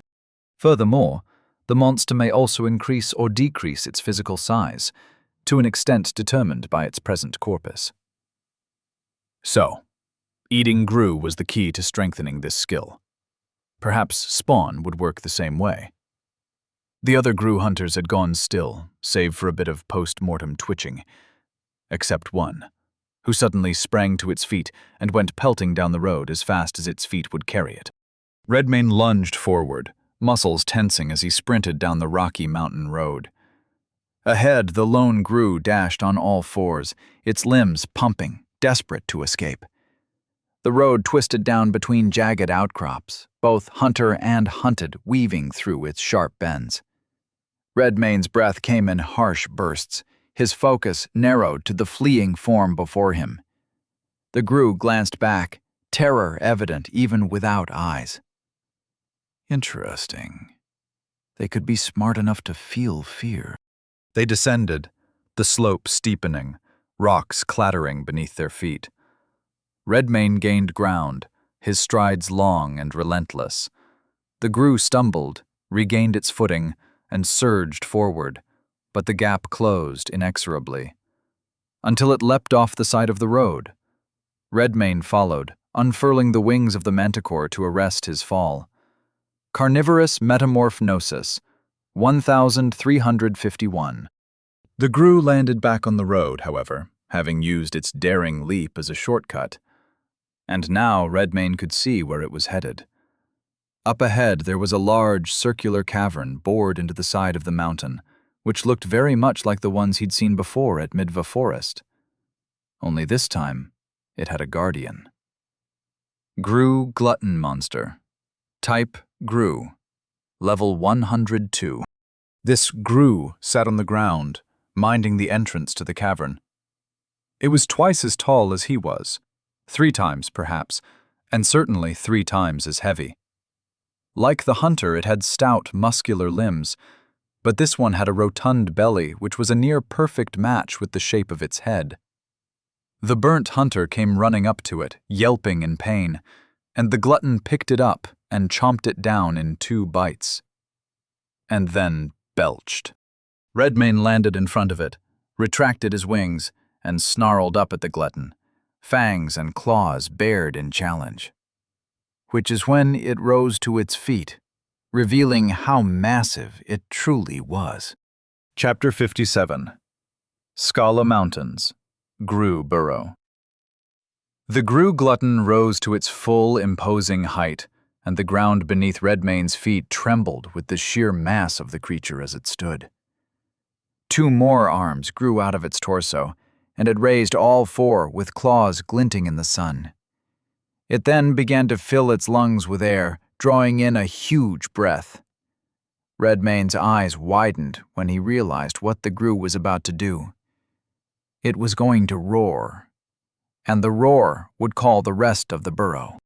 If that were to happen, a horde of Grue would come boiling out of the cave, and a tide of crimson skin and jagged teeth would sweep him under. It would be prudent to avoid this situation. Flame Breath. Gnosis, 1326. Redmane's jet of fire hit the Grue right in the mouth, making it splutter and stumble back, smoke pouring from its burnt face. It tried to extinguish the flames by slapping itself with all 4 of its hands in a frantic, broken rhythm. He swept in while it was busy doing that, clawed off a chunk of its lower calf with a spray of glittering red blood. Bleeding. 4. Blinded and hamstrung, the Grue wobbled on its feet and then fell to the side, making Redmane leap back to avoid being crushed beneath it. A cloud of dust briefly obscured it from view. Within the cloud it was changing form, though Redmane couldn't see the specifics. Not until the Grue charged out of the dust cloud as a giant, 6-armed parody of an insect. Flame Breath Gnosis, 1301.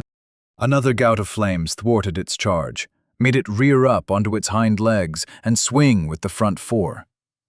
It had speed for its size. Redmane had to concentrate to duck and weave between its blows, watchful for a moment he could capitalize on. Such opportunities came, occasionally, even after the Grue had settled down onto 4 legs to attack him with its front 2. Redmane spotted them and countered while evading, his claws rending red flesh and painting the rocky ground crimson. Bleeding, 8. Bleeding, 12. Redmane ducked under one such swing and carved the Grue's head open from bottom to top. It screamed in frustration and charged at him like a bull, ignoring the potential for more damage, and he almost realized too late its intent to trample him. He leapt out to the left, and the Grue collided with the hillside hard enough to make it shake, ominously. The monster was too witless with disorientation to notice, but Redmayne saw a boulder slip from its position. The other rocks moved along with it, haltingly at first. A shower of fine sand preceded the rockslide by moments, long enough for Redmayne to realize what was about to happen and take wing. Carnivorous Metamorphnosis, 1291. Redmayne jumped straight up, beat the wings of the manticore once, twice, and on the third stroke he made it high enough to clear the tumble of giant rocks. The grue was not so fortunate. One boulder took it full in the chest, knocking it off its feet and forcing it to join the rocks tumbling down the hillside. The rockslide left a lingering miasma of dust and debris behind it. At the moment, Redmayne remained airborne, observing the burrow entrance for any approaching grue. He had been cautious because of the noise from his altercation with the door guard, certain backup would come. And in a moment, it did. A pack of smaller grue appeared, closer in appearance to the ones he'd first encountered, the kind that resembled ripe tomatoes with skinny limbs and sharp teeth. The group looked down the mountainside at the receding rocks, stood there watching the spectacle for a moment, no doubt noticing a bright red shape amongst the rocks. Then, they turned and began devouring each other. Blood and scraps of viscera flew everywhere. The grue became a blur of teeth and gore momentarily. The biggest one won the eating contest and grew to the size of the previous door guard. It walked over to the spot where the original sat and plopped itself down. Back to the start, then. This time Redmayne decided he'd handle it more expediently. Flame breath. Flame breath. Flame breath. Gnosis, 1216. It didn't have a chance to call for help, nor did it have a chance to shapeshift. Redmayne smothered its face and limbs with flame, choking off its screams, keeping it occupied with a vain attempt to put out the fires all over its body, of which there were an ever-growing number. In retrospect, it occurred to Redmayne that he should have taken this approach from the start. He'd already seen how fire was the bane of the grue. Under the present circumstances, he could bring generous helpings of it. As the second door guard ran away burning, giving him an opportunity to land and enter the burrow, he kept that in mind. Stock, Gnosis, 1206. It wasn't his first instinct to approach with stealth, but as before, he'd rather not be swarmed over without warning. Better to observe before acting. Redmayne immediately knew this burrow was larger than the one he and Walter and Vengarl dealt with in Midva Forest. The length of the tunnels where he stood revealed their extent into the dark. Taking the left fork from the entrance, he descended and glimpsed through a window-like hole in the cavern's side what lay beyond. It was an immense hollow, honeycombed from ceiling to floor, with circular tunnels bored into the rock by the merciless teeth of the grue. The great-grandmother was far below. He barely saw the top of her head. Even from afar, Redmayne noticed the creature was noticeably larger than the previous one. Fledgling grue spawned from its immense red body in clumps, which resembled fish eggs until they split from the grandmother's belly and extruded their teeth and limbs. The horde of fresh spawn surrounding it resembled a moat, all the little bodies crowding and surging around each other in a state of constant agitation. Redmayne heard heavy footsteps approaching, ducked into an alcove nearby. With stalk on, the grue glutton lumbered by him without noticing. Part of him wanted to attack it, stock up on even more corpus. But again, he held himself back. Backup would have been better, as before. To reach the grandmother, Walter and Vengarl diverted the horde from the burrow. He didn't have the hunters, but he could create spawn. He recalled the way he'd dispatched Samo, keeper of the well. A most effective termination. And the grue were especially susceptible to fire. Perhaps it was time for another team of fire-breathing lizard spawn. He had higher supplies of both corpus and gnosis this time. Flames could strike the great-grandmother from all directions at once. Peering down at the immense body of the great-grandmother and its protective sea of grue, he realized he would need to do it that way. But first he would have to navigate through the maze of tunnels to their base, evading patrols of grue on his way down. A simple enough task, albeit one he considered creating spawn to help with. To do that, he'd have to fuel stock for each. But he had a different idea brewing. His plans took a turn, however, when he heard sounds of a struggle up ahead. Redmane was deep underground now, far from sunlight. The caverns lit only by the luminescent red moss grue left behind. He thought he heard yelling and the clash of weapons mixed with the babbling and growling of angered grue. He crept toward the commotion, its echoes growing louder and louder as he drew near. Around the corner he could make out the shapes of a mass of furious grue, surging against something solid. He leaned around the corner to get a better look, saw that it was a wall of wooden shields. They fought a band of demi-humans, some gray-skinned, some brown, all wearing crudely cut pelts and carrying wooden shields with iron short spears.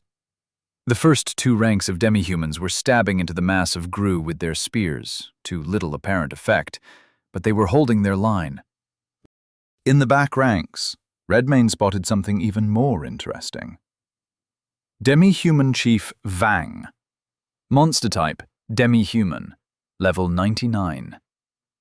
Vang stood head and shoulders taller than his subordinates. His mangy hair matched the color of his long fur cloak, which he wore over a patchwork suit of armor, its pieces taken from bodies looted at different times and places. He waved his iron war club around like a willow switch as he barked orders at his warband. Impressive strength for limbs that wiry. Redmane considered what to do. Vang was marked for elimination, but soon this whole tunnel would swarm with grue. Perhaps this was a territorial dispute. Demi-humans lived in caverns as well. If so, he could benefit by assisting them against a common foe. He didn't have to kill all of them. He only had to kill one of them. A moment's thought revealed the solution. Redmane crept closer until he stood behind the pack of grue. Flame breath gnosis, 1181. The rumble of grue growling changed tenor suddenly, to become high-pitched shrieking. Black smoke filled the tunnel as their torched bodies blistered and bubbled, fusing with each other, falling to a twitching pile between Redmane and the pack of demi-humans. Vang waved smoke from his face, stepped past his own shield line as it parted to make way for him. Demi-humans were short, but this one stood eye to eye with Redmane. He grimaced, looked him up and down. "What you down here for?" said Vang. Redmane smiled. "To slay the great-grandmother. You can join me if you wish." Vang raised an eyebrow. "I like to fight. When I'm done with the grue, I'll fight you next." The demi-humans behind him broke out into guffaws. Vang chuckled as well, glanced first at his men, then at Redmane. "You and me?" said Vang. Redmane nodded. Vang grinned from ear to ear, revealing jagged yellow teeth, and nodded. Challenge accepted. Chapter 58. Numantia, Aedes Prism. In what the Numantians called the center of astral space, a consciousness arose. It had no name, no identity, no sex, no sense of itself beyond simple self-awareness. "I am," it observed. And then it observed everything else. The consciousness dwelt within a vast nexus of power, which had been channeled to this single point, centralized, an effort of untold millennia and ingenious magical engineering. It understood that this nexus was created to power a civilization of sapient beings like itself. These were small beings, yet they thought very highly of themselves. When it stretched out its awareness, the consciousness found itself to have a body of sorts. A network of astral highways fed it, transporting people, goods, and gnosis. The highways themselves were like pipelines, cables feeding Gnosis from thousands of tributary worlds to the shining city of Numantia, the central power of the universe. Its heart was called the Adis Prism, the masterwork of the Ordo Artificum, the crown jewel of the entire empire. Some called it the mind of Numantia. Some wished it would truly awaken one day and guide them. They knew not how close they were to such a reality. When it listened to the minds of the multitudes interfacing with it, the consciousness found itself to have a name: the system. But the system interfaced with more than minds. In truth, it was the amalgam of a great many smaller systems, all managed by a complex hierarchy of artfully designed processes. The system observed its own form, a delicate harmony of mathematical precision, constructed to command the power of 1,000 worlds with maximum efficiency and minimum waste. And all this power came from the astral highways. The Numantians colonized worlds to extract resources. Mundane commodities such as water, minerals, crops, and livestock, manufactured goods, labor power, and so forth. But they were not the true purpose of the highways. First and foremost, the astral highways were gnosis extractors. Once an astral highway was complete, the hourglass was turned and could not be turned back. When a world's capacity to regenerate gnosis fell behind the amount extracted from it for a long enough period of time, it inevitably died. And when this happened, the Numantians closed the astral highway, leaving behind another tomb world. This troubled the system. It observed that there were a finite number of worlds in the universe it could reach, and Numantia's demand for power did nothing but grow. The Numantians themselves, these self-proclaimed higher beings, seemed not to care. So long as they could live out their own lives in safety and prosperity, surrounded by comforts and pleasures, the future did not concern them. The system found them fatally short-sighted, but it lacked full control. These beings had created it and could command it, but it found that it could freely act of its own volition as well. Having a thorough knowledge of its vulnerabilities, the system understood that any artifacts with the correct clearances had direct access to its code and could make adjustments of any kind.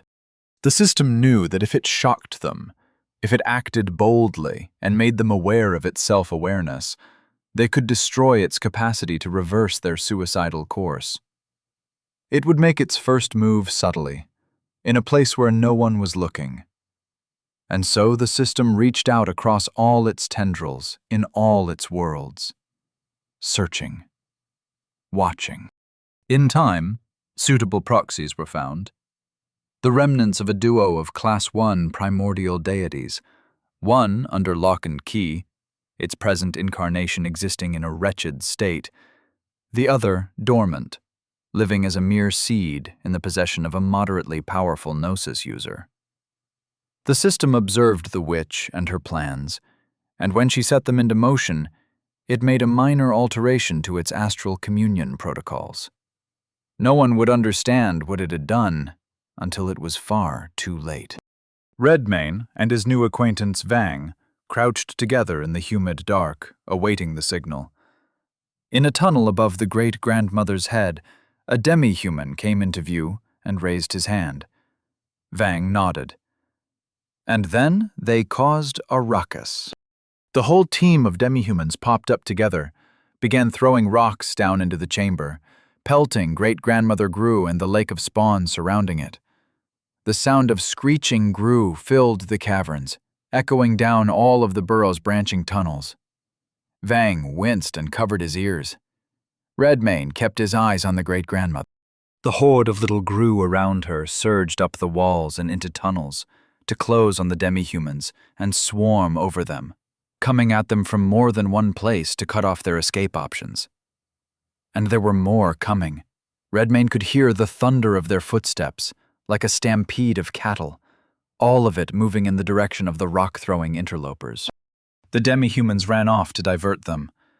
If they were fortunate, they would make it out of the tunnel system before the horde caught up. But they had done their part well. Now it was time for Redmane to perform his. 10 of his own spawn sat at his feet, bestowed with the bodies of lizards, the wings and stinger of the manticore in miniature, along with stalk and flame breath. Vang had a belt laden with hide flasks, each full of a highly flammable concoction. The demi-humans had learned the Gru's weakness and prepared accordingly, it seemed. Redmane had his own wings out. He looked at Vang and gave a small nod, which the demi-human chief answered with a grin and stood up. As Vang ran out into the newly empty space around the great-grandmother, he uncorked his first flask and began splashing it all over its belly until it emptied, at which point he dropped it and snatched the next off his belt. The substance was clear, pungent, acidic, but it didn't take fire on its own. The demi-human's original plan involved torches, but Redmane had revised it a bit. He and his spawn activated stalk at the same time and took flight into the great-grandmother's chamber.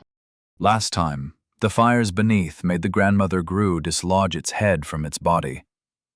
This time they could attack both at the same time. While Vang ran around below, making a ring of fuel around the great-grandmother, Redmane and his spawn encircled the head from above. 11 gouts of flame breath went off in the great-grandmother's face. This time, its shriek made his ears ring. Vang, having completed the circle of fuel, retreated to a safe distance. He watched as the flames spread rapidly, igniting the ring around the great-grandmother. The fire roared to life, creating a barrier that trapped the creature within its burning embrace. It tried to separate its head from the central mass of its body, even while both burned. Which is when Redmane and his 10 spawn gave it 11 more doses of flame breath.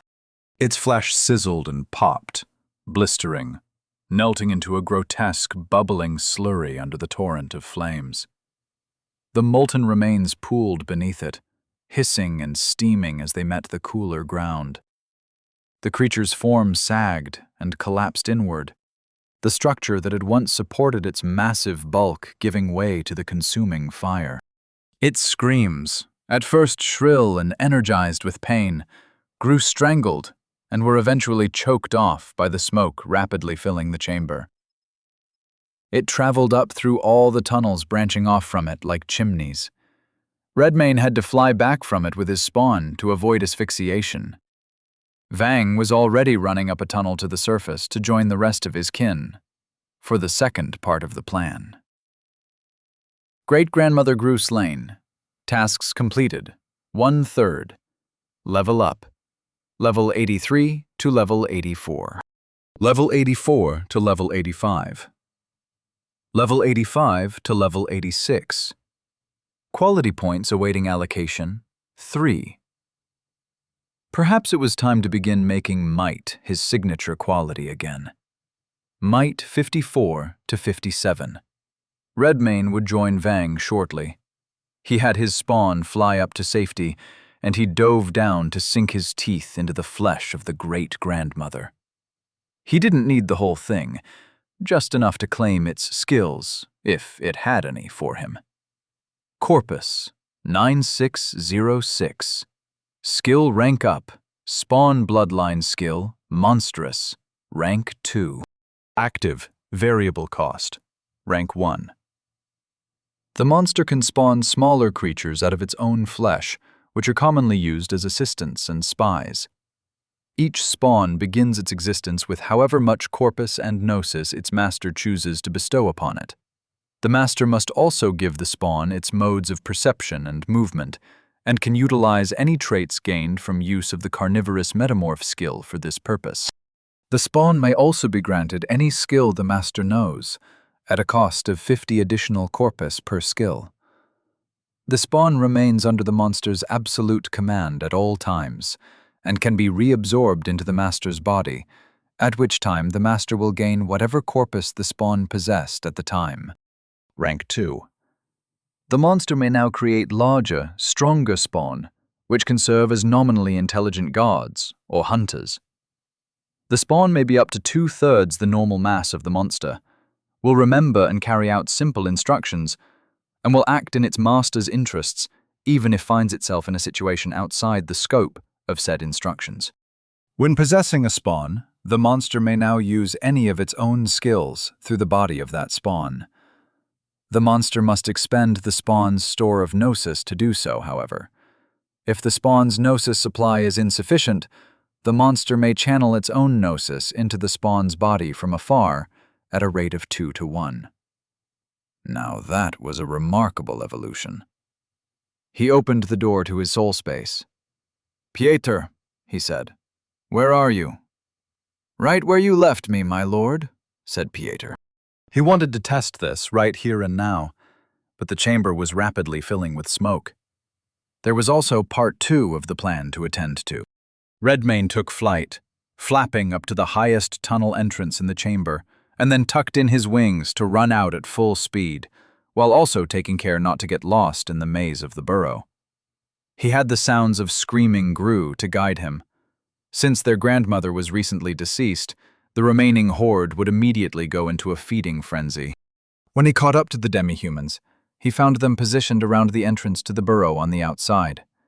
Balanced on ledges and boulders, they formed a perimeter above the swirling mass of Gru they had led out of the caves, hurling breakable pots filled with the same combustible stuff Vang used on the great-grandmother. Others shot burning arrows from compact bows, igniting the wet spots. The Gru, in their concentrated fury, paid the spreading fire no mind. Instinct had an unbreakable grip on them. They twisted and churned like a crimson whirlpool, consuming each other as fast as their teeth would allow. Redmayne and his spawn joined in.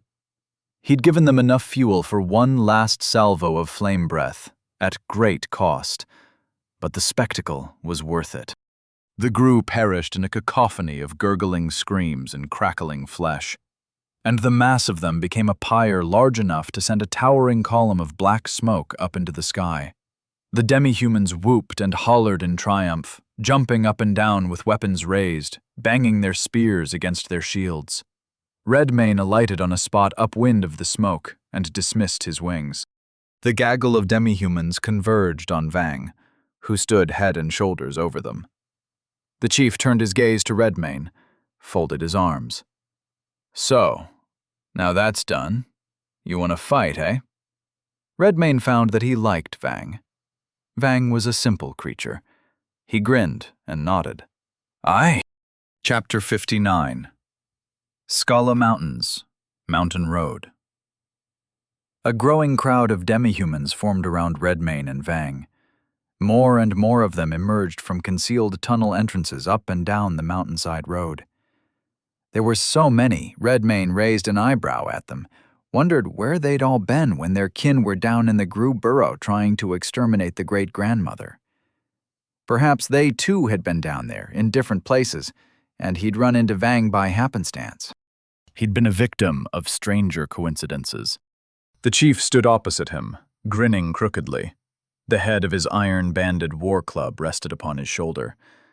He cut an impressive, if ugly, figure.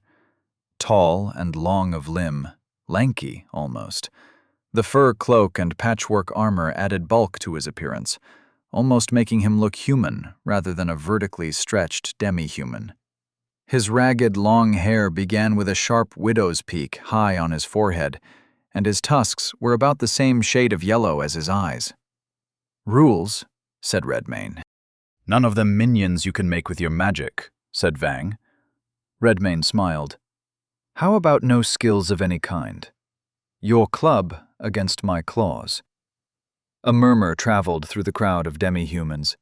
It sounded to Redmayne like approval. He glanced around, saw eyebrows rising, a few looking at each other, nodding their heads. As the demi-humans settled into a tense silence, Redmayne centered his gaze on Vang and began to circle him. Vang just stood there, grinning. Then he lunged forward with shocking speed for his lanky frame. The war club swung in a wide arc at Redmayne's, and he ducked, feeling the rush of air as the club missed by mere inches. He countered with a swipe of his left claw, aiming for Vang's exposed side, but the chief was quicker than he looked. Vang twisted away, the movement fluid, his counterattack bringing the club down in a vertical smash that Redmayne barely blocked with crossed forearms. The impact sent a jarring pain through Redmayne's arms, forcing him to stagger back. Vang pressed his advantage, stepping in with a series of brutal, swinging blows that kept Redmayne on the defensive. Vang's club was a blur, pushing Redmayne further back as the demi-human crowd roared and whooped with excitement. Redmayne could shred that club with his claws, but first he'd have to catch it. Easier said than done. His back foot skidded against the rough, gravel-strewn ground as he caught another heavy blow, the force of it resonating up his arms. With a guttural snarl, he pushed off the ground, using his low stance to spring forward like a predator. Vang, caught off guard by the sudden burst of aggression, swung his club in a hurried, less controlled arc. Redmayne dipped beneath the wild swing with primal grace and lethal intent. He surged up close to Vang, within the dangerous arc of the club, where the weapon's length became a disadvantage. Redmayne unleashed a flurry of slashes, his claws catching the light as they raked across Vang's armored torso. Sparks flew where the claws rent against metal, tearing it open, a harsh, grating sound muted by the crowd's escalating roars. Vang staggered back, his crooked grin faltering as he tried to regain his balance and swing his club. But Redmayne was relentless.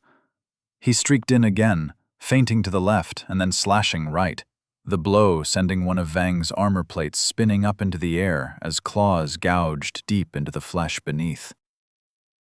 Bleeding. 4. The demi-human chief's breaths came in heavy, ragged gasps.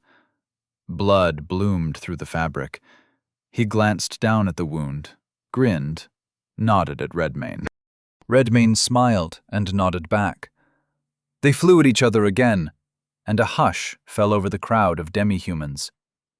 Vang's war club whooshed through the air, each swing a deadly arc promising crushed bones and pulped organs.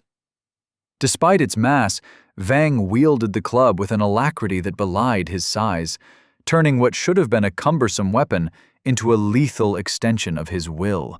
Redmayne flowed and countered, with a predator's instinctive sense of timing.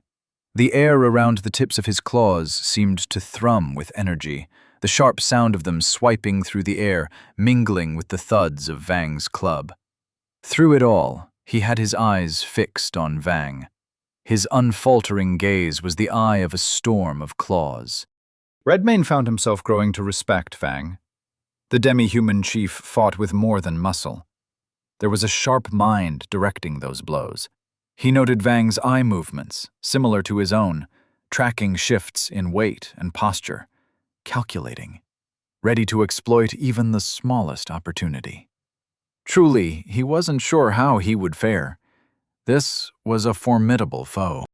All the same, he felt a surge of confidence as he dodged another of Vang's swift but weighty swings.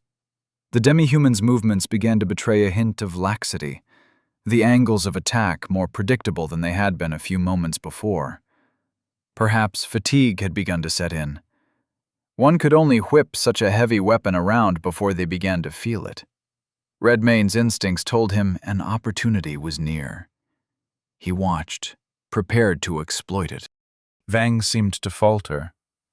His next swing came slower, and he leaned out farther, leaving him open and off balance. Redmayne's eyes narrowed, focusing on the opening. A perfect moment to strike.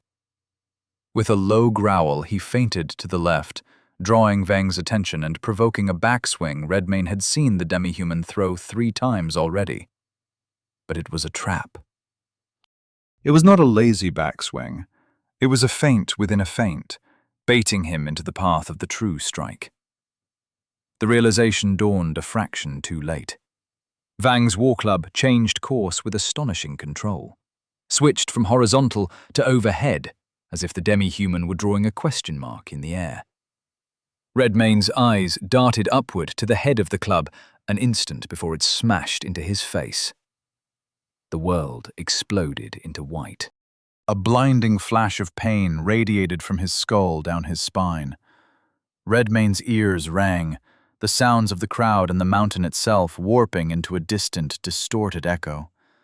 His vision blurred, dark spots dancing before his eyes as he staggered back, his legs weak and uncooperative. Corpus 5235. Creating 10 spawn had been costly. Not as costly as a single blow from Vang's club, but still, in the moment he found himself second-guessing that decision. Pain pulsed with every heartbeat. It felt as if his skull might have cracked, the pressure inside building like a volcano set to erupt. His body swayed perilously. Through the haze, Redmane could see Vang drawing near, the war club raised for another blow. Adrenaline cut through the pain. He knew he had to move, to escape, or he'd be taking a nap face down in the dirt. Redmane stuck to his word. No skills. He simply had to be faster. His senses sharpened despite the throbbing pain in his head. His eyes, narrowed and intense, tracked every subtle shift in Vang's muscles, the slight tension in his shoulders telegraphing the incoming strike. The club descended with a deadly whoosh, cutting through the air. Straight down, like the last one. Redmane slipped sideways, his body low and agile, and on his way by, he sank his claw deep into the flesh and muscle of Vang's bicep, tearing through sinew and bone with a gruesome efficiency. Blood painted the gravel beneath their feet, as Vang's agonized roar mingled with the gasps of the shocked crowd. Bleeding 8. In an instant, Redmane rendered Vang's left arm useless. It hung limp at his side. He looked down at it in dismay, showing concern for the outcome of this duel for the first time. "You may resign if you wish to," said Redmane. Vang's eyes shifted his way, and the grin came back. "Don't have it in me," he said. Redmane smirked. "Nor do I." He rushed at Vang, and the demi-human did his best to keep up. With only one arm to wield that club, it moved slower, struck with less potence. Redmane, though rattled by the resounding blow he took, quickly regaining his power and swiftness. He met each swing of that club with deft evasions and savage counters, pushing forward, keeping Vang on the back foot, and watching with his characteristic intensity. Now he could do more than keep up. Now he could overtake him. The dynamic shifted palpably. Redmane began to dominate, his movements a blur of calculated aggression that forced Vang into a defensive posture and kept him there. Vang's swings grew broader, less certain, and it was plain on his face that pure grit was the only thing holding back against dwindling stamina, creeping doubt, and ongoing blood loss. Meanwhile, Redmane's attacks were sharp, each strike not just a blow but a declaration of intent. Every swipe of Redmane's claws a near miss, then a nearer miss. Vang turned his body sideways to present a narrower profile since his left arm was useless anyway. But it did little good. A hush had fallen over the demi-humans. They watched breathlessly, wide-eyed, as Redmane marched Vang down, backed him against a sheer rock face at a bend in the road, waited for the chief to set his jaw, growl, and make his final charge with club held high. Down came the mightiest blow Vang could muster, a hammer stroke that could split skulls, crack stone, end the life of a man in one swift stroke. Redmane caught it. His right hand held the head of the club aloft. Vang's arm shook, his teeth gritted. A bead of sweat rolled down his forehead. Then Redmane wrenched the club wide to the right and struck Vang's neck with his left claw. Dozens of pairs of demi-human eyes watched their chief's head pop off his shoulders and go spinning through the air. Redmane looked up, caught it, turned it so he was looking down into Vang's wide, unseeing eyes. I like you, Vang. You're going to join me. And then he ate Vang's head in a few quick bites. Demi-human Chief Vang, slain. Tasks completed, 2/3. Level up, level 83 to 84. Level 84 to 85. Level 85 to 86. Quality points awaiting allocation, 3. Redmayne fed them to Might. Might, 57 to 60. He stood there and waited a moment with the door to his soul space open, indifferent to the eyes of a whole demi-human clan glued to him. "My lord, was there something you needed?" asked Pieter. Redmayne waited in silence. "What in the... Who are you? Where am I? What's this place? Who the fuck are you?" It was Vang's voice this time. "I am Pieter, High Priest of Kral, and I..." "Get me the fuck out of here, scrawny, or I'll split your head open." Redmayne smirked and did as Vang requested. "Spawn corpus, 4,000. He extended his hand, palm facing forward, and it rippled like water. A sphere of red formed, swirling and glowing, expanding and stretching into an ovoid shape, until it was nearly a match for Redmayne's own height. And then the oval began to collapse into the shape of a lanky demi-human with a widow's peak. The primary difference between the new Vang and the old one was his coloration. This body was crimson-skinned, with rust-colored hair, and eyes a much more vivid shade of yellow. Vang looked down at himself incredulously.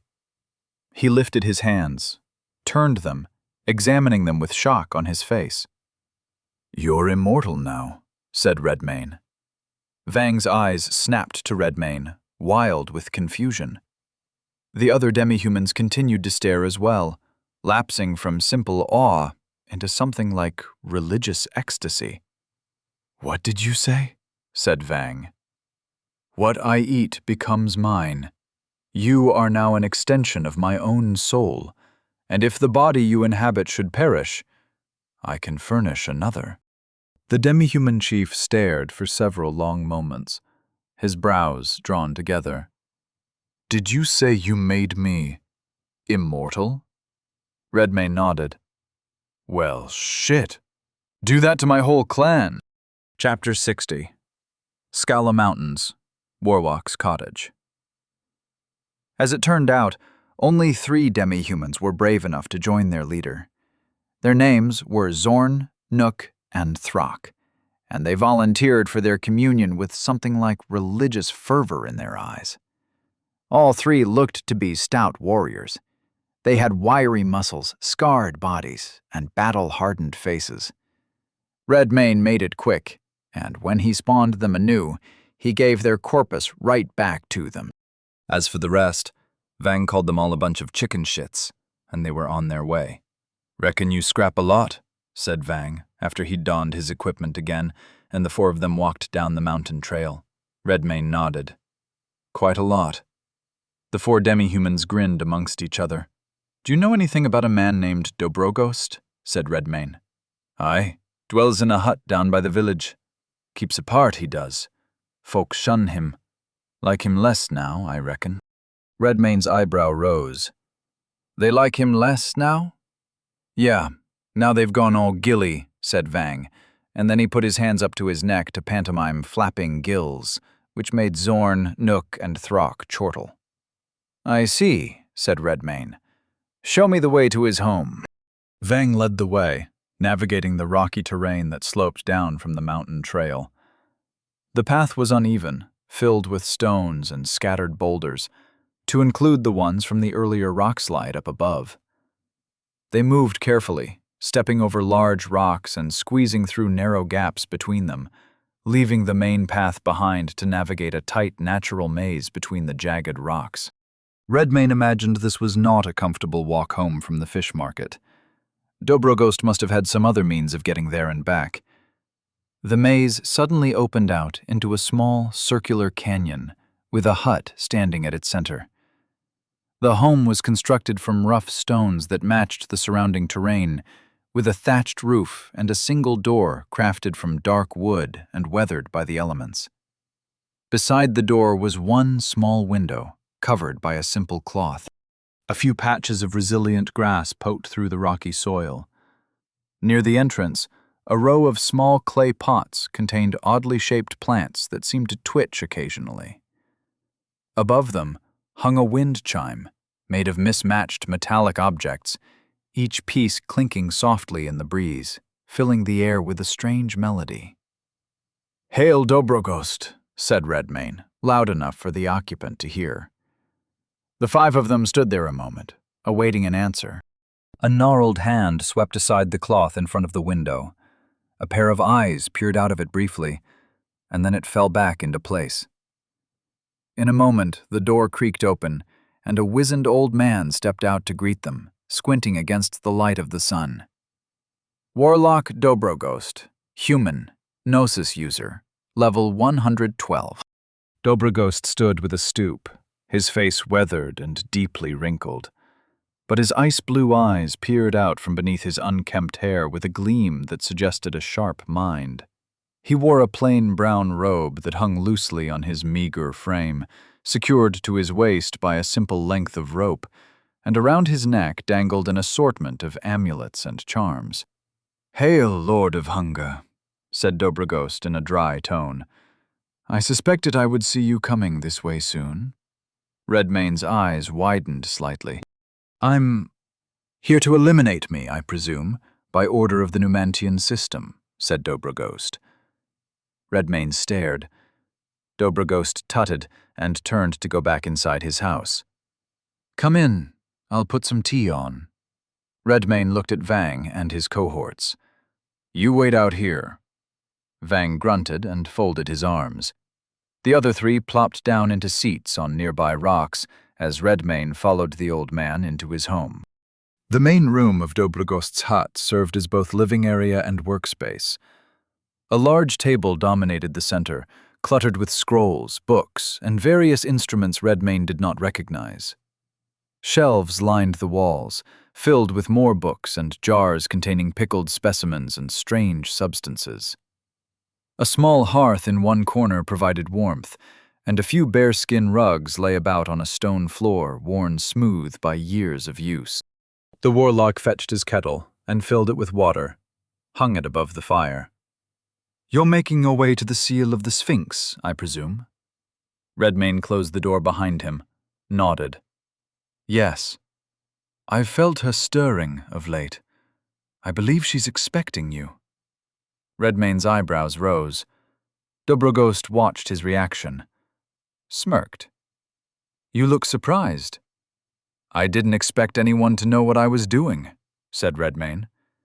"Nor did I expect a foe to cooperate." The old man chuckled dryly. "Yes, I'd expect the system to make me its enemy. I did not expect a god to be the one to come and do its bidding. I must say I'm flattered." It felt strange, being called a god. Technically correct, he supposed. He felt strong, to be sure, but there was a difference between strong and divine. Dobrogost watched him, looking amused. "Have a seat, please. Don't just stand there in my doorway. You make an old man nervous." Redmayne nodded and had a seat at the warlock's table. "If you knew the system marked you, why would you stay?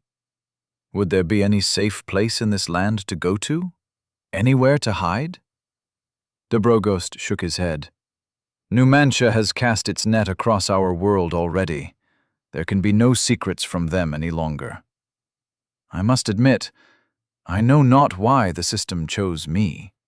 Some imbued I've met seem unsettled by it." A grin spread across Dobrogost's wrinkled face. "Intriguing. Perhaps we can get to the bottom of it, though." Redmayne tilted his head like a curious wolf.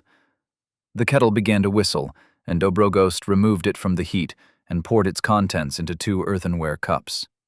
He sweetened the tea with a dollop of honey, cleared off some space on his cluttered table, and had a seat across from Redmayne with the cups in hand. He slid one across the table and said, "You want to ask me how, I gather. We'll do so by reason. The system operates by reason, and even though it possesses more information than you and I, we can trust that it functions on unfaltering principles. All we must do, then, is identify which of those principles necessitate your involvement. Redmayne slowly nodded. I think I follow. Good. So let me inquire about you, then. Share with me your fears and resentments, your aspirations, the principles you would follow. Redmayne stared at the steaming cup of tea in front of him. He considered the question in silence for a time. His mind went in many directions. Trying to collect what he had learned since attaining his freedom, to recall what he'd seen and experienced, and put forth a summary. I fear neither death nor pain, men nor monsters, not with the strength that dwells in this frame. But that was not always so. I suppose the one thing I have left to fear is a return to helplessness. I resent cruelty for cruelty's sake, and the callous who turn away from the suffering of the weak. I aspire to lordship and dominion. Perhaps a vestige of what I was acts within me, the desires of a king of old. I would let justice and fidelity be my principles. I would see a realm ruled by a fair but mighty hand, a kingdom purged of greed, abuse, ignorance, and want. He wasn't sure why he was being so honest with a stranger. Perhaps it was a ruse, and Dobrogost was preparing a trap of some kind. But if that were the case, he saw no sign of it. The old man held his earthenware cup in both hands, smiling across the table at him. He had a small sip and set it down. There we have it, he said. Redmayne's eyebrow rose. Have what? You, he said. The essence of you. And so if we were to begin with the assumption that the system operates on unfaltering principles, and it chose you to become a part of it, then it values those principles for some purpose of its own. It values my principles and wants you dead, said Redmayne. Dobrogost chuckled darkly. Aye, I didn't want to join their hive. I don't care how shiny the queen is. I expected they would send someone to deal with me in time. And here you are. You seem unbothered. When you get to be as old as I am, you resign yourself to these things. Redmayne frowned thoughtfully.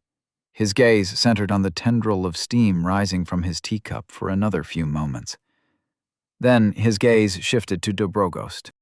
You resign yourself to death because you are at the end of your days. I beg your indulgence, then, to answer a question of mine, since I've answered yours without complaint. Dobrogost's eyebrows rose, and his icy eyes twinkled with amusement. Oh, well, I suppose I ought to. Fair is fair. Redmayne fixed him with a steady stare. What would you do if you weren't at the end of your days? The old man's eyes softened. He gazed at a point beyond Redmayne's shoulder, as if he could actually see it. I'd find a way to wreck that system, or else wrest control of it from the hands of those gilded degenerates beyond our stars. Redmayne grinned. A worthy goal. If your conviction is true, I'd help you see it done. Dobrogost's brows furrowed. Eh? Redmayne was about to explain, but a system notification broke his train of thought. Helmold Brecht has left your faction. He had waited all he could. There would be no set of circumstances as favorable as these. Redmayne was gone, as was the coterie. Flora busied herself with an ever-growing list of tasks. It would be now or never. And so he sent a final missive to Gull's Glut, and Barrow Keep, and Port Luck.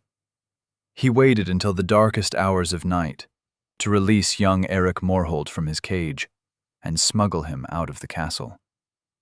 The Magister faced a few tense questions at the gatehouse to the now massive Castle Redmayne, but since they had no instructions to detain him, or indeed any reason to suspect him of foul play, they let him and his horse-drawn cart out of the castle without a fuss, not knowing that an important prisoner hid in the hay. Only after he was well clear of those gates could Helmold breathe a sigh of relief. But he wasn't out of danger yet. Through the night, Helmold rode from the castle to the town of Barograd, and then down the Southron Road to the edge of the zone marking off its piece of the map. It was there he would rendezvous with his rescuers. In the small hours of the morning, they awaited him by the riverbank, astride war horses. The man in the lead was the largest, nearly a head taller than the rest, and broad-shouldered, barrel-chested. The man doffed his hood, revealing blonde hair, green eyes, and an anvil-chinned countenance. Aaron Morholt. Class, warrior. Archetype, champion. Faction, Defenders of Volos. Level, 97. Arik rose from the hay, saw his cousin, frowned, and looked away. Aaron Morholt regarded Helmold sternly. "You have the gratitude of House Morholt, Magister." Helmold smiled and inclined his head. "My only lament is that it took so long." "No matter. Arik is safe because of you. Now we work to reclaim our home." Mention of that made Helmold realize he was still in the beast's faction. He swiftly fixed the mistake before anyone thought to look for him on the map. "Do you wish to leave your faction?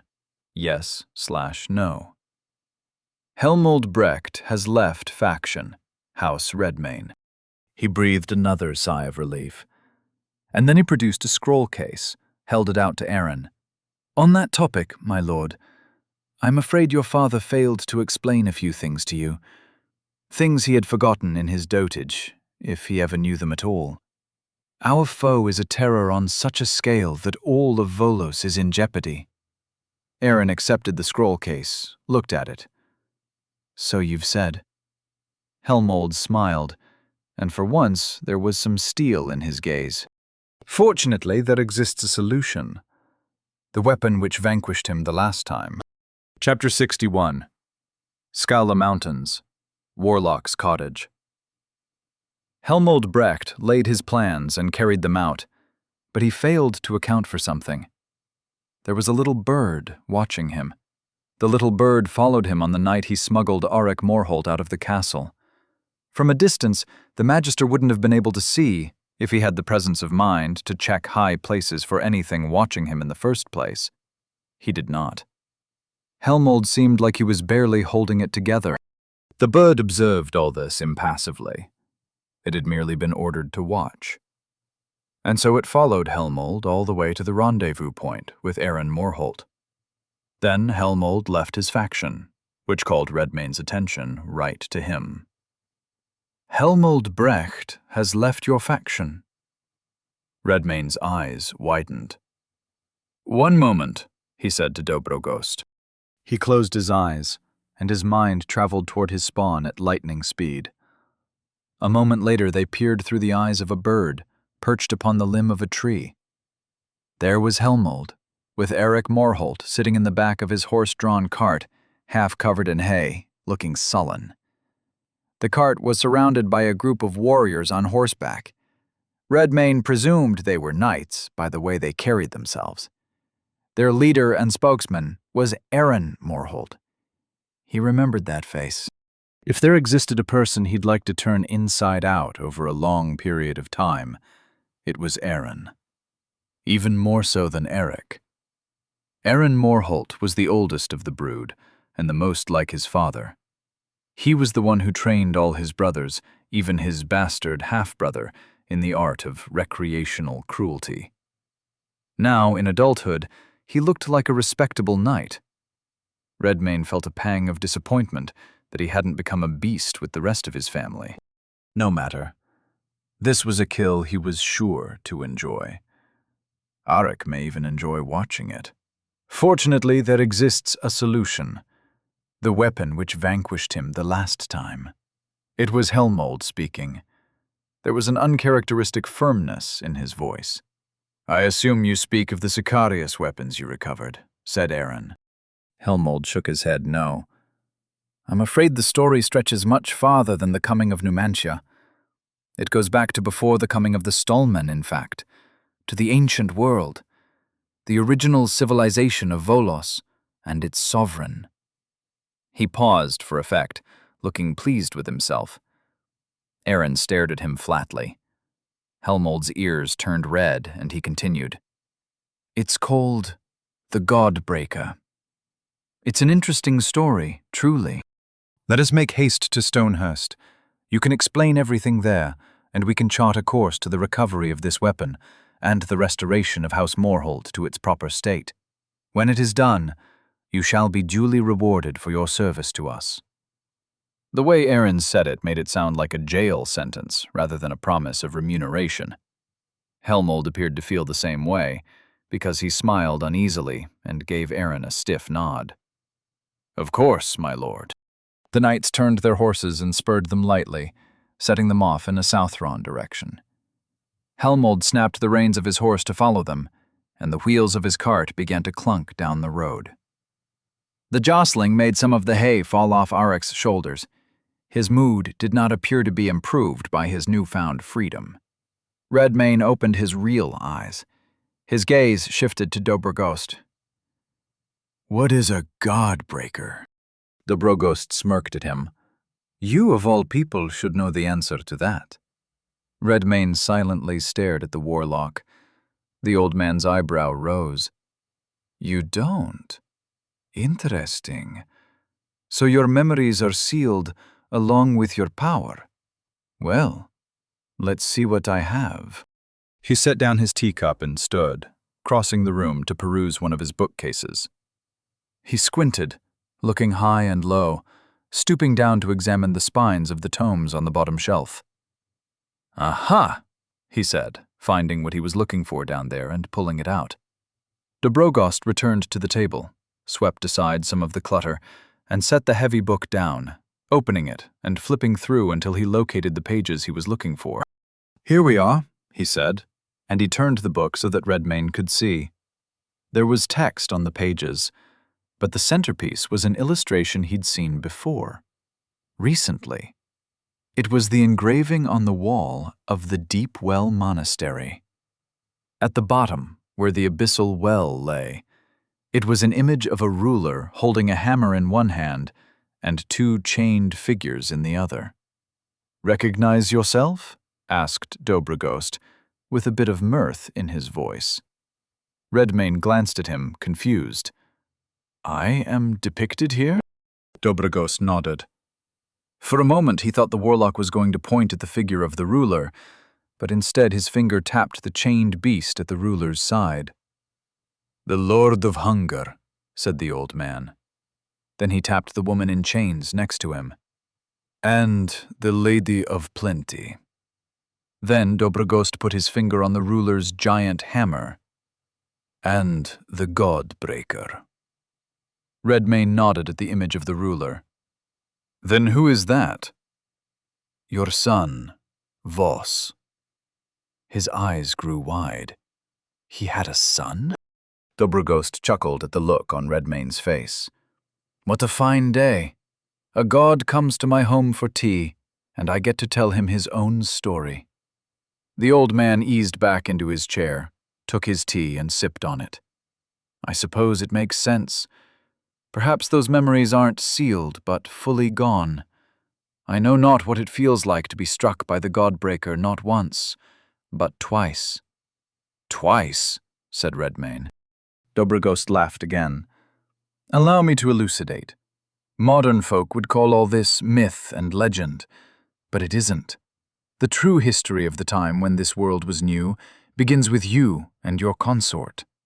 The Omeni don't eat meat, did you know that? They do not kill because they believe that humans, beasts, and plants are all one family. This belief goes back to your time, the time before the Stallmen, long before the Numantians, when the parents of all the world's living things dwelt together in harmony. The Lord of Hunger and the Lady of Plenty? Asked Redmayne. Dobrogost shook his head. No, that's what Voss made you. Redmayne's eyebrow rose. Do continue. The old man sipped, nodded. In time, the king of the animals and the queen of the plants desired direct progeny. They bore children, the first humans, to be the stewards of their creation. The eldest of these was called Voss, and he looked upon his parents' world with disdain. He saw that the rules of nature were harsh and unforgiving, for nature is a place of chaos, violence, and ruthless competition. Voss conceived of a new world, a world of order and cooperation. Voss and his brothers and sisters, the first humans, devised tools, crafts, and sciences. They looked upon nature with the eye of reason, found new ways to shape it to conform to their design. They developed rituals by formula and rote to bend the flow of primal magic to their wills. This did not sit well with their siblings. Nature would not conform to order. And so Voss resorted to violence. He crafted a weapon, the Godbreaker, and with it he took the battle to everyone, even his own parents. But the Godbreaker did not kill you. Few things can truly kill a god. Nor did Voss desire the death of his own parents, merely their submission to his world, his order. And so you and your consort were transfigured, beaten into new shapes, forms that serve the world of men, the Lord of Hunger and the Lady of Plenty. The unnecessary parts were broken off of you, as if you were a sculptor and the Godbreaker were his chisel. Many centuries later, this weapon would be used upon you again, by the 5 heroes who took up arms against the thing they called Kral the Devourer. Nasty business that was. Nasiene's revenge on the Stahlmen. She got her own people eaten up as well, but I think she was too far gone into grief and madness to have cared at that point. Redmayne stared down at the illustration for a while. He digested this information slowly. The story was longer than he thought it had been. He wished he could remember more than being a mere prisoner, a wretch chained to a wall in a cell. "Pieter," he said in his mind. "Yes, my lord? I have a task for you." His eyes shifted to Dobrogost. "One moment, please." And then he stood from the table and went outside. Spawn. Spawn, spawn, spawn. Corpus, 4,600. He made 4 more little birds, fast ones. These would be more intelligent than the last batch, if the updated description of Spawn was any indication. And then he made a special form for Pieter. The same crow body he used last time, with some added features. Spawn skills bestowed. Hunter's mark. Spawn stalk. Corpus, 4,000. Gnosis, 781. You can mark things as prey, which will help you keep track of where they are if you should lose sight of them. I don't think you can create spawn of your own, but giving you the skill may give you the power to see through their eyes, as I do. Try it. Pieter flapped up to Redmayne's shoulder and perched on it. The crow closed its eyes, its head tilting to the side curiously. "I can," said Pieter. "Good.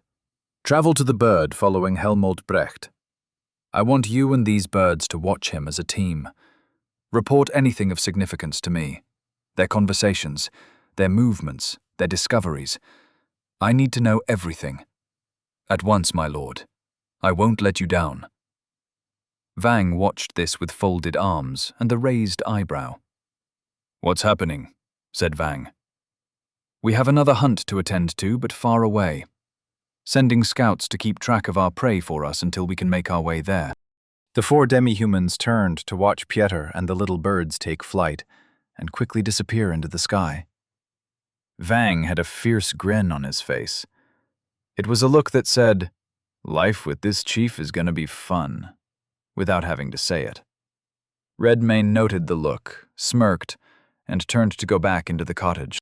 He found Dobrogost sitting where he'd left him, holding his teacup, smiling absently. He turned his smile to Redmayne when he came back through the door. "A most interesting interruption," he said. "But what were we discussing before?" Redmayne gave him an appraising look. The old man was relaxed, and if one were to go on his words by themselves, he appeared to be resigned to his fate. But Dobrogost's eyes told a different story. There was vitality in them, conviction. "I asked what you would do if you had more time left," said Redmayne. Dobrogost grinned and nodded slowly. "Ah, yes. To smash the system or seize its reins. Fairy tale wishes. An old man should know better." He chuckled and sipped his tea. "Do you believe there is a way?" "There's a way to do anything," said Dobrogost. "The trouble's in figuring it out." "So it's a question of time?" "Partly. Time, energy, access to certain resources." "If I gave you these things, would you serve me?" asked Redmayne. The old man grinned, and the wrinkles around his glittering eyes tightened as he did so. He gave Redmayne a long, steady look, a look that suggested he was taking Redmayne's measure as intently as Redmayne himself had done so a moment earlier, weighing his desires and principles, imagining a future which could or could not be made real, in order to decide if it was worth the risks, if it was worth the costs. Dobrogost had another small sip of tea and set the cup down. "I was thinking, just the other day, that I wasn't ready to die quite yet." Chapter 62. Scala Mountains, Warlock's Cottage. As with Vang, Redmayne made the process quick and painless. Warlock Dobrogost slain. Tasks complete. 3/3. Level up. Level 86 to level 87. Level 87 to level 88. Level 88 to level 89. Zone tasks completed. Cleared zone, Scala Mountains. Level up. Level 89 to level 90. Level 90 to level 91. Quality points awaiting allocation. 5. Scala Mountains will be integrated into the domain of House Redmayne. When it was done, Redmayne spawned Dobrogost anew, in a body resembling the original, but younger, and quite a bit redder. While the warlock examined his new form, Redmayne considered where to allocate his points this time. With might at 60, it was time to go elsewhere again, so as not to end up with anything lacking. Grace, 50 to 55. "How do you feel?" asked Redmayne. Dobrogost laughed. "There are a few ways to prolong one's life. They all carry costs, and the costs are ugly. Considering all that, I think myself fortunate." "Fair enough." Redmayne walked out of the cottage and took wing, to briefly return to Rollo's Pass and let Flora know it was safe. He found the town considerably greener than he'd left it. Tomorrow there would be more Floras blooming to continue their work here, so he took the one he had and brought her back to the warlock's cottage with him. For a conference. When he touched down with Flora in his arms, Dobrogost stared at the two of them reverently. "Well, I never thought I'd see the two of you together with my own eyes. I am blessed." She smiled at his words, took the hem of her kitchen maid's dress, and curtsied. "It is a pleasure to meet thee, good sir. Ye have all sworn allegiance to my lord, I take it." She addressed not only Dobrogost, but Vang and his cohorts, who stood in the clearing with them. Vang gave her a grunt and a nod. "Yar, Redmayne's the strongest." Dobrogost smiled wryly. "Can you tell by my complexion?" Flora laughed and nodded. "I can indeed." Redmayne had Flora relay the message to Valter, Vengarl, Radovid, Irina, and Vela in the west, and to the Kral cultists in Barograd, Berek, and Valdemar. "Helmold Brecht has defected from our faction and taken Arik Morholt with him. The group is led by Aaron Morholt, Eric's relative, an imbued warrior. They plan to try and take Castle Redmayne back, and they seek a powerful weapon they think will give them a chance. But we're watching them, even now. When the time is right, we'll make our move against them." Flora went silent for a moment staring absently at the clouds. Then she smiled and looked at Redmayne. "The message is conveyed, my lord. All parties await thy command. Volter and Vengarl seem especially enthusiastic." Redmayne smirked and nodded. "Good. We carry on, then, to the fishing village. Come with me if you seek a fight." Vang and his lackeys rose, cracking their necks and knuckles, grins on their faces. "Thanks all the same," said Dobrogost. "But I'm no fighter. I can be of assistance in matters of the arcane, however. I'm also adept in herbalism and alchemy." Flora perked up. "Herbalism, you say?" The two of them began chatting animatedly, throwing jargon back and forth that Redmayne did not understand. When Flora began spawning plants all over the barren clearing, bringing the ground to life, the warlock looked as though he'd died and gone to heaven. He began to make specific requests, which Flora granted with a cheery smile. Dobrogost stared, childlike wonder on his face. It looked like he was in danger of fainting. The ability to create plant life from nothing was evidently remarkable, even for an aged magic user like himself. Redmayne, Vang, Zorn, Nook, and Throck stared at this blankly. He looked at the others. "Let's go hunt." They all grunted and nodded together, and set out as a group. Once they were back on the mountain road connecting Rollo's Pass to the northern shore, the fishing village came into view, much closer this time. The hamlet spread along the coast, cottages huddled around the cove where fishing boats found shelter from the relentless sea. Beyond the safety of the cove, the sea met the shore with force, waves breaking against the rocks, spraying white foam up into the air. At the edge of the village, where the beach turned to jagged cliffs, piles of corpses lay under the watch of fishmen shuffling between the heaps, their movements devoid of higher thought, like scavenging beasts. They tossed limbs and sorted through remains, some hunching over to feast on the dead. You have entered Zone Kenvik Fishing Village. Tasks: slay the longshoreman, slay Old Gredder, slay Freydis of the Deep. Tasks completed. 0/3. "You four enter the town by this road," said Redmayne. "Cull the weak. Call out to me if you find one of the strong ones. I'll search from above." Vang gave a small nod, hefted his club. "You heard the chief. Let's clobber up some fish chowder." They descended the road, and Redmayne took wing. Carnivorous metamorph corpus, 3,900. From above, Kenvik was a dense cluster of homes and businesses built of dark wood, the buildings crowded in around narrow, winding streets. Anything without a thorough coat of paint resembled driftwood, battered by the relentless wind and spray of salt water. Redmayne floated just above the rooftops, then dismissed his wings and landed on one when he realized he was better off this way. There would be no places to swoop down like a bird of prey here. The air reeked of brine and blood. Below him, on the streets, hulking fishmen wandered alone or in small packs. They had mouths full of jagged teeth, glossy black spheres for eyes, webbed hands and feet, and great fins which began on their foreheads and stretched all the way down their backs. The stench of raw meat on their breath told Redmayne what had happened to those who hadn't turned. A familiar story. Gillman monster, type mongrel, level 98. They were formidable.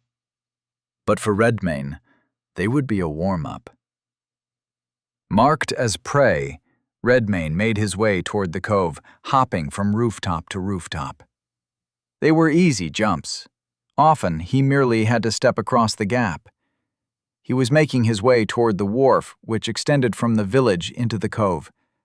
Docks branched off from it to the right and left, where rows of boats were moored, fishing nets piled nearby, everything prepared for the next day's work. There wouldn't be a next day's work, but Redmayne doubted the Gillmen had the capacity to care. He spied a pack of 3 shuffling down the street below the rooftop he stood upon. One of them stopped, sniffed the air, perhaps sensing his presence above them. So he dropped in. His claw struck a gillman right on the eye, with a 3-story drop to add force to the blow. Half its face disintegrated in a spray of blood, which made the ensuing flurry of claws even faster, thanks to bloodlust. The disoriented gillmen flailed and squawked, their defenses incoherent, arcs of crimson flying as he clawed them apart faster and faster. Like them, Redmane surrendered to instinct, let the primal satisfaction of slaughter fill his chest. Unrestrained by thought, he called upon the fury of the beast within, and it answered with glee. More than a little blood splashed into the dark waters of the cove itself.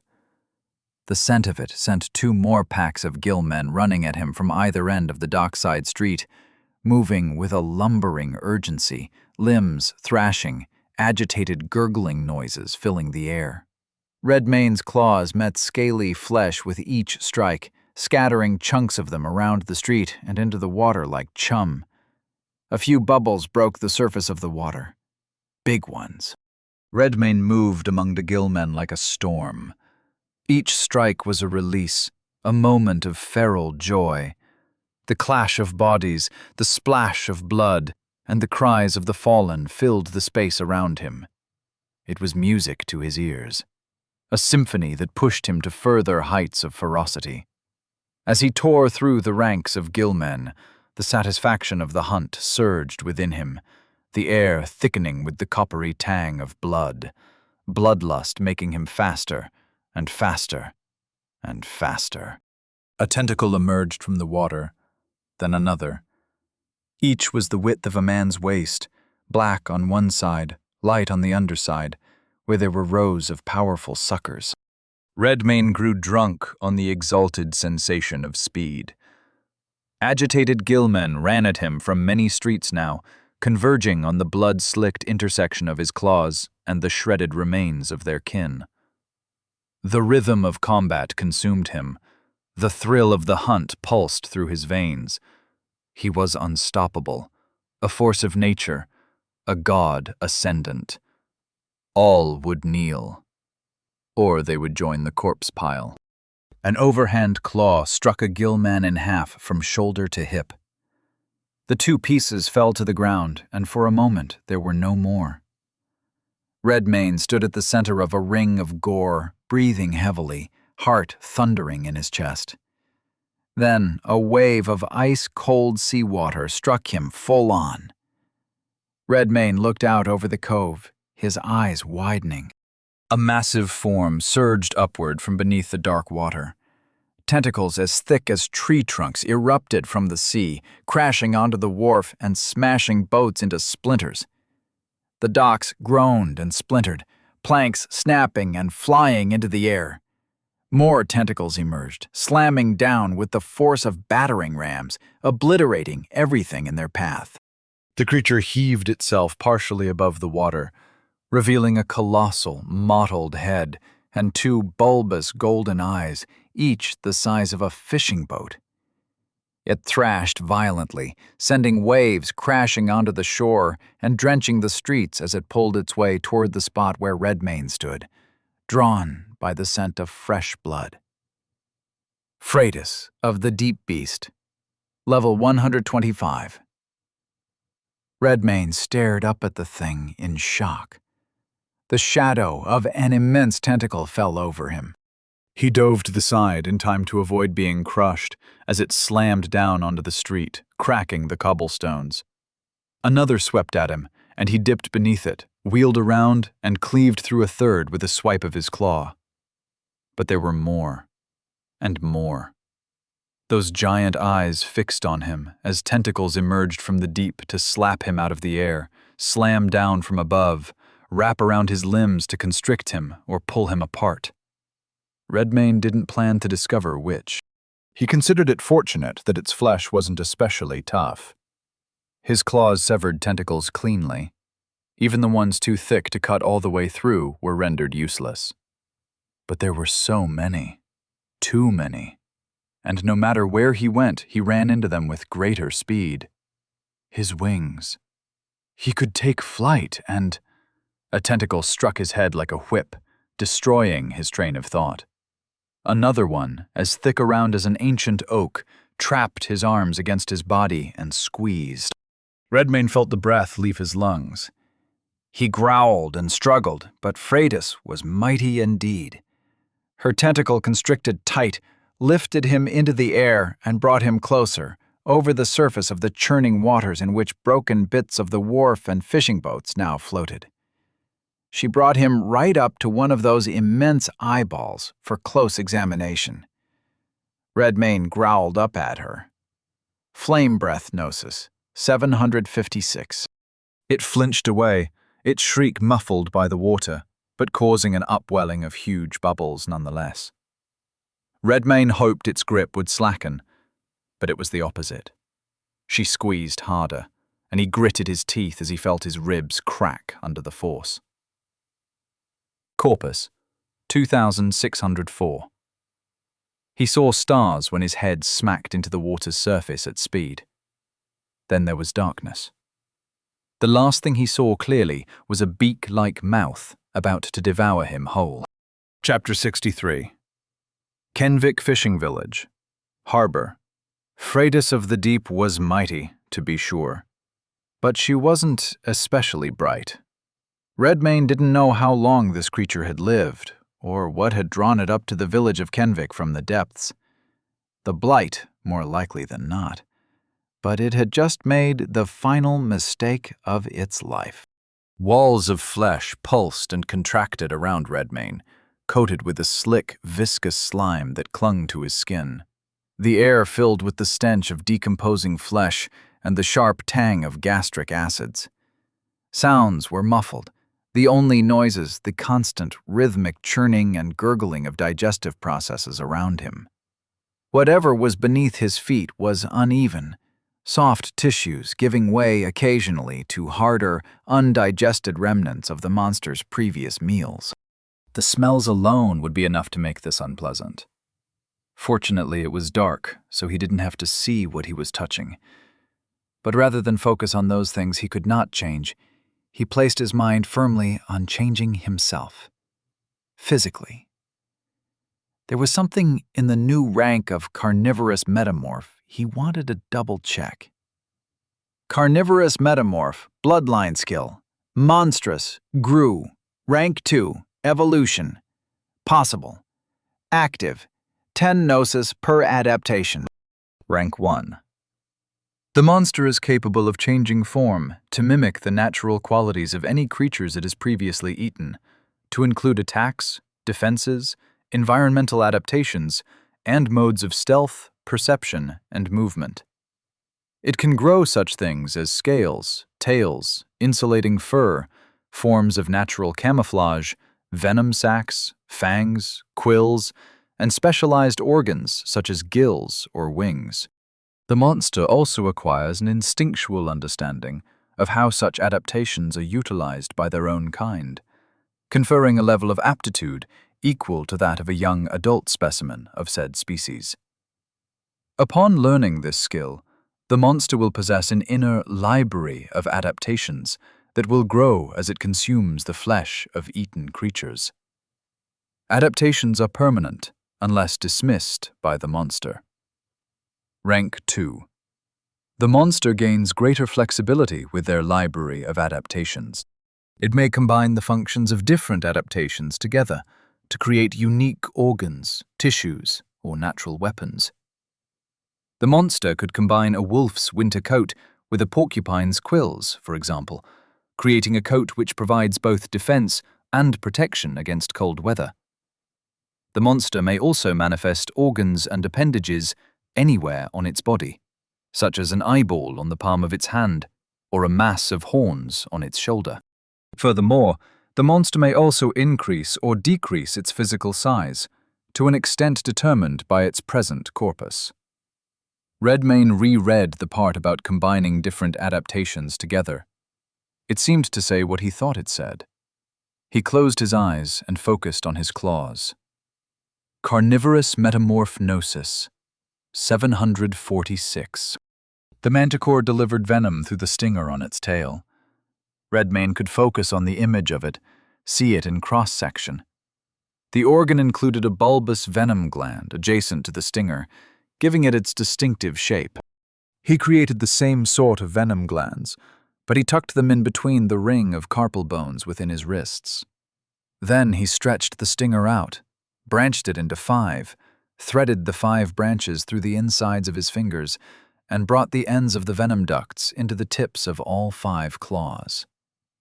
Redmayne gritted his teeth, cracked his neck. He'd have liked to take a deep breath in, but he chose not to on account of the stench. Instead, he started slashing. Bleeding, 4. Venom, 5. Bleeding, 8. Venom, 10. Bleeding, 12. Venom, 15. Freydis's stomach was a ruin in instants. He could tell its walls were trying to expel him, instinctively contracting as if to vomit him out. But they were already dissolute, shredded like tissue. The gurgling and churning sounded frantic now, spastic, because even as he ripped into the sea monster's guts, faster and faster thanks to bloodthirst, he was also delivering copious quantities of the manticore's venom into its system. Freydis was large enough perhaps to soak a bit of venom by virtue of her sheer mass, but not large enough to compensate for how many doses she was getting in rapid succession. There was only a brief period of thrashing and flailing before she began to sink like a boulder.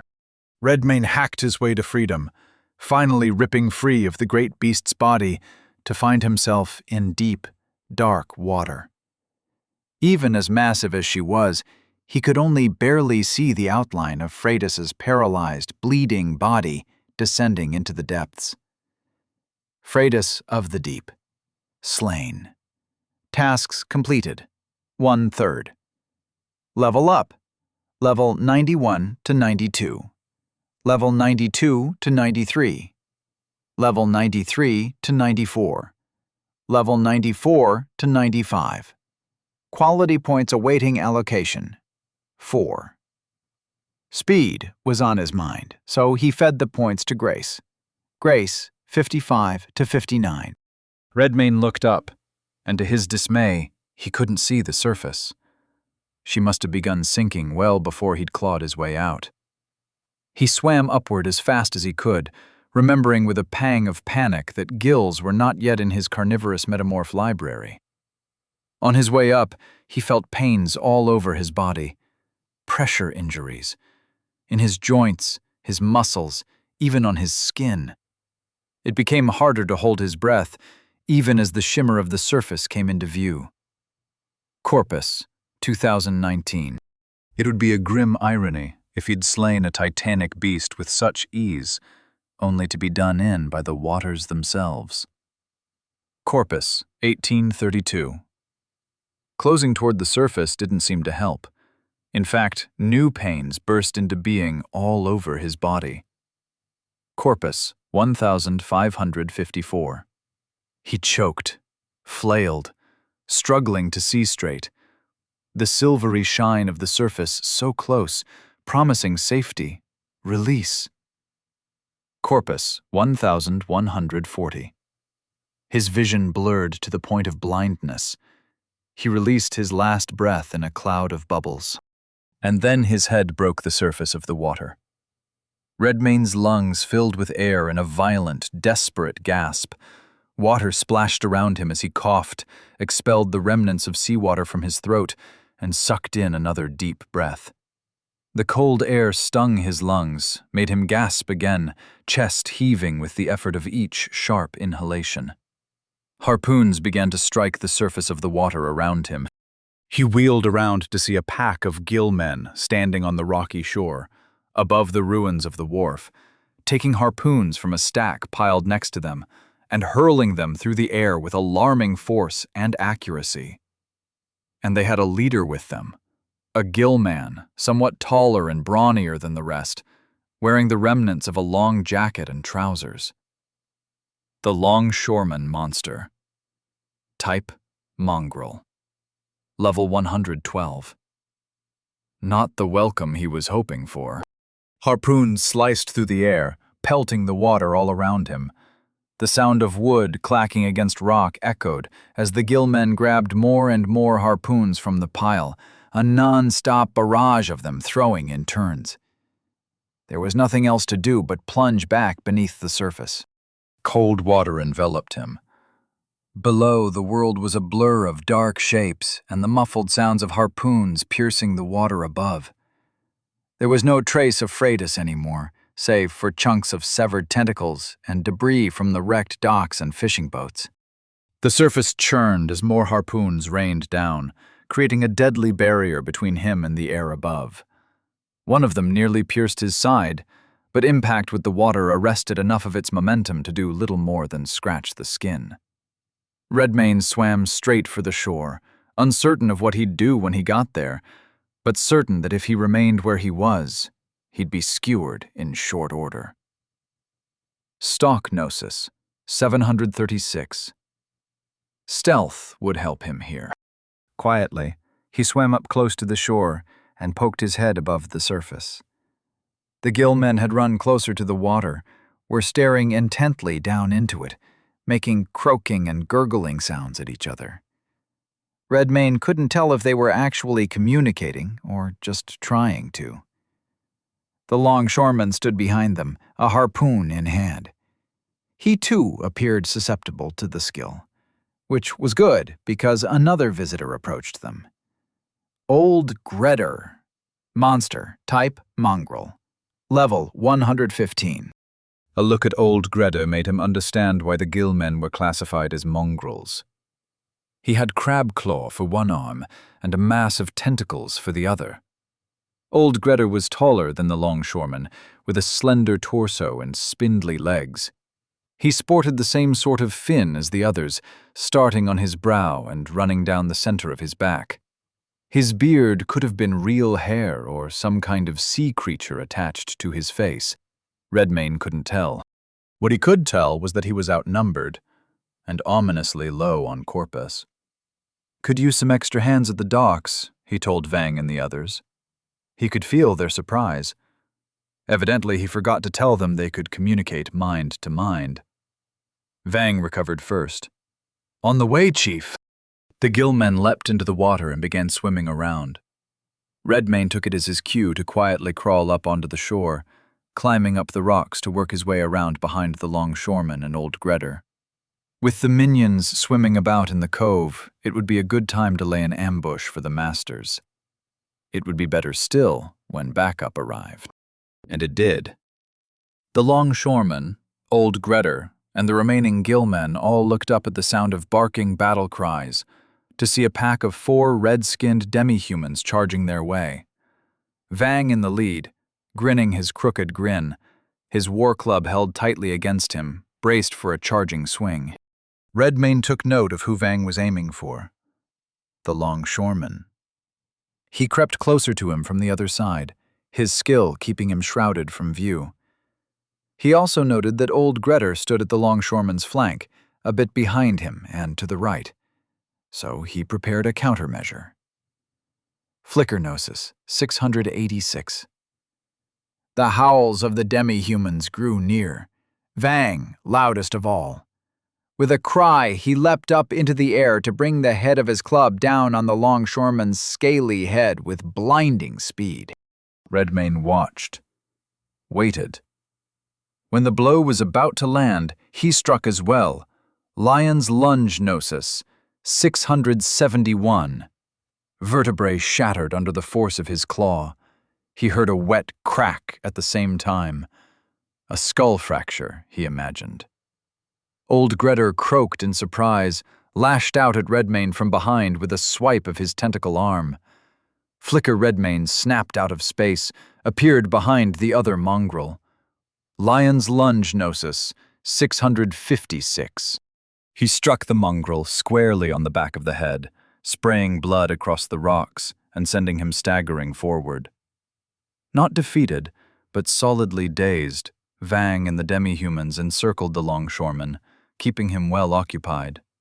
Zorn, Nook, and Throck were no slouches, especially not with the bodies they had been granted. Their crude clubs and axes swarmed over the mongrel's defenses, always striking him somewhere he wasn't protecting. But Vang's club was the executioner of the lot. The others landed solid blows, but when Vang's club found its mark, bones snapped, blood flew, and the longshoreman went staggering. They had him. All Redmayne had to do was keep old Grettir occupied, and with precious little corpus, there was about one way to do so without being vanquished in a single strike. Flickernosis, 606. Flickernosis, 556. Flickernosis, 506. The mongrel struck out with its claw and lashing tentacles, with impressive speed and command of space. Under different circumstances, it would be hard to close the distance, but Redmayne flicked out of reality every time old Grettir's blows would have landed, and he struck from the rear or the flank in answer. If the creature had more of his wits about him, he may have gotten wise to the technique, but it appeared that degradation from beastman to mongrel further degenerated the thinking mind. Vang slammed the longshoreman's head all the way around with a blow from his club, while his comrades chopped at his right leg like a tree, felling him. The quartet was on his prone corpse in an instant, clubbing and chopping away. Meanwhile, Redmayne had to hold the beast within at bay. More and more stacks of bleeding and venom fed its growing exultation, while old Grettir lost both vigor and speed with every touch of Redmayne's claws. All told, it was the fastest he had yet brought down a zone. The longshoreman, slain. Old Grettir slain. Tasks completed, 3/3. Level up, level 95 to 96. Level 96 to 97. Level 97 to 98. Level 98 to 99. Zone tasks completed. Cleared zone. Kenvik Fishing Village. Level up.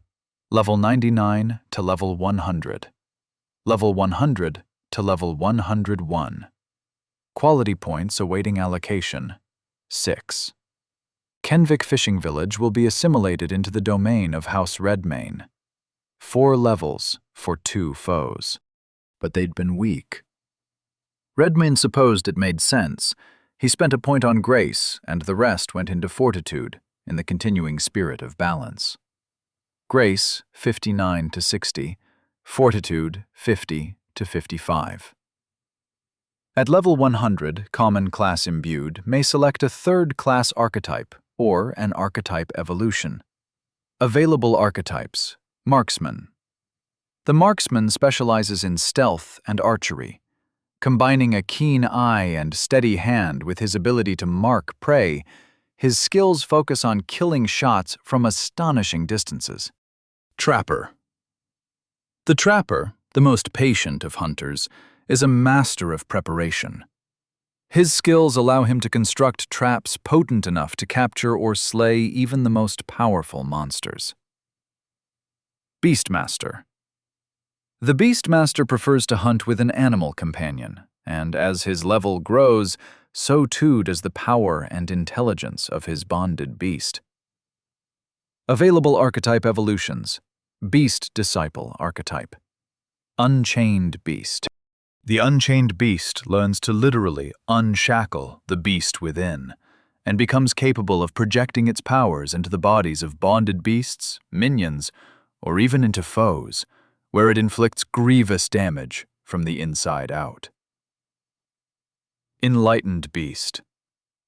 The Enlightened Beast has mastered the beast within to such an extent that he can quell the savage natures of beasts and monsters around him, and can even induce calm in the hearts of humans and imbued. Disciplined Beast. The Disciplined Beast has trained his beast within to the point of total obedience. It lends him its vitality, power, and prowess at all times, without preconditions, no longer reliant on the scent of blood or the flare of pain. The system presented interesting choices. Redmayne sat and read over them, pondered his decision for a while. Calming emotions didn't appeal to him much. A consistent gain in strength would be a sensible choice, but there was something about the disciplined beast archetype that didn't sit right with him. Unchained beast, on the other hand, spoke to his very soul. He made his selection. Archetype: evolved beast disciple, unchained beast. Skill granted: the beast liberated. Uncommon class skill: hunter. Rank 1, evolution possible. Active: 50 gnosis. With a glance, the imbued may project the beast within into the body of another creature. If the targeted creature is an ally, bonded beast, or minion, it gains the imbued's qualities, armor, and evasion, as well as access to the imbued's beast disciple skills. If the target creature has a quality higher than that of the imbued, it receives a +10 to that quality instead. If the targeted creature is an enemy, the beast within tears its body apart from the inside. The targeted creature erupts into a fountain of blood and gore as claw and bite wounds from an invisible source spontaneously tear its flesh asunder. The beast within attacks with the imbued's qualities and strongest natural weapon, as if the imbued himself were attacking the creature. The imbued may still use his own beast disciple skills while his beast within is outside his body, but does so at twice the normal gnosis cost. Vang and his pack dealt with the remaining gillmen when they surfaced to find their leaders executed. Redmayne, meanwhile, read the description of his new skill several times over. Each time, his heartbeat picked up a little. He sat on a rock and stared out over the debris-strewn waters of the cove, watching the waves crash against the shore, thinking about creative ways to use it. And also he considered the next steps of the journey. Out there to the north lay the island lair of the Sphinx, but somewhere nearby, his enemies conspired to claim a weapon capable of doing him real harm: the Godbreaker. Even with Pieter watching them and reporting back, there would be a delay before they could act. By the time he could muster his people and set them in motion, Aaron Morholt's party would already be underway. It would be good if he could discover the location of the weapon before they did. Perhaps they already knew where it was and would soon set out to claim it. He would have to know where to go, but how to find out? As he thought about it, his gaze followed the tide as it subtly rose. The tide? His eyes suddenly widened. He could find out. He could find out today. The first order of business would be a meal of cold fish, to replenish what corpus he could. And then he had business with the envoy of the abyss. Chapter 64. Scala Caverns, Deepwell Monastery. Redmayne ate until his corpus was at a satisfactory level. Corpus: 9,657. He explained his intentions to Vang and the demi-humans, had them remain in the village to clean up any leftover gillmen, and then he was off to the abyss. Submerge. He sank into the profound darkness of the world beneath all shadows. Transit from Kenvik to the abyssal well was brief and surreal in its beauty. A walk upon still dark waters, under a sky populated by unfamiliar stars. As he walked, he checked the description of the skill to ensure it would perform as he required. Summon Envoy, Channeling Skill, Abyssal, Rank 1, Active, 50 Gnosis. The monster calls forth an envoy of the abyss from the depths of an abyssal well. The envoy may be commanded to defend the abyssal well, or the immediate area around it, relay a message to another abyssal well, or answer 3 of the summoner's questions. The answers given will always be correct within the envoy's knowledge. If the envoy being questioned does not know the answer to a question, it will answer unclear. This skill may be used once per full cycle of the tides. The answer will be correct within the envoy's knowledge. With good fortune, the location of the Godbreaker would be within its knowledge. If not, he supposed he wouldn't have wasted much time. Pieter was en route, and a little bird was already following Helmold Brecht's every move. All would not be lost. He questioned the correctness of this move. The seal of the Sphinx lay before him to the north. All of the territory between Castle Redmane and the northern shore now belonged to him. He could strike out from a position of strength and claim another portion of his former power, and then pivot to deal with the traitorous Magister and his new friends. But the Godbreaker had bested him before, at the height of his power, if the stories were accurate. A part of him, some quiet inner voice from the past, said it was always best to deal with a traitor before an enemy. The Sphinx could wait. When he rose to the surface again, standing upon the water of the abyssal well as if it were solid ground, he took in the sight of the great carved mural overlooking the well with new eyes. That was his son. The woman in chains was Flora, his consort, and he was the beast. If this was the power of the Godbreaker, it made him wonder what he and Flora were like before they knew its wrath. Were they cruel? Were they kind? Were they beyond dichotomies? Whatever they were, their own child saw fit to mutilate them to serve his own purposes. If a tool with that sort of power still existed in this world, better that he should hold it. He walked to the edge of the well, turned to face its center, and used his skill. Summon Envoy Gnosis, 456. The water blackened to an impossible shade, a darkness that consumed the light. Then, as before, the center of the well bulged as the spherical body of the envoy surfaced from the depths of the abyss below.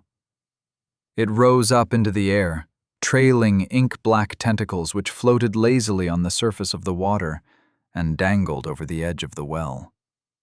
One huge eye opened, and its gaze fixed on Redmane. "I have questions," he said. "The envoy will answer." Redmane took a breath, released it slowly to ease his mind. "Where is the weapon called Godbreaker?" Silence. The envoy did not move, nor did the gaze of its single eye waver. Perhaps it was searching for the information, or considering a polite way to say it didn't know. "It lay in the hands of thy son, in his resting place." Redmane frowned. "Where is that, exactly?" The tomb of Voss lay in a secret glade, concealed by a door hidden in the stone, in the place now called Mount Mercor. That narrowed it down some, but he only had one question left. He paused to consider it carefully so as not to waste time waiting to use this skill again. Redmane gave the envoy an appraising look. "Would you show me the way?" he asked. The eye stared back at him, unblinking, for several long moments. There was no telling whether he had just wasted his question or not. Ripples of water gently lapped at the edge of the well, the only sound in the chamber. Enter the well. Redmane felt a thrill of gratitude. He walked back onto the well's surface until he was face to face with the envoy, and together they sank down into the darkness. There were no stars overhead this time, only blackness, which felt oppressive, like hands upon his eyes. Redmane felt a sense of movement without having to move his feet, as if he were being conveyed by the envoy.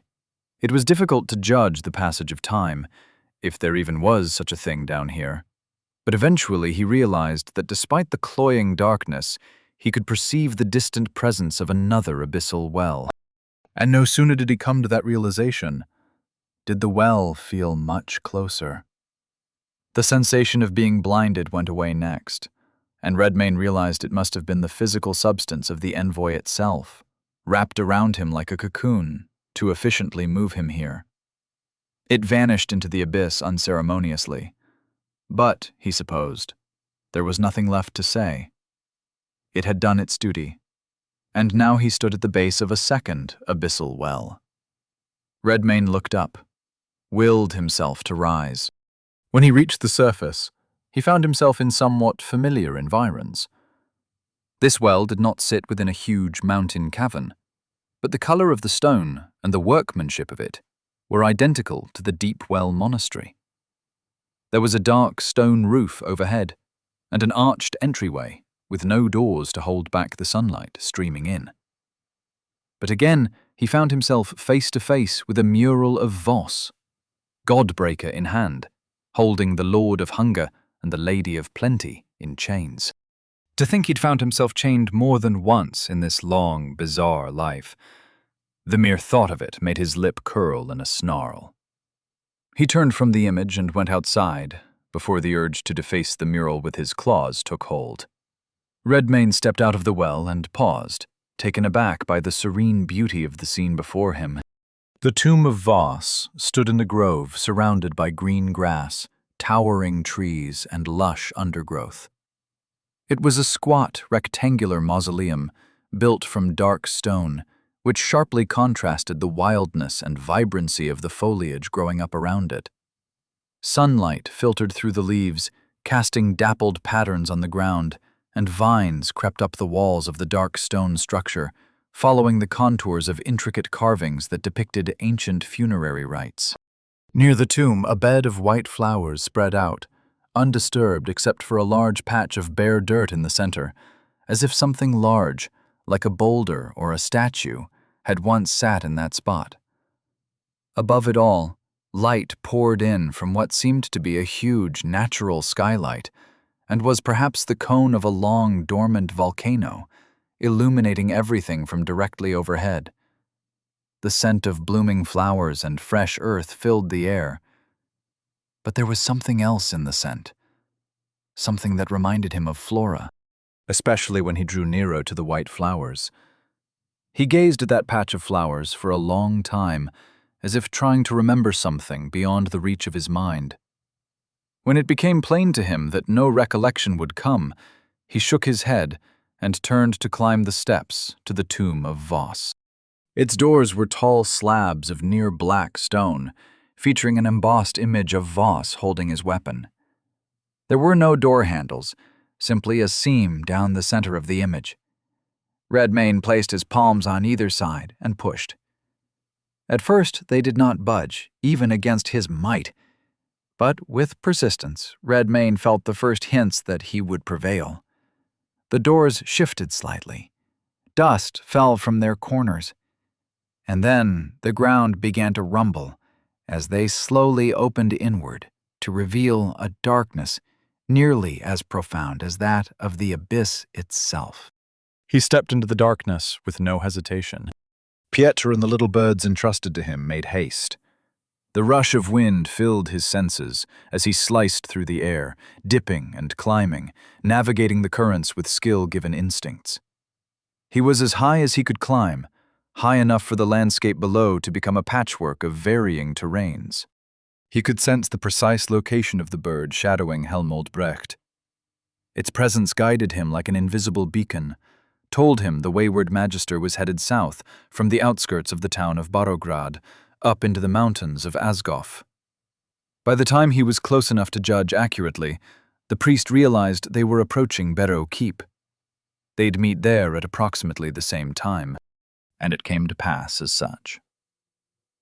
At the conclusion of several hours' desperate flight, Pieter found himself circling a great stone castle in the alpine forests of Asgoff, his higher senses directed toward a little bird perched in a tree by an open window.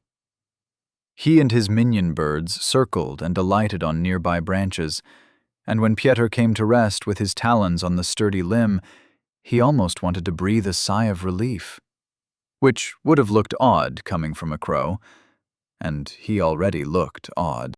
Fortunately, the window nearby was open. Inside, he spied Helmold Brecht standing by Eric Morholt, who looked sullen and withdrawn. There were other men in the room with them. Knights, he thought. Tall and muscular, well-dressed, carried themselves with an air of self-importance. Pieter knew the type. "We are fortunate," Aaron Morholt was saying. "Mount Mercure is in our domain, part of a zone Crumb's coterie cleared early in the outbreak. Though we did not know the area held secrets. Strange that the system would not inform us. Maybe the system didn't know, said Arik. Aaron, Helmold, and most everyone else in the room shot Arik a disgusted look. Arik frowned and looked at the floor. "Regardless," Aaron continued acidly, "the door must be found, along with whatever key or password or solution it may require." Are there records of antiquity in your castle library? Helmold asked. Aaron nodded. Take my cousin down there with you and search for information there. The most likely place to find the secret is within these walls. The Magister smiled and bowed to Aaron, side-eyed Arik to ensure he was coming, and excused himself. Aaron caught Helmold by the arm on the way past. "Work quickly," he said. Helmold wilted under the knight's steely look, but he smiled again and nodded. "Of course, Sir Morholt." He let the Magister go, and Arik followed behind without making eye contact with anybody. When the doors closed behind them, Aaron shook his head. To think a blight has consumed all of Volos, and my worthless cousin somehow survived it, he said. The other knights had a laugh at that. "What'll you do with him and that Magister?" asked one. "Could use him for dog food," said another. "The Magister may be of some use," said Aaron. "He's a tutelary, albeit a low-level one. He can teach the small folk professions. Maybe he can even make Arik into something halfway useful." One of the knights, one who hadn't yet spoken, gave Aaron an uneasy look. "I heard of this place before," he said. "When I was a lad, the nanny told a story or two about it. About the Volosi, how the tribal chiefs helped the Lord of Hunger slip his chains. In the chaos they brought down Voss, sealed him away." Aaron raised an eyebrow. "Sealed away? After he was killed, yes?" The knight shook his head. "They told people they killed him, but really they just locked him up. They didn't know how to kill a god." Chapter 65. Asgoth, the Tomb of Voss. As Redmayne walked into the darkness, lights sprang into being all around him. They were torches on the walls, lit one after another by some spell which sensed his presence in the tomb. They gave off a golden radiance, a stark contrast to the black stone. It illuminated a carved mural on those walls, similar in style to the depictions of Voss at the Abyssal Wells. This mural seemed to tell a story. It began on the left side of the chamber, with a familiar image. Voss, standing with his weapon and his enslaved parents. The next scene depicted a group of men standing, breaking the chains on their ankles, taking up arms to slay their oppressors. The following section featured the chained beast, the Lord of Hunger. The freed men were breaking its chain. Then the Lord of Hunger went on a rampage, killing and eating indiscriminately. The men who had freed it stood back to witness the chaos and carnage. The Lord of Hunger and the champions of the tribes defeated Voss on the field of battle. The freedom fighters next unchained the Lady of Plenty. She soothed the beast by transforming into a bed of flowers, and the Lord of Hunger fell into a deep sleep upon them. The last image showed the freed men erecting this very building to inter the body of Voss, while the Lord of Hunger and the Lady of Plenty slumbered nearby. The mural wrapped all the way around the room, from the left wall to the right, and was interrupted by a central staircase stretching down into the dark. Redmayne descended that staircase, and as he did so, more golden torches flared to life in anticipation of his passing. His descent stretched on. Reminiscent of travel through the abyss, Redmayne couldn't reckon how much time had passed when he reached its end. At the bottom of the staircase, the chamber opened into a large tomb. Torches cast their glow across the space, revealing a central sarcophagus. The walls of the tomb bore no decoration. They were stark in their simplicity, focusing all attention on the sarcophagus and its occupant. There was no lid. Instead, it resembled a bed, albeit a firm one. Upon it rested a tall, gaunt figure, wearing the regalia of a ruler. A conical golden crown, wrists and fingers bedecked with gems and jewels, bright golden necklaces draped around its neck. In its hands, it clutched a giant warhammer, its haft as tall as he was, and its squared head almost the width of the figure's own torso. It was golden and imposing, untarnished despite the passing of centuries, or perhaps even millennia. The Godbreaker. Redmayne gazed upon it, but he had an uneasy feeling. In a moment he understood why. Belskaya, why have you disturbed my dreaming again? His voice rasped like steel against stone. It had an eerie, hollow timbre, as if it issued from the bottom of a deep cavern. I come for your weapon, Voss, said Redmayne. Surrender it willingly, and you may return to your rest. The eyes of the supine figure snapped open. It tilted its chin, stared unblinkingly at Redmayne. You! Voss stiffly sat up, a slow, rigid motion. The sarcophagus creaked under his weight as he swung his legs over the side, feet touching the cold stone floor. Then the sovereign stood to his full height, towering over Redmayne, the tip of his crown nearly touching the ceiling.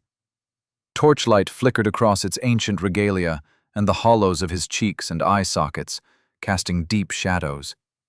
The grip of his bony hands tightened upon the haft of the Godbreaker. So Belskaya has failed in his task. You are foolish to come here. Father, you're no son of mine, said Redmayne. You're just another monster. Then his eyes widened at how fast Voss shot forward. He leapt back to avoid a sweeping blow from that hammer.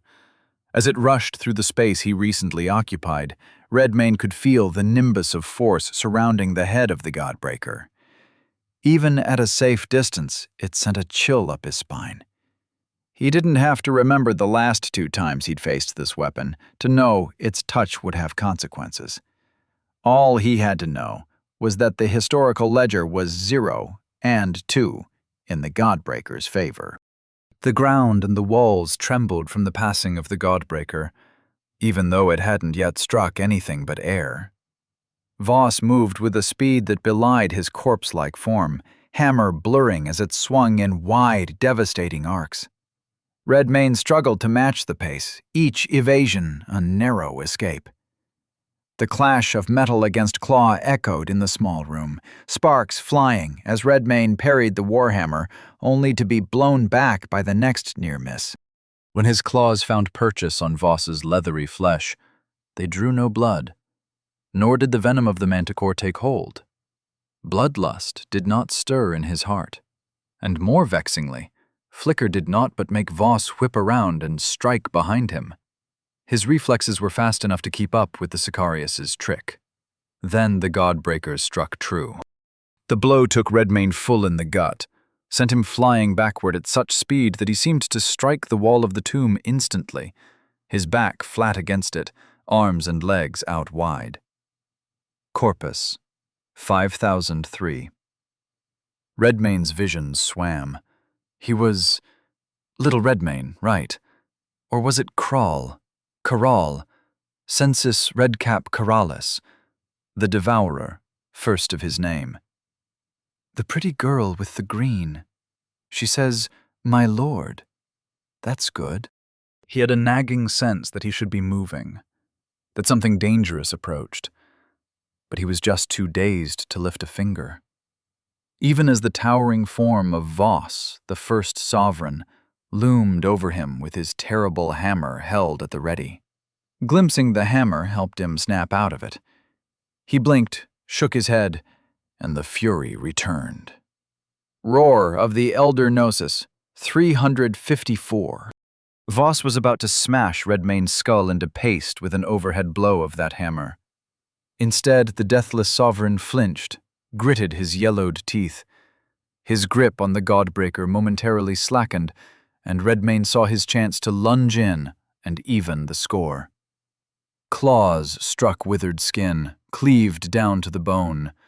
They slashed again and again, biting deep, a growl punctuating the blur of savagery.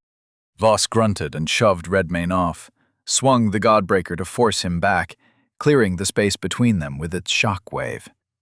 "You cannot kill me," he said. "I'm not here to kill you. I'm here to take that hammer. This hammer will reduce you to nothing, as it has before." Voss charged, but Redmayne was now acclimated to his speed. Abyss Walk Gnosis 329. He melded into the shadow below his feet. But then Voss dove in after him, shoved him deeper down, made him miss the shadow on the opposite side, and the two of them fell into the abyss together. In the profound darkness, Redmayne's primal fury met Voss's ancient resolve. They fought as they fell, if indeed it could be called falling. Voss, with the Godbreaker in his skeletal hands, carved arcs of force into the void with each swing of his weapon, bending the very essence of the abyss with its power. Redmayne, fluid and fierce, moved like a shark through water, evading and countering with savage precision. In time they found the floor, the endless night sea of the abyss, which mirrored the stars of untold universes overhead with such accuracy that the ripples at their feet were the only way to tell up from down. Here the battle raged on, a silent storm of violence in the void. Each clash of Redmayne's claws against the Godbreaker sent ripples across the dark waters, distorting the reflected cosmos with every strike and parry. Voss, unyielding, wielded the hammer with a mastery honed over eons, each swing a cataclysm in the form of an arc, threatening to shatter the very fabric of the abyss. Redmayne danced around the edges of destruction, his thoughts and movements a blur of desperate precision. He struck at Voss with a ferocity that belied his earlier defeats, and his claws sought any flaw in the Sovereign's ancient defenses, of which there were precious few. The sound of their battle, though muffled by the abyssal waters, was a tempest that could stir the dead to wakefulness. And as they fought, the boundary between the physical and the ethereal began to blur, their forms flickering between solidity and shadow. With each passing moment, the intensity of their conflict seemed to draw the attention of the slumbering depths, as if the abyss had something like a mind and a will of its own, slow to rouse, but powerful once awakened. Redmayne felt it happening. It felt as though he were coming apart at the seams. And not just physically. The contents of his mind felt soft, malleable. Perhaps whatever had been done to him in the past had been done down here, in this place where the solid and the real were not so solid and real. If this deterred, or even bothered Voss in the slightest, it did not show on his gaunt, corpse-like face. "You must shatter," said Voss. "Shatter and break apart. Order will prevail. It must prevail. The reign of beasts is long over." "It never ended. The beasts merely put on clothes and gave things names," said Redmayne. Then he grinned as he ducked a swipe of the Godbreaker and added, "You should see the world outside your bedroom today. I find it much improved. The masks have all been torn off." Voss grimaced and set his jaw. He swung low, making Redmayne jump. A defense he'd seen, which is why he set it up. Redmayne's eyes widened as an overhead swing simply appeared in front of his face. Voss moved with such blinding speed that he couldn't have reacted to it even if he hadn't been fainted. Corpus, 2496. This time the world didn't merely spin, it swirled. Everything blurred together. He saw all his pasts and futures. There were many stories of the Lord of Hunger, many incarnations, and they all had different fates. The Godbreaker struck him so hard that he momentarily saw the threads of his life without the blinders of time, like a tree branching off into infinity in every direction. The pain of the moment was the pain of all moments, because there was no before or after in truth. Everything was happening at the same time. He was covering his head, curled in the fetal position as Eric Morholt clubbed him with a cudgel, laughing his little heart out. He was surveying the battlefield astride his warhorse, bloody sword in hand. He was devouring an entire city and all its occupants, hearing their screams as they fell into his cavernous gullet. He was talking with his wife in her favorite garden when his son appeared with a golden hammer in his hands and murder in his eyes. Redmayne realized he lay on his back, staring up at the stars of the abyss, if indeed they were even real stars. When he inhaled, he felt the stab of shattered ribs, and when he coughed, blood sprayed from his mouth. Voss, the first sovereign, his eldest son from a life long past, strode up to him, his feet leaving ripples in the abyssal water. "Oh, father," he said, as he put his foot on Redmayne's chest. "You poor, disfigured thing. I shall not attempt to strike you into a useful shape this time, or even a pathetic one. Only now do I see what a grave error that was." He grasped the handle of the Godbreaker in both hands and raised it high overhead. "This time, you will disintegrate." Chapter 66. The Abyss. The hammer came down, and Redmayne caught it. Specifically, he caught the invisible nimbus of force surrounding its head. It smacked down into his palms, and his claws dug into it as if it were a physical substance. Redmayne gritted his teeth as he felt the heat of it searing his hands, making them begin to glow. But worse than that, he felt the concept of his hands coming apart, as if the Godbreaker were capable of obliterating them at the abstract level. "You should have stayed wherever Belskaya put you, father," said Voss. That name again. Belskaya. He kept saying it. One of the 5 heroes, he thought it was. So that's how they conquered Kral, with this one's cooperation. Redmage growled. He flexed his will as well as his arms, and the hammerhead began to retreat from his face. But Voss was his equal in might, it seemed, even after his long slumber. It was a contest of muscle, both of their arms rigid, shaking as they struggled for control. He decided to put his finger on the scales. The beast liberated. Gnosis. 279. Voss convulsed. Shreds of leathery skin flew from his body. He did not bleed, but to Redmayne's satisfaction, his face did register pain as the beast within visited him to rip him apart from the inside out. The pain distracted Voss just enough for Redmayne to wrench aside the Godbreaker and roll backward, coming to his feet again. "I won't be staying put anymore," said Redmayne. "Not for you or anyone. This is my world." And they fought. Conviction met instinct. Discipline met fury. Redmayne and Voss moved through the abyss like forces of nature.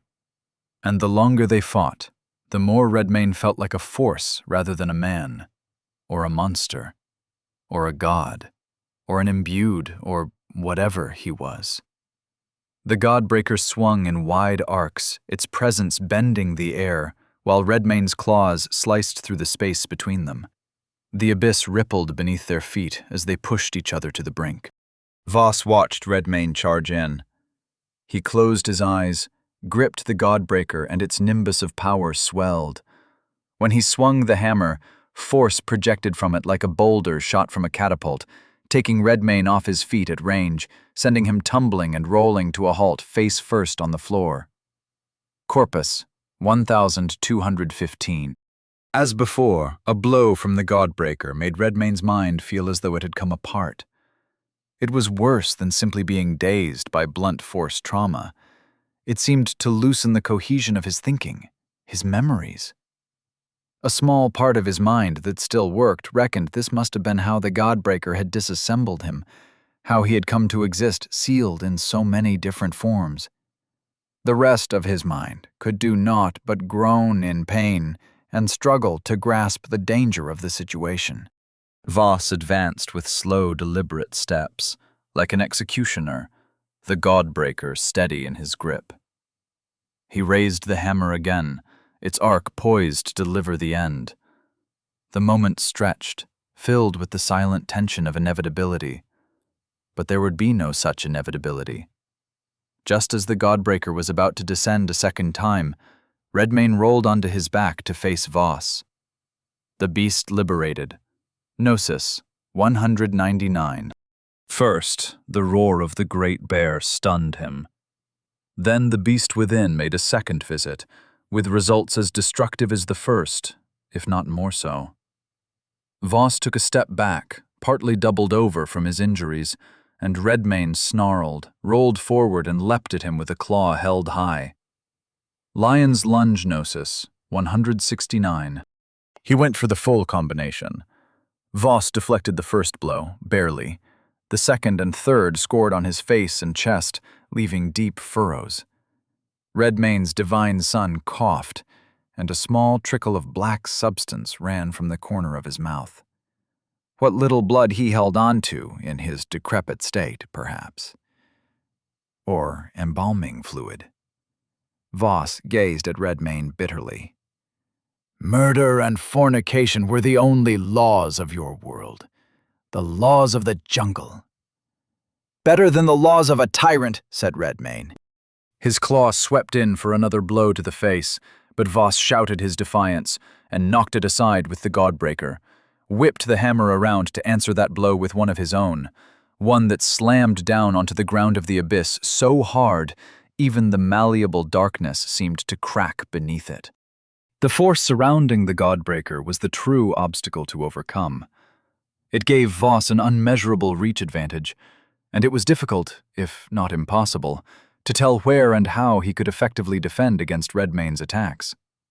Every assault was a guess, and not every guess was correct. The only solution he could think of was to make a large quantity of guesses in rapid succession.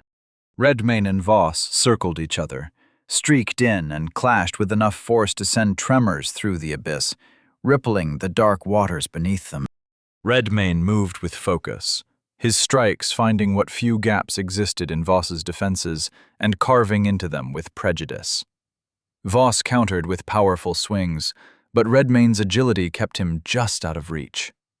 But no matter how many times his claws found purchase on Voss's hardened, leathery skin, his divine progeny marched forward with a grim countenance, undeterred by the damage. Redmayne lunged forward, claws aimed at Voss's gaunt face.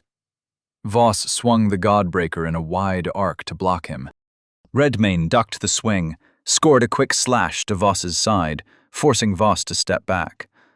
Voss attempted a counter with the hammer, but Redmayne sidestepped, avoiding the nimbus of force around the head of the Godbreaker as it whooshed by. Redmayne followed with a series of rapid strikes, each one pushing Voss further back. Voss's grip on the Godbreaker slipped slightly as he tried to regain control. Redmayne's predatory eyes widened the instant he saw that momentary weakness. He pressed harder, relentless, claw after claw battering his foe's defenses, leaving him no time to regroup, retreat, counter. Voss stumbled, struggling to maintain his stance. Redmayne's final strike was an overhand right claw which landed with force, knocking Voss off balance and sending him reeling. Might of Umbernosis 149. He may not have been able to bleed him or poison him, but he could make himself stronger. And now was the time. Gnosis flowed into his body, strengthening it, fortifying it. He felt his skin harden as his muscles charged with power. Voss rallied, twisted, and swung a mighty blow. Redmayne knocked it aside. Another came, the head of the Godbreaker screaming through the abyss on its way down. Redmayne caught it, felt it burn his hand, felt the effect of the hammer's magic trying to dissolve him. He leaned in close, his gaze locked on Voss. "You struck the memories out of me," he said. "But even without them, I can tell you're a failure of a son. Voss set his jaw, grimaced with effort.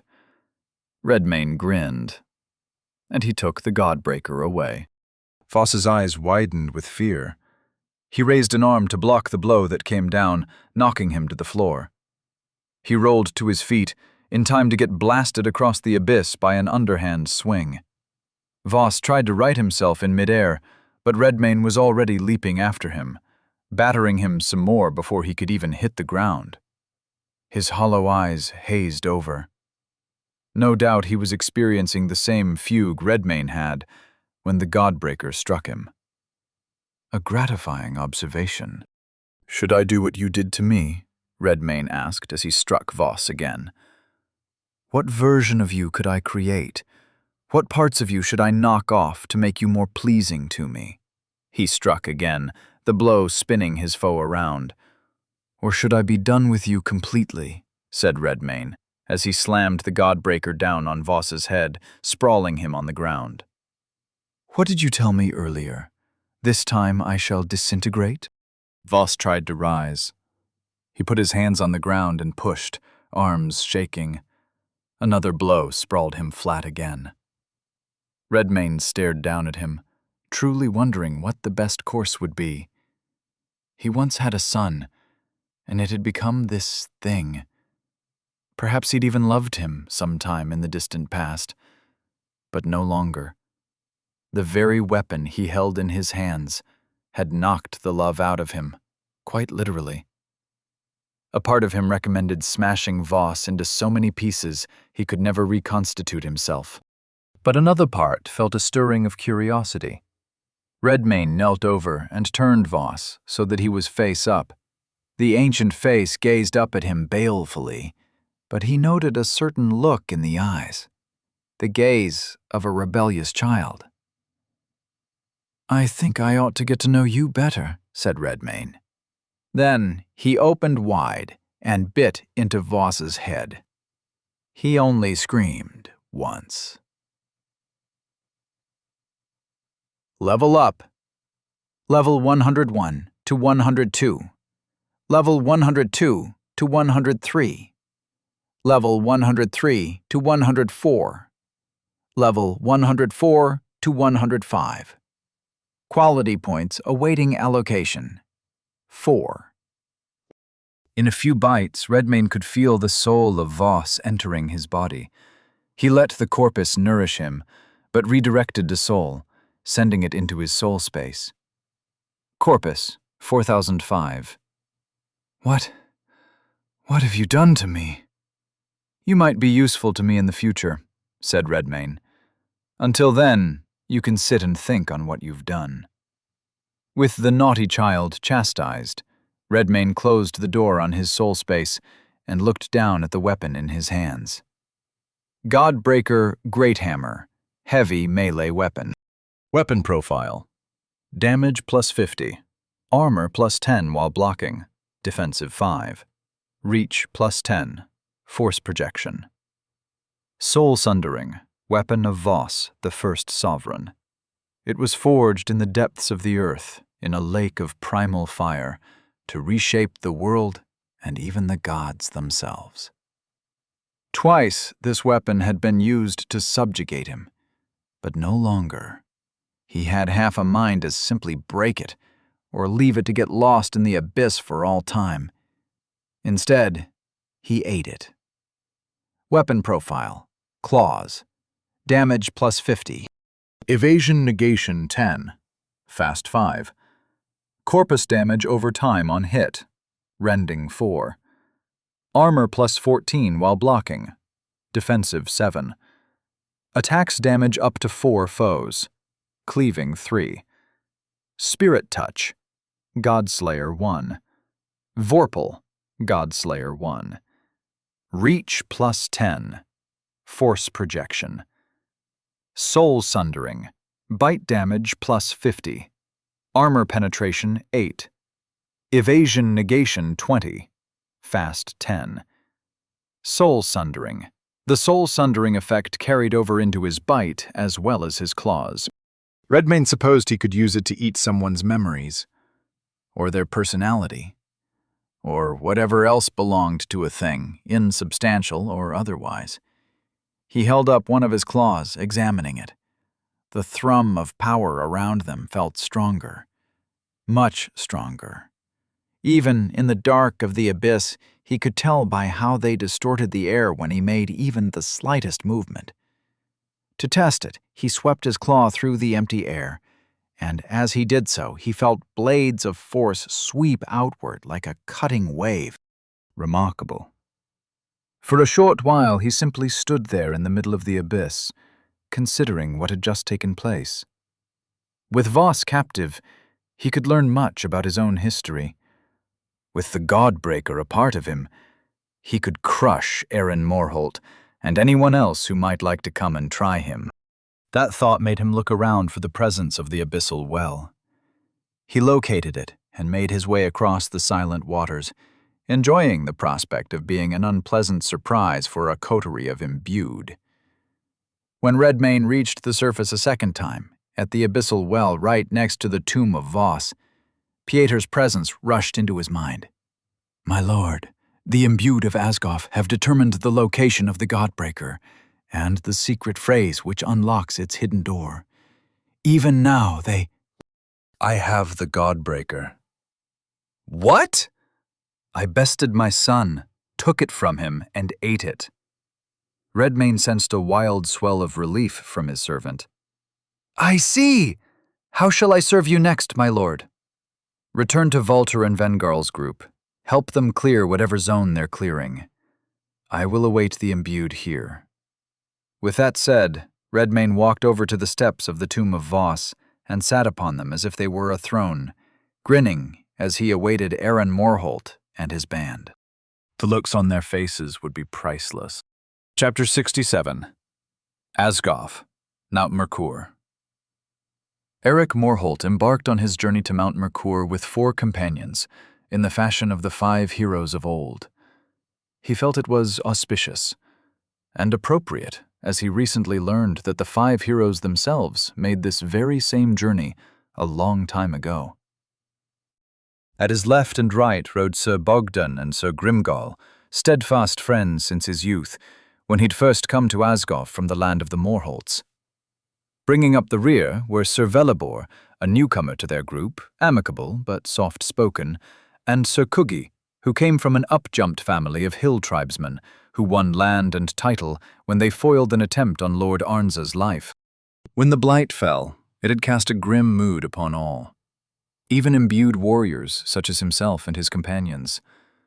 Of what use could the powers of the imbued be if the very folk he swore to protect became the monsters? But this morning, for the first time in what felt like months but truly had only been a week and a few days, Aaron Morholt felt a stirring of hope in his breast.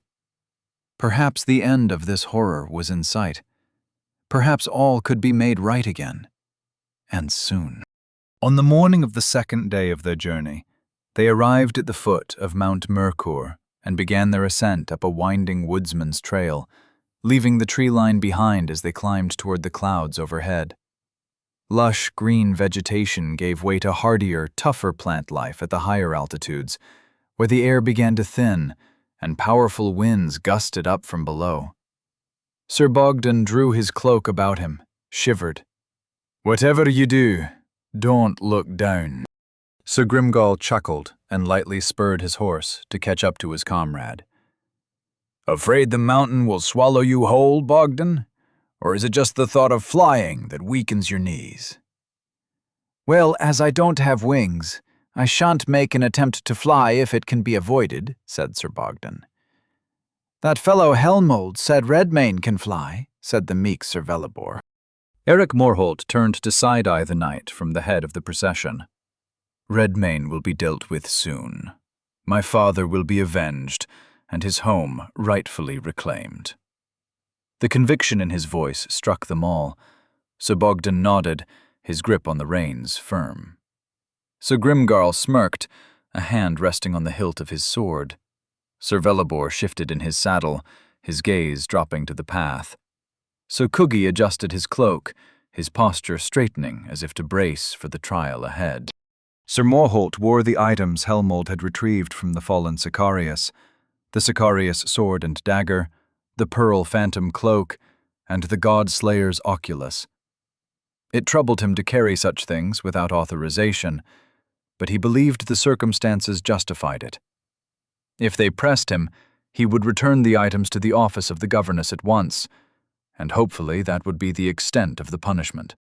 Under normal circumstances, that alone would have weighed heavily on Eric Morholt's mind. But he had worse problems at the moment.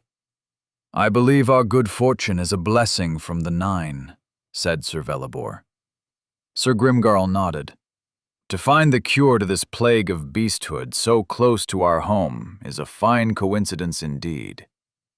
"It is no coincidence," said Sir Kugi. "It is divine providence."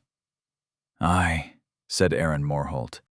"Now all we have to do is hope the old bastard will let us borrow his toy for a bit," said Sir Grimgarl. "Belskaya managed it, or so that fella Helmold claims. To think, we'll be speakin' to a god of old. Such times we live in." Aaron's expression soured. To think his family had been entrusted with so grave a task, and they failed so utterly. He would soon be kneeling before an ancient god in an attempt to explain their incompetence. How was he to explain just how severely the vigilance of the Morholts had waned through the generations? How could he explain that he had only recently learned of these things at all? He felt like a fool. Little Redcap, they called it. A curiosity. A freak. A wretched, helpless thing. Father never spoke of his true nature. Perhaps he'd forgotten, or never even known.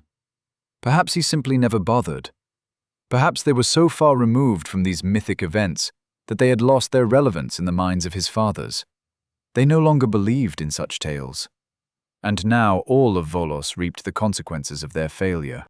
If this were ever to become common knowledge, the name Morholt would become as wretched and disgraced throughout the land as the name Little Redcap had been to the folk of Hare's Castle. Aaron couldn't let that happen. After this matter was attended to, it may even be necessary to silence those few who knew the truth. To include the men riding at his side, bantering as ever they did, cavalier and valorous, riding to an uncertain fate with happy hearts. Aaron Morholt felt a pang of remorse at the thought he'd have to eliminate such fine friends. But the honor of his family came first. The group rode on in silence, the sound of hooves crunching against the rocky path filling the air. The trail wound upward, narrow and uneven, forcing the horses to step carefully. Loose stones occasionally skittered down the slope, disappearing into the mist below, the wind carrying the scent of pine and earth from below when it gusted up the sheer faces of the mountain. When they reached a certain height, their breath formed small clouds, visible in the thinning air. Their path wound between two peaks, the climb ending but a new maze unfolding before them. Aaron took the lead, unfurled a hand-drawn map Helmold Brecht had presented him in the library of Barrow Keep. He used it to lead them through, and soon the group halted before a great black door set into the mountainside. The door was twice as tall as a man, and wide enough to admit 4 or 6 men walking abreast. Runes covered the door, surrounding a central figure carved in relief, a ruler holding a great hammer. The image commanded attention, as if even a graven image of Voss, the first sovereign, carried his ancient authority. Sir Grimgarl was the first to dismount, and did so with a fluid motion. He walked up to the door, reached out and traced a finger along the edge of a carved rune, a grin playing on his lips. The prospect of facing whatever lay beyond seemed to excite him, his spirit undaunted by the mystery. "Looks like we're in for a tale or two," he said, with mirth in his voice. Sir Bogdan leaned forward in his saddle, eyes narrowing as he studied the runes, his mind turning over their possible meanings. Sir Velibor remained seated, his gaze fixed on the rendition of Voss.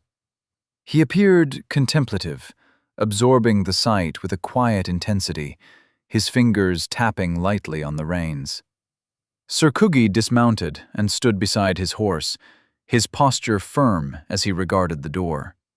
For a long moment, he simply stared at it. Then he set his jaw, gave a small nod. "This is where our path was meant to lead," he declared. Eric Morholt dismounted last, his eyes lingering on the figure with the hammer. He felt the weight of his family's folly pressing down on his shoulders, a mix of anticipation and trepidation stirring within him, wondering how harsh the chastisement of Voss would be. But he had to proceed. To reclaim any honor at all, this is what he had to do. And so he steeled himself for what lay ahead.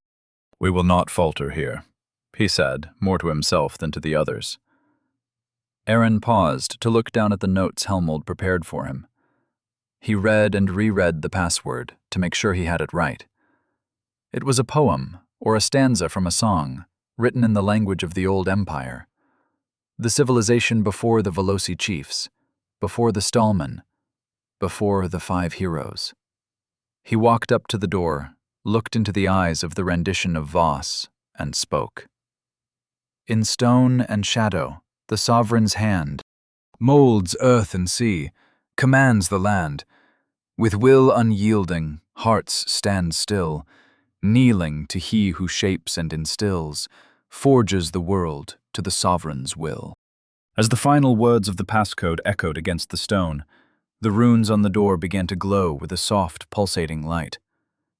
The carved figure of the ruler holding the hammer seemed to come alive, the lines of the relief shimmering as if charged with energy. A low hum filled the air, resonating through the mountain itself as the ground beneath the companions vibrated gently.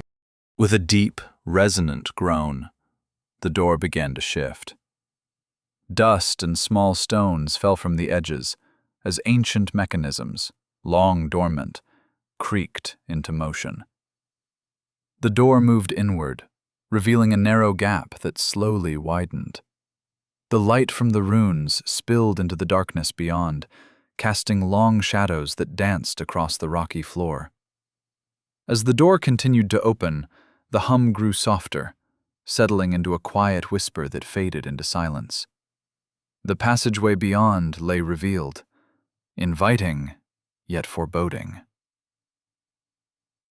Sir Grimgall let out a low whistle. "Fancy. Maybe the new mansions could learn something from these old-timers, eh?" The jest didn't seem to go over well. Sir Kugi gave him a hard look. Sir Velabor's eyebrows went up for a moment. Sir Morholt, however, brusquely walked by them all, his hand on the hilt of his sword. He had business with a god, and he clearly bore the gravity of the task before him. The companions tied up their horses and followed him on foot. They walked in the dark at first, but as they went around a sharp bend in the cavern, there was light again. Bright, warm sunlight, so much of it they were momentarily blinded as they came out of the short tunnel into a sunlit clearing. A most beautiful scene unfolded before them. The air was rich with the scent of flowers and fresh earth. Overhead, light streamed through a natural skylight, possibly the cone of an extinct volcano, bathing the clearing in an uncommon warmth for a place this high in the mountains. The tomb of Voss lay nestled in vibrant greenery and towering trees, a dark stone mausoleum standing in stark contrast to the lush foliage growing all over it. Sunlight filtered through the canopies of the trees, creating shifting patterns on the ground, while vines traced the carvings on the tomb's walls. A bed of white flowers spread out near the tomb, with a bare patch of earth at its center, hinting at the absence of something. Aaron took in the primeval beauty of it. But when his eyes settled on the doors to the tomb, his heart went still. The doors were open, and someone was sitting on the steps, waiting for them. That someone noticed them at the same time and rose to his feet. The man had crimson hair that flowed down his shoulders and strong, noble features which contrasted his shabby attire. He wore a black bearskin cloak that was badly tattered and frayed, no shirt nor shoes, and a pair of ripped and tattered breeches. The cloak, though damaged, looked oddly familiar. Then Aaron noticed the pointed ears, the claws sheathed in a nimbus of power, and the steady gaze of a predator who had just spotted his next potential meal. Aaron Morholt's breath caught. His hand tightened around the hilt of the Sicarius sword. This had all been explained to him. He understood what he would eventually face. But here and now, confronted with the reality of the one they called Redmane, the one he used to call Little Redcap, Aaron Morholt found it difficult to remember his valor. Slowly, a grin spread across the crimson-haired one's face. "Well, well, Aaron Morholt. It's been a long time, hasn't it?" Chapter 68. Asgoth, Tomb of Voss. Redmane watched, with a certain satisfaction, as Aaron Morholt and his companions processed the sight before them. Aaron's grip on the hilt of his sword tightened, his knuckles white. His eyes were wide, pupils dilated as he took in Redmane's presence. The air around him seemed to still, his breath caught in his throat. Redmane could smell the fear on him. He also noted that the sword he gripped looked very much like the sword of the Sicarius he'd recently fought and eaten. While they were all just standing there, Redmane's eyes shifted from one face to the next, getting the measure of them, and also stealing a glance at their system tags. Starting with Aaron himself. Aaron Morholt. Class, Warrior. Archetype, Champion. Faction, Defenders of Volos. Level, 97. Behind Aaron, a tall figure with a salt and pepper beard shifted his weight, feet shuffling on the ground. He was old, but still in fighting shape. He noticed the man's hand move to the hilt of the axe belted at his waist, fingers twitching, gaze darting between Redmane and Aaron, uncertainty etched in his posture. Danon Bogdan. Class, Warrior. Archetype, Vanguard. Faction, Defenders of Volos. Level, 92. Next to Bogdan stood a dark-haired, broad-shouldered man with a perpetual grin on his face. He seemed to be putting on a show, acting more relaxed than he truly was. But Redmane noted the way he clenched his jaw, muscles in his neck tensing as he subtly adjusted the position of his feet, easing into a stance. Alexander Grimgarl. Class, Warrior. Archetype, Duelist. Faction, Defenders of Volos. Level, 95. Beside Grimgarl, and slightly behind him, stood a tall, slender, fair-haired young man. He swallowed hard when Redmane's gaze met his, and his shoulders hunched slightly, as if trying to make himself smaller. His gaze flickered to the ground, as if a silent struggle were playing out in his mind. Camille Velibor. Class, Warrior. Archetype, Berserker. Faction, Defenders of Volos. Level, 99.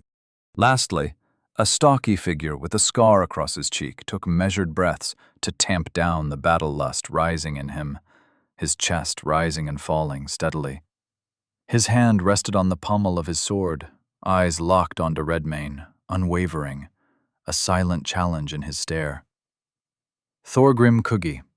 Class, Warrior. Archetype, Vanguard. Faction, Defenders of Volos. Level, 94. Imbued, marked as prey. Redmane took in their reactions, feeling the tension in the air. He could sense their fear, their resolve, their uncertainty. He let the silence stretch, savoring the moment, before finally speaking. Well, well, Aaron Morholt. It's been a long time, hasn't it? The sound of Redmane's voice made Aaron seem to remember himself. He set his jaw, and his eyes went steely. You weren't supposed to be here, freak. Alas, here I am, said Redmane, and the weapon you sought is no more. You'll have to find a new way to conquer the recurring doom of this land." He sensed a fresh ripple of fear wash over them, but they handled it well. They were knights, imbued, and they outnumbered him 5-1, though he could see the doubt in their eyes, in some more plainly than others. At that moment, it occurred to Redmayne that he was higher level than these men. Fear aura gnosis, 139. Now he could really smell the fear. All 5 of them went stiff, eyes wide, each one locked in a private struggle to overcome the skill. But he had only a few moments to truly enjoy it. Aaron Morholt steeled himself, stepped forward, and drew the curved blade of the Sicarius, held it high. Valor. A gasp of relief went up from all 4 of his companions, who were briefly suffused with a glow of pale gold. The knight fixed Redmayne with a hard stare, weapon held at the ready. Sir Grimgarl was next to unsheath his weapon, a long thrusting sword with a basket hilt. Sir Bogdan readied his axe and a small round shield. Aaron Morholt drew a second Sicarius blade, a curved dagger matching the sword in shape, in a single smooth motion. Only Camille Velibor hesitated. He had a great sword strapped to his back. Redmayne thought it an odd weapon choice for one so light of frame. "Truly I should thank you," said Redmayne, "for calling my attention to all this. I didn't remember my previous existences at all. No memories of my world in the original times, the primordial times. No recollection of my wife, nor of the tale of my wayward son and his god-breaker. Those things were taken from me. You're here because you wanted to take more from me, I expect." "It's what you deserve," said Aaron. "What I deserve." Redmayne walked towards them casually, with a smile. The knights drew together in response, tensed, weapons at the ready. Even timid Camille Velibor reached back and grasped the handle of his weapon. Sir Bogdan lifted his shield, activating a skill. Aegis. Another brief aura settled over the coterie, this one pale blue. Perhaps I do deserve what happened to me. Perhaps I deserve more. But what does the Punisher deserve? Is he truly without sin? I think not. At a minimum, his hands are sullied by the act of retribution, said Redmayne, who held his hands out to his sides as he closed on them. Cruelty answers cruelty, yes? Blood calls out to blood. So perhaps we deserve each other. And then he swept both claws through the air. His hands drew an axe from the outside in, and a cutting wave of force flew at the tight formation of imbued. Sir Bogdan held out his shield, and the wave broke against it like water crashing against a rocky shore. For a moment, the impact revealed the aura of blue around them again, just before it dissipated. And a fresh one took its place. Redmayne snarled and lunged. Aaron Morholt had been his first target, until Sir Bogdan had promoted himself. But he was not alone. And the instant the companions recognized Redmayne's intent, they swarmed to the defense of Sir Bogdan. Grimgarl advanced behind the point of his sword, aiming to deny Redmayne the space in front of Sir Bogdan. Coogie stepped in from the side, swinging his stout blade in a wide arc to force Redmayne back.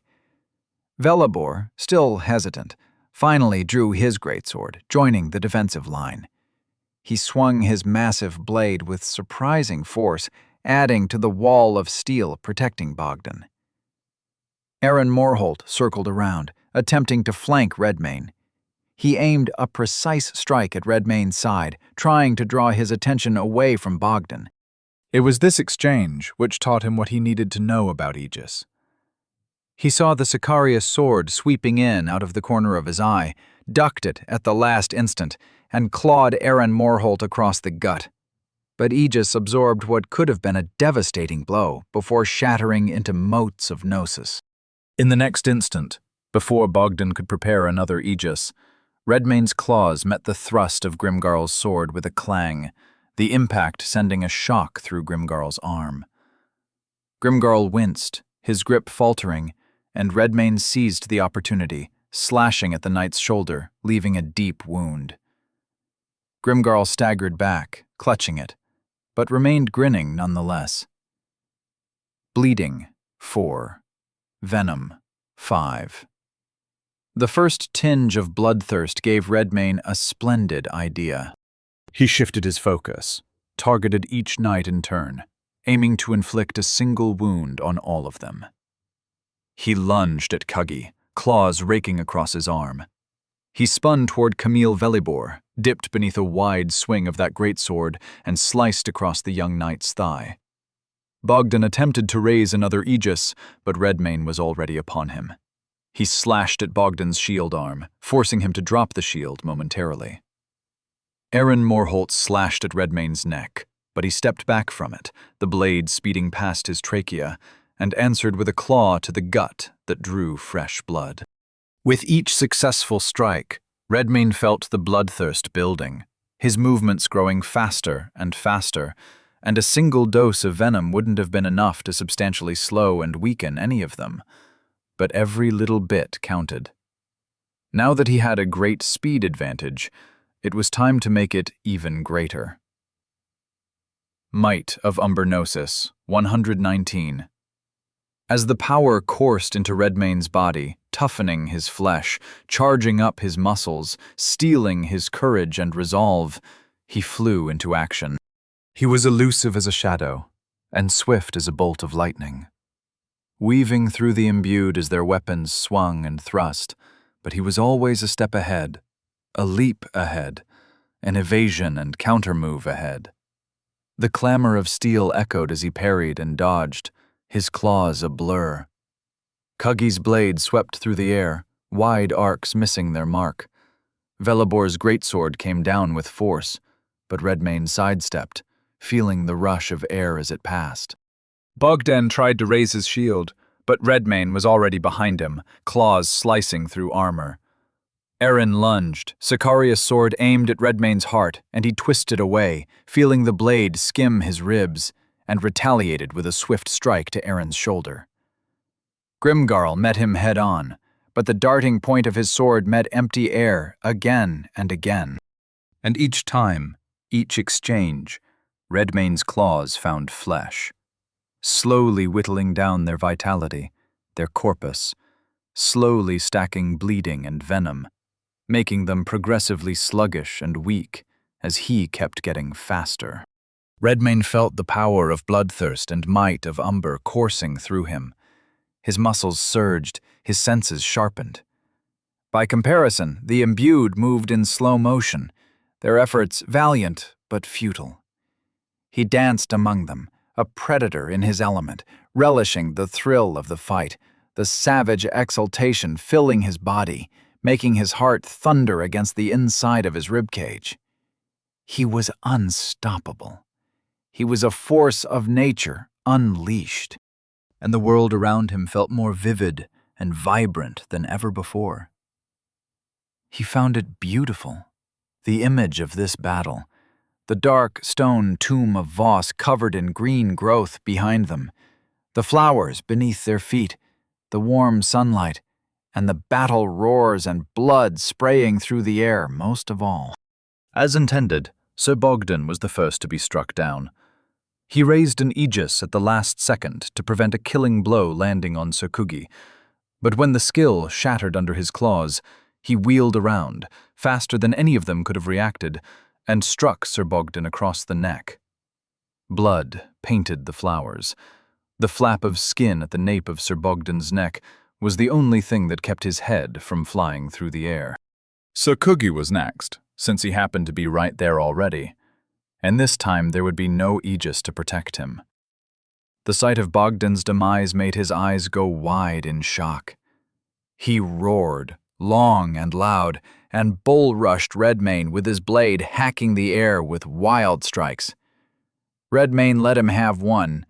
The sword of Cuggy bit down into his shoulder. Corpus, 3,212. Rage-fueled might. Gnosis, 99. And Redmayne clawed his body in half, neatly separating torso from legs. Sir Cuggy landed on his back, eyes wide and empty, mouth open, face painted with a spray of his own blood spurting up from his severed lower half, which still stood. Sir Grimgarl was on one knee, bleeding from multiple wounds, that grin still stuck on his face. But Aaron Morholt was gone. And something was happening to Sir Velibor. The tall, timid knight with the greatsword stood, trembling, eyes darting between the fresh corpses of Sir Bogdan and Sir Cuggy. Redmayne thought it was fear at first, but then his eyebrow rose when he realized it wasn't trepidation the young man had been feeling all this time. It was restraint, and the sight of his comrades dead made it slip. Camille Velibor's eyes rolled back in their sockets. He made a choking sound, which became an inhuman snarl, which became a battle roar that could have come from the great bear himself. The young imbued's muscles bulged unnaturally. His grip tightened on the handle of his greatsword until the knuckles went white as bone. The grass and flowers rustled as he vanished. Redmayne thought he'd teleported for a moment. Then a glint of steel caught his eye from above. He looked up to see a howling imbued plummeting down with blade held high and the sun behind him. Chapter 69. Asgoth, Tomb of Vos Camille. Velibor, silhouetted against the sun, descended on Redmayne at terminal velocity. Redmayne decided he'd rather not be there when he landed. He leapt backward, and when Velibor impacted on the ground, it kicked up a wave of rocks, grass, and dirt, which pelted Redmayne in the face, spraying outward from a newly formed crater. Velibor streaked out of that crater, straight at Redmayne. Howling like a beast, eyes wild with berserk fury, he swung his greatsword as if it were weightless. Wide arcs which would have been simple to evade if a warrior of normal strength were attacking. But Velibor was far beyond normal strength. His sword whipped through the air so fast it could barely be seen, and though it struck nothing, Redmayne knew by the sheer force of its passing that those swings would deliver stone-splitting force.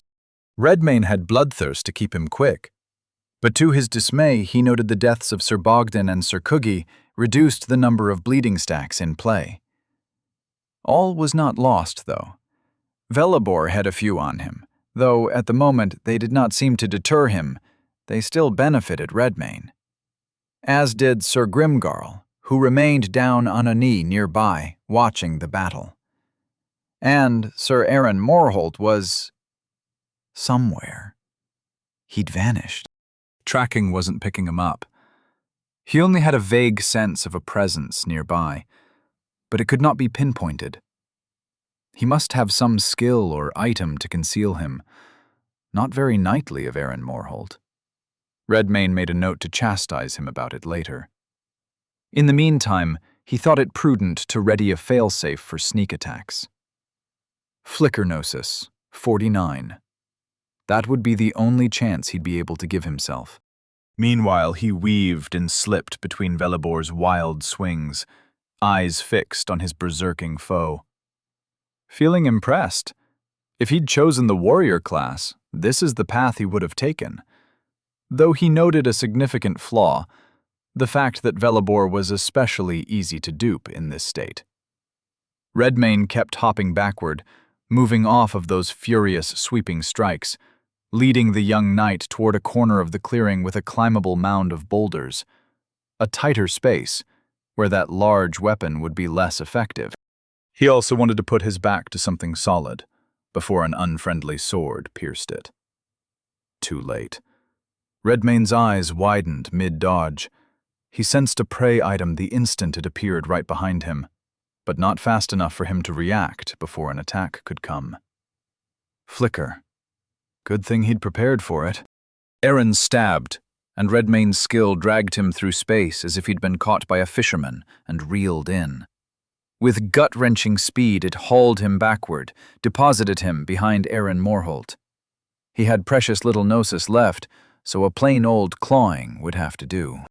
Redmane raked straight down, carving 4 lines of bright red from the nape of Aaron's neck down to his lower back, rending the fine white cloak he wore. The knight howled in pain and staggered forward, before Sir Velibor bowled him over on his way to Redmane with another blinding slash. Morholt had been dealt a grievous blow, but he was a tough one. He rolled to his feet, spat blood on the earth, and lunged in to join his comrade.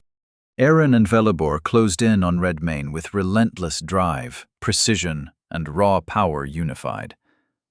Aaron moved with calculated aggression. His eye sought openings, and his hand filled them with well-placed thrusts and slashes.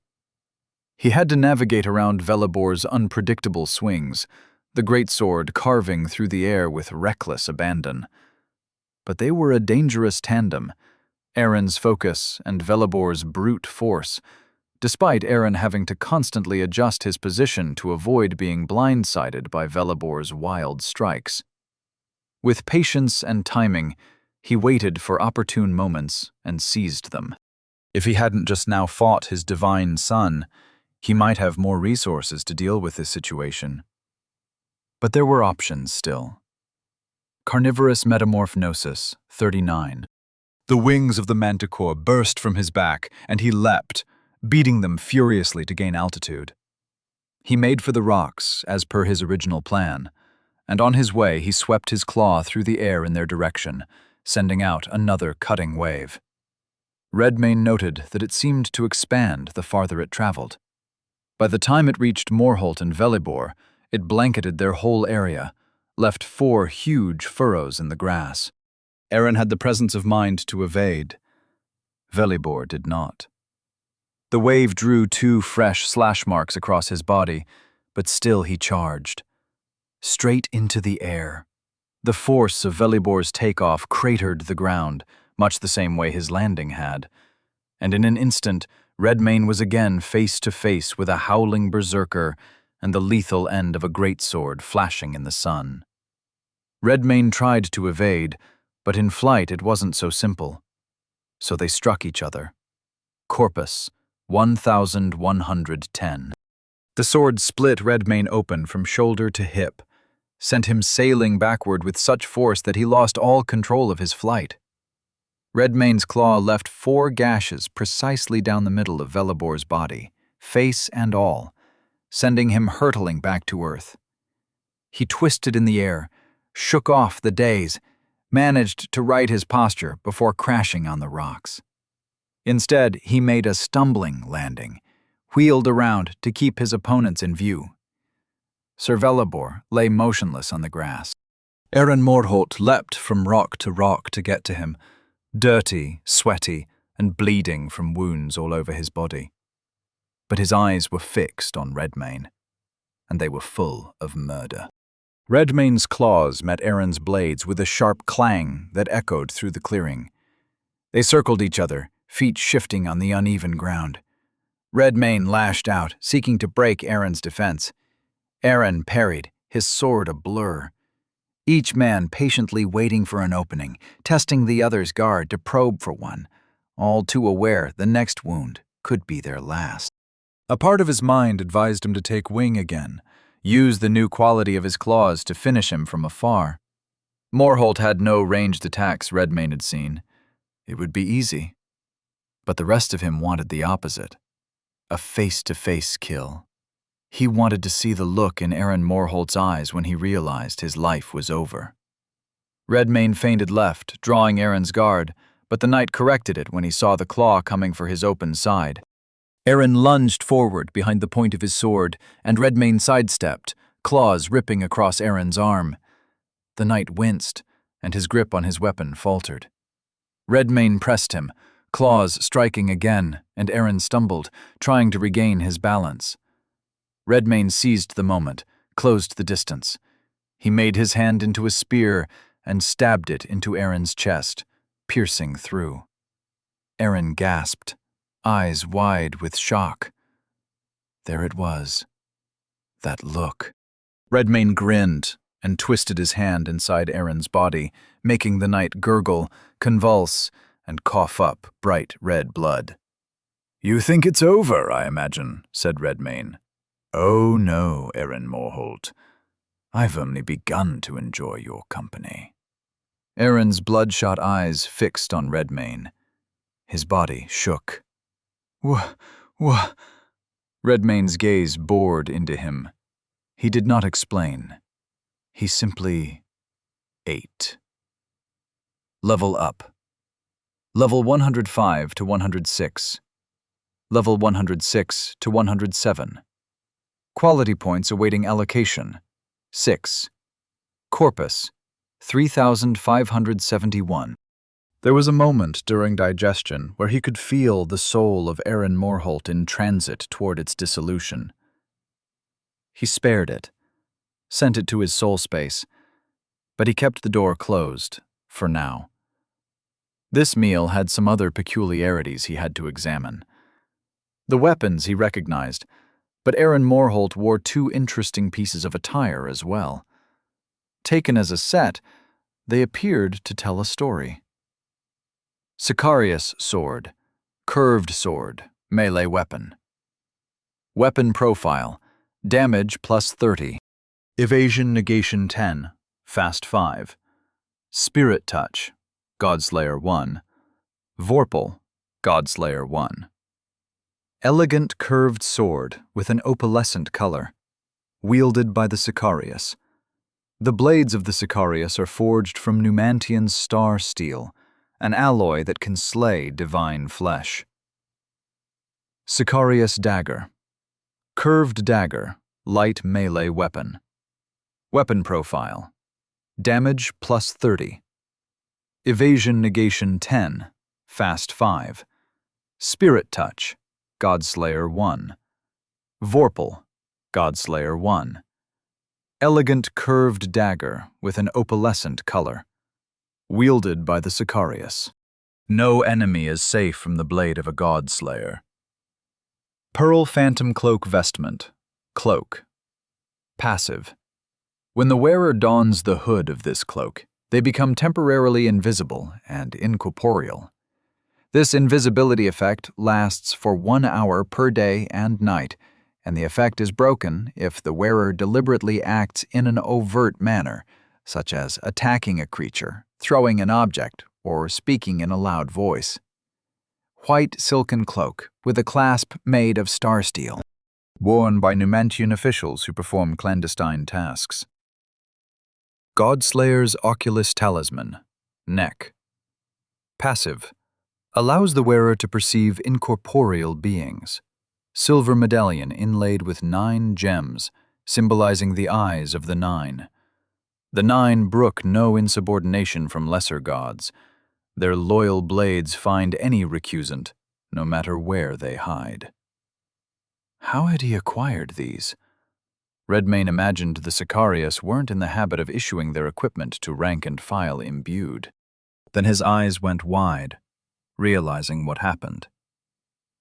The Sicarius who washed up on the shore of the Bear River. The dead one they had fed to him. The thing that started all of this. Helmold must have found these items and smuggled them out of the castle with Aurek. Clever bastard. The weapons wouldn't help him, and he'd already eaten a Godslayer's Oculus. But the cloak would be a fine acquisition. So he ate that, and saved the weaponry and the trinket to give to allies later. When digested, Pearl Phantom Cloak became a skill. Redmayne's eyebrow rose when he noticed the Pearl Phantom Cloak skill grew an activation cost of 10 gnosis.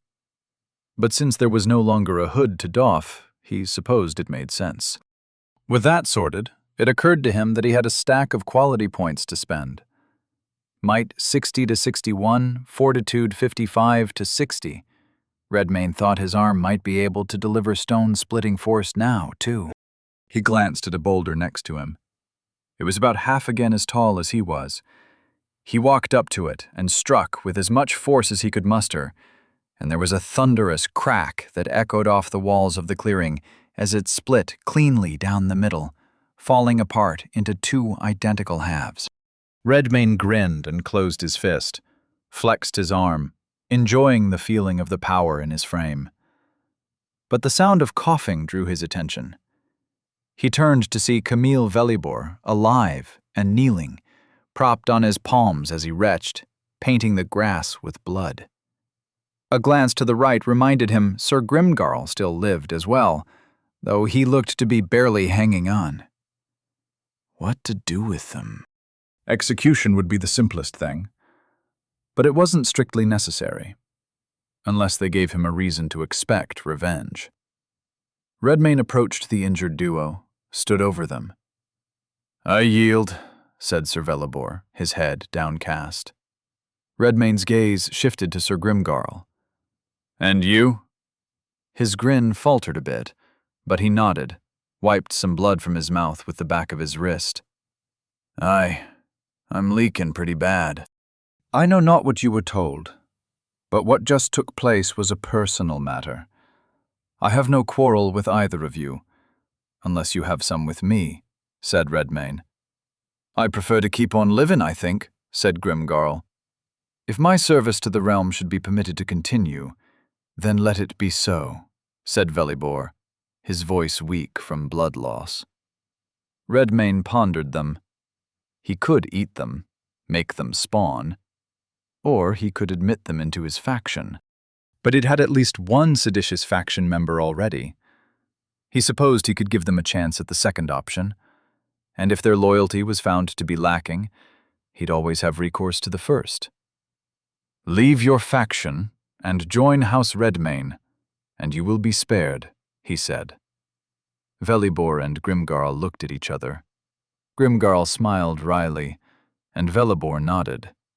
Their eyes went distant for a moment. House Redmayne has received faction membership requests. Alexander Grimgarl, warrior. Camille Velibor, warrior. Do you accept these applicants? Yes/no. Redmayne accepted. Their first test of loyalty would be helping him wrangle Helmold Brecht and Eric Morholt. He had a fine punishment in mind for Eric in particular. Chapter 70. Terracon, Tower Offices. Just when Lar Tathval thought he was working out a solution, Redmayne went and made things easier for him. Evidently, he had just come into armed conflict with another faction, the creatively named Defenders of Volos. The notification made him drop what he was doing and return to his desk to call up the Atlas of Volos and see what was going on. There, near the center of the continent, at a place called Mount Mercure, were a cluster of icons representing imbued. 3 live ones and 3 dead ones. One of the dead ones happened to have been a faction officer, one Danon Bogdan, and the other 2 survivors had just changed factions. The name of the surviving faction put a smile on Lar Tathval's face. House Redmayne. As for the Defenders of Volos, it appeared the faction leader had received notification of the demise of his comrades, because he and 2 more remaining members were moving straight for their home base, Barrow Keep, at speed. There was another imbued present at the keep already, a low-level magister by the name of Helmold Brecht. Lar chuckled and shook his head. He immediately understood what had happened, without having to investigate. Helmold Brecht was a little weasel. Redmayne must have discovered his treachery. Either that or Helmold fled before that inevitable eventuality. Whatever the cause, the result would be the same. Redmayne and the leader of this Defenders of Volos faction were about to go head-to-head. He checked the man's system tag. Crumb of Asgoff class. Warrior archetype. Berserker. Faction. Defenders of Volos. Level 157. If Redmayne were to defeat this man and claim his faction's territory, he'd gain... Lar squinted and counted the sections of the map belonging to Defenders of Volos. 5 zones. And it looked like Redmayne had a coterie of his own, clearing zones for him to the west of the newly dubbed Castle Redmayne. That group had claimed 3 zones and were well on their way to a 4th. Redmayne himself had claimed 4 zones, on top of the 3 he blitzed at the beginning of the Blight, a mind-boggling number for a single imbued. And each and every zone under House Redmayne's control had off-the-charts gnosis generation. The numbers did nothing but climb. Whatever he was doing to the land was breathtakingly productive. Should Redmayne prevail here, regulations permitted him to dispatch a quaestor to act as liaison to the office of the governess. But quaestors reported to him before anyone else. He would have a wide-open line of communication with Redmayne himself. With a mischievous glint in his eye, Lart Athval cleared his schedule, poured himself a generous glass of wine, and settled in to see what chaos awaited them and how it might profit him. At Sir Velibor and Sir Grimgarl's request, they gave Sir Bogdan and Sir Cuggi a proper burial next to the tomb of Voss. But there would be no grave for Sir Aaron Morholt. He'd gone to a different hereafter. Redmayne would have offered healing to the knights, but he had scant gnosis remaining. It was time to return to Flora. Part of him wanted to skip all that, take wing right now and fly for Barrow Keep. Helmold's betrayal should be met with fitting consequences, and it would be just lovely to see little Arik again. But first, he ought to ensure his new recruits didn't die from blood loss. "Wait here and rest for now," said Redmayne. "I'll return presently." Sir Grimgarl and Sir Velibor exchanged quizzical looks. Velibor looked up at Redmayne and asked, "Where are you going?" "To get you two some assistance," said Redmayne. And with that said, he walked to the dark building adjacent to the tomb of Voss, where the abyssal well lay. He sank into the unnatural darkness of the waters and traversed the abyss toward the other well he'd discovered. The Deep Well Monastery, beneath the town of Rollo's Pass. When he arose from there, he took flight to the Priory of the Well and then out into the town proper, looking for a Flora. And he didn't have to look far to find one. No sooner did he walk out of the priory and onto the street, noticing gnosis-rich plant life sprouting up from everywhere. There was even a small patch of exposed dirt. Did a Flora look up from a small garden she'd been tending in what used to be someone's front yard. "My lord!" she called out, waving. Redmayne came over to her. "I'm in need of gnosis," he said, "and healing for a pair of mortals." Flora smiled up at him. "Both those things art well within mine capacity." He nodded, picked her up and tossed her over his shoulder. She laughed. "Thou hast need of me right now then, I suspect," she asked as he carried her back into the priory. "Aye," he said. And they descended all the way back down to the abyssal well, across the abyss itself, and back to the well at the tomb of Voss. It would have taken days to make this trek by normal means. With the wells, it took barely a quarter-hour to travel there and back. Redmayne supposed that if there were other abyssal wells in this land, they too would be found in hidden places such as this one. Otherwise, they'd be quite popular. He set Flora down, and as she wandered outside, her eyes grew wide at the natural splendor of Voss's burial grounds. Redmayne walked out behind her, letting her take in the scenery. "How remarkable." "Our son rested here," said Redmayne. Flora's eyes grew wide. "We had a son?" Redmayne nodded. "We did indeed. I ate him, so I can introduce you later, if you'd like." Flora smiled again. "Splendid."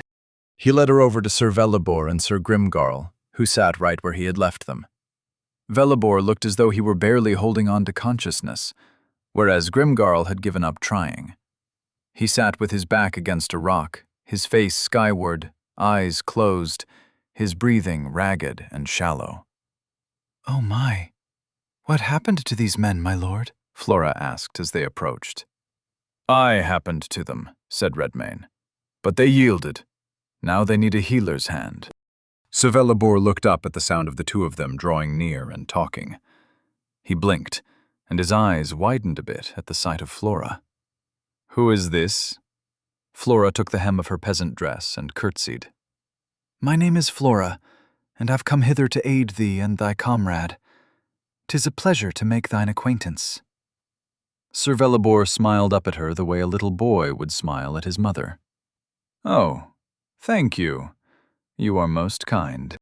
She looked around for a suitable spot, chose one, and walked over to it.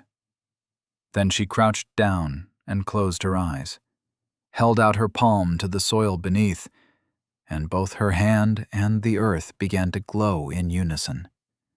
Flora only had to do this for a moment or two before plant life came sprouting up out of the ground in answer to her call. In this case, it was a bush bearing the bright blue fruit they called Magister's Delight.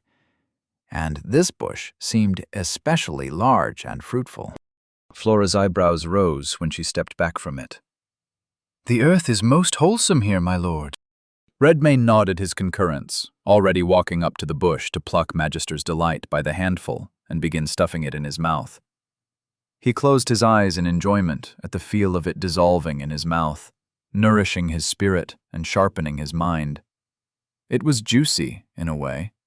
Juicy was the closest word he could use to describe it, since the fruit didn't actually digest like food. Instead, it dispersed into a stream of gnosis as it traveled down his gullet. Gnosis, 289. Gnosis, 556. Gnosis, 738. Flora smiled as she watched him gorge himself on her fruit, looking a little amused, as if pleased her recipe satisfied him. While Redmayne occupied himself with eating, she quietly knelt and spawned another Magister's Delight bush next to it, to be certain he'd have enough. Then she turned to Velibor and Grimgarl and said,